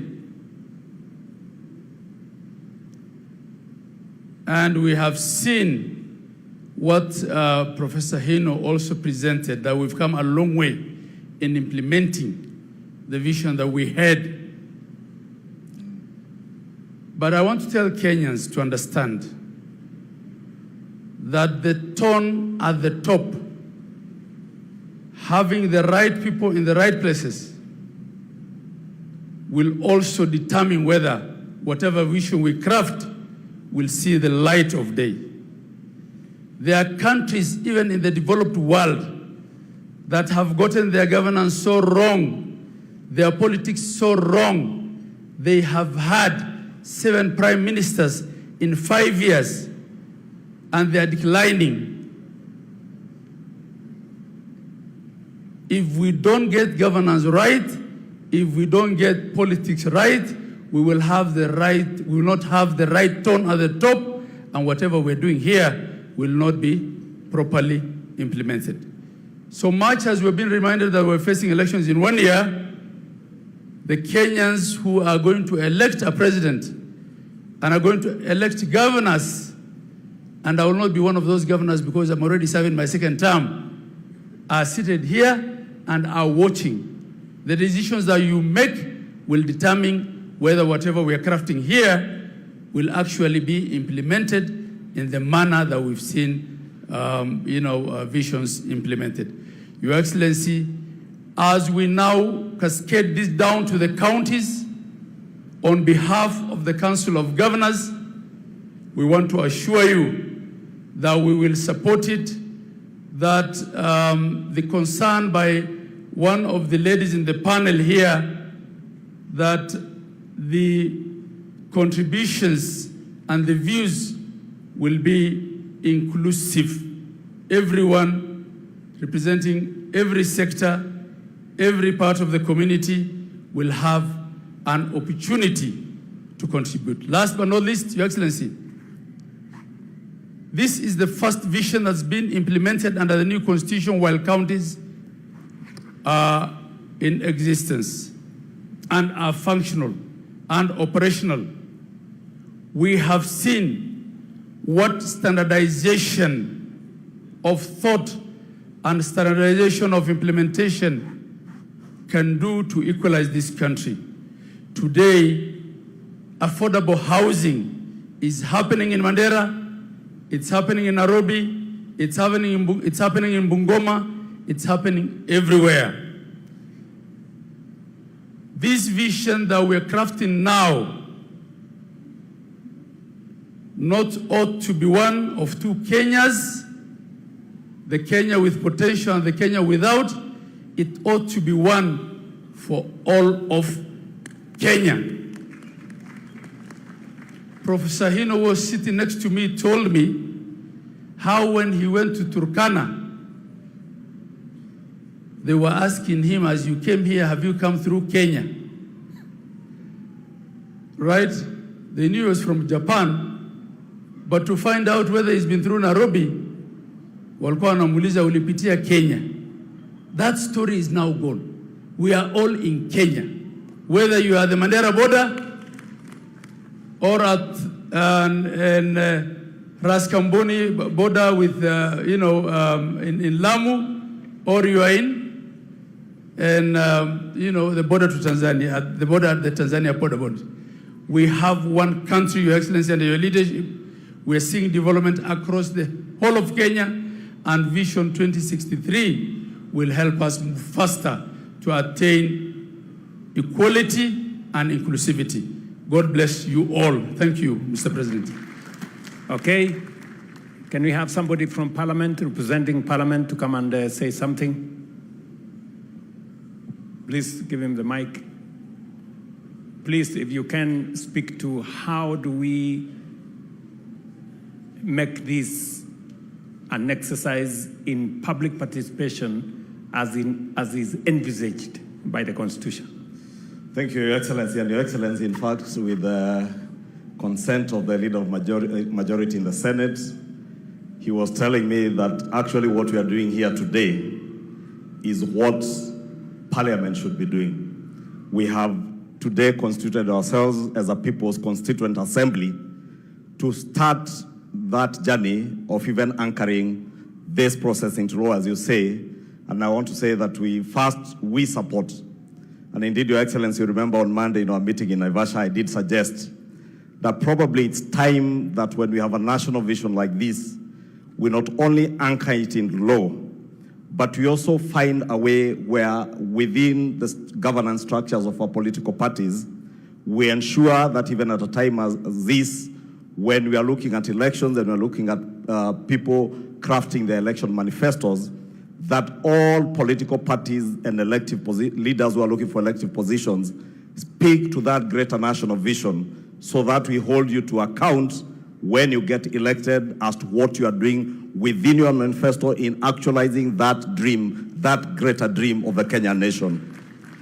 Your Excellency, Senate Majority Leader is telling me that I should say that since we craft laws or we have legislative proposals that we draft into bills and then take those bills back to the people for public participation, what we've actually done today is begun with public participation. And we must look at a way where from this process, we then culminate in a legislative proposal in terms of a bill that will now anchor this process of a national vision into law, so that we obligate all future leaders to the time we are 100 years as a nation and beyond in law, and make sure that nobody ever takes us backward in terms of what we want to aspire to get to as a nation. Lastly, Your Excellency, in the interest of time, Mheshimiwa Esther Pasaris, the County Women Rep for Nairobi, reminds me and told me I must say this if I get that opportunity, and she doesn't get, that when Singapore aspired to be what it is today, they had a consideration on their population growth and family planning. And she tells me and reminds me that President Mwai Kibaki, in around 2008 when we were doing Vision 2030, did speak to us on the need to look at our population growth and how we plan for that population growth. Your Excellency, is food for thought, because you've also told us that by the year, you say 2050, a quarter of the population, world population, will be in Africa. Population is both a resource, but can also be a burden to a nation's economy. And therefore, there must be a very good balance between the rate at which our population grows and the rate at which we grow our economy. And those are the challenges that we must think about as we continue in this conversation. Your Excellency, let me give you the assurance of both houses of parliament that we shall do all that it takes. And indeed, Your Excellency, wanted to suggest that probably, because parliament work through committees, I do not know whether through this forum, we could also constitute committees that will go out, probably one to sit in Nairobi and another that goes around the country, collecting and collating the views of Kenyans, so that every part of our country feels that they are part and parcel of this process. As Mugo Kibati told us, being the first CEO of the Vision 2030, there's probably something we didn't get right when we started this process of Vision 2030.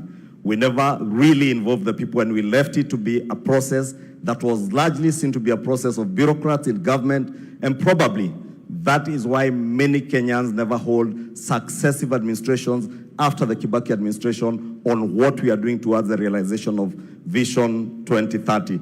The other thing Mogo told us is that we never anchored this process into law, and that's why Your Excellency agreed with what you said. It is time that we anchored this process into law.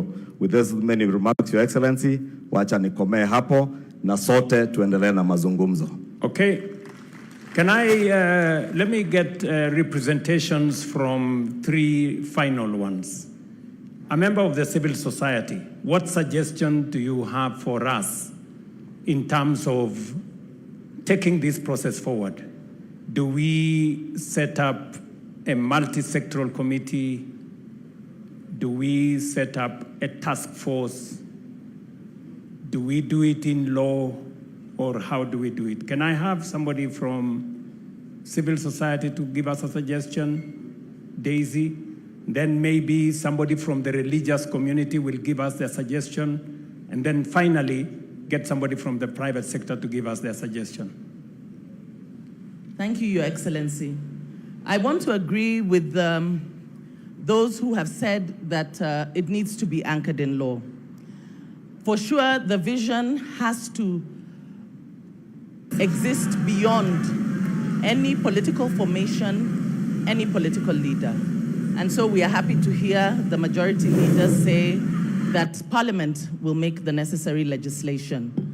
But in terms of participation, I think having an initial multi-sectoral forum would do well, so that you are able to involve as many different sectors, because the gentleman here has asked me to insist and say that even minority communities must be included. We may talk about communities, but within those communities, we have other communities whose voices need to be heard. And so I think that to structure it, we do need to have a multi-sectoral engagement with the different players. Even when you talk about civil society, it is very wide. We have women's rights organizations, human rights defenders, and a host of them all. And so moving forward, I hope that we can have a framework that guarantees that every voice, at least representatives from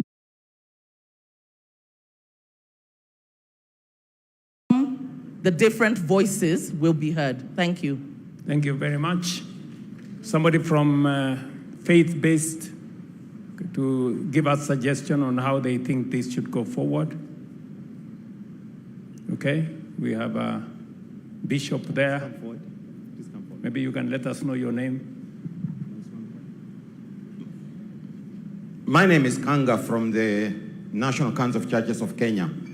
And we have nothing to add or nothing to subtract. But as Nathan has said, we have an all-round task force to put everything together, and then we put in action. Simple. The vision is there. The vision is documented. The vision is be sold to people. The people have to buy it. We give it time and then be accomplished before 2030 as we move on. It will be illogical to know that we have today and you don't think about tomorrow. You have tomorrow, you don't think about a day after tomorrow. If you do that, that's illogical. We have the vision, have an all-round task force to do the needful, collect information, sell it to the people, come back again, and then get running. Thank you. Thank you very much. Somebody from the private sector? Yes. Thank you very much, Your Excellency.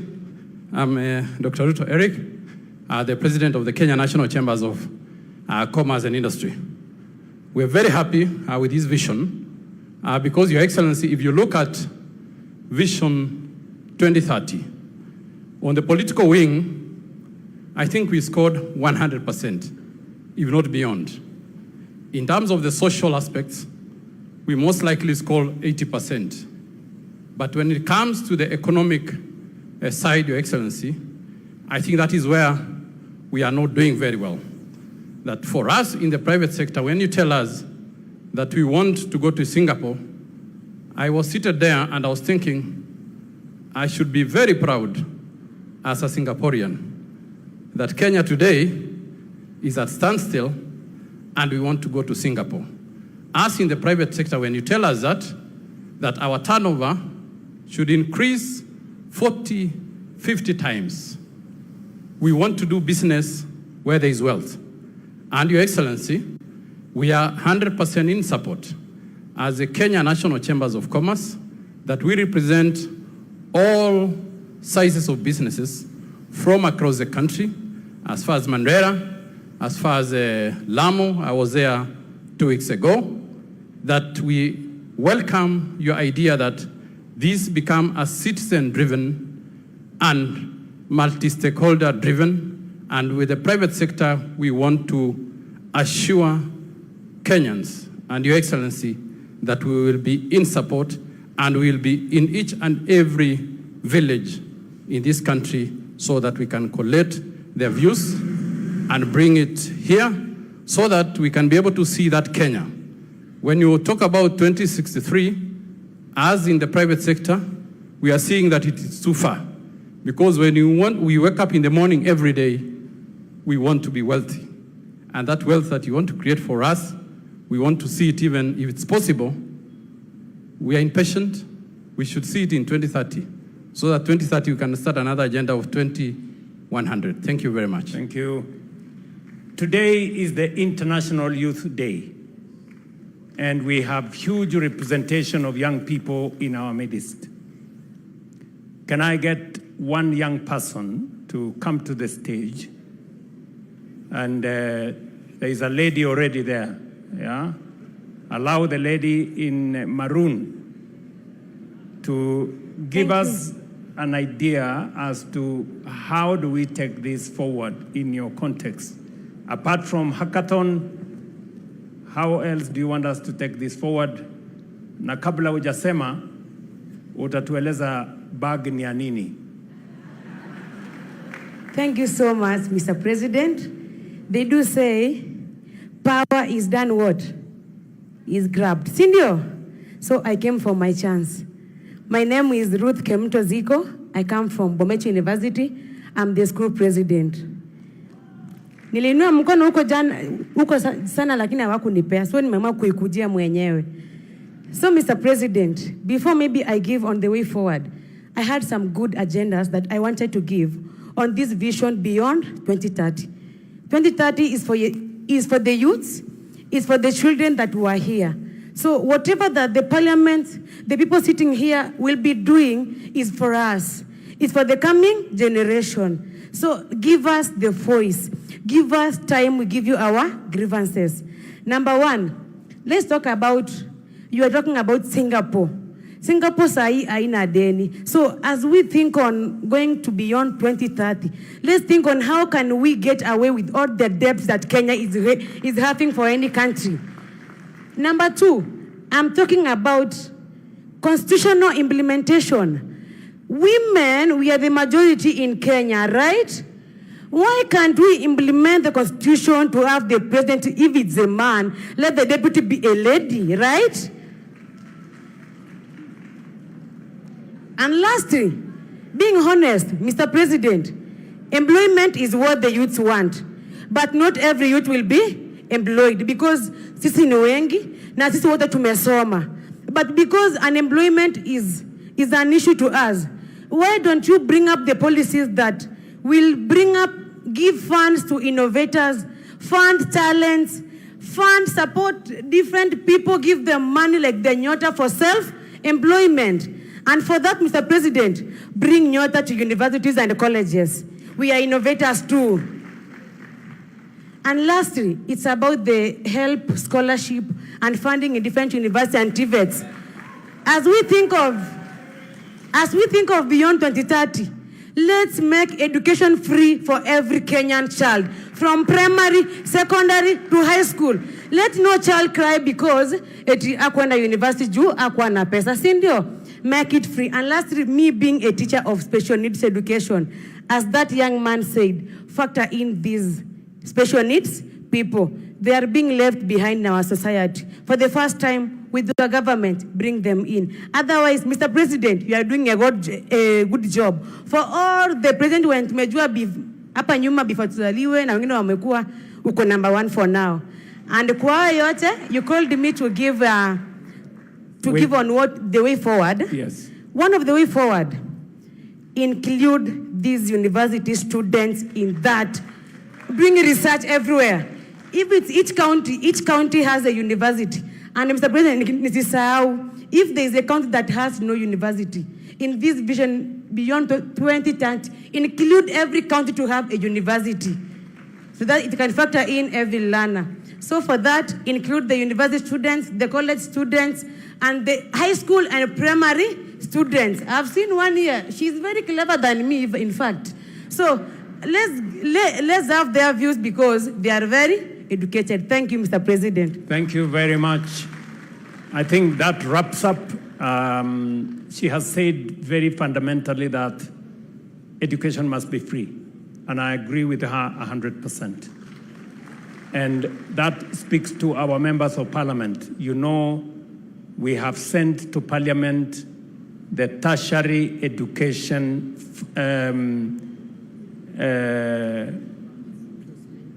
placement and funding bill. Tertiary education funding, placement and funding bill. We want that bill as soon as possible to get out of parliament so that we can implement a program that every child that is placed in a learning institution, in a TVET, in a Kenya Medical Training College, or in a university, all of them get funding for their education without exception. And that learning and education is not pegged on the ability of the parent. It is pegged on the intellectual capacity of every student. You do the course for which you are suited and you have applied for. And government of Kenya must make sure that funding is available. That is already in the works. And you have told us we should include young people, we should include universities in this process, and therefore I think we are set. Thank you very much. Hand it over to the people running the program. All right, and at this point I'd like to say, let us all just give a warm clap to ourselves, appreciating the fact that when history is written, your name will be written as one of those who sat through the process that changed the trajectory of this country. Another loud clap for yourselves, please. Your Excellency, with your permission, that brings us to the end of this session. I'll request that we all be upstanding. We shall finish with the national anthem as our prayer, which we all know, so let us have the national anthem as our closing prayer. The anthem.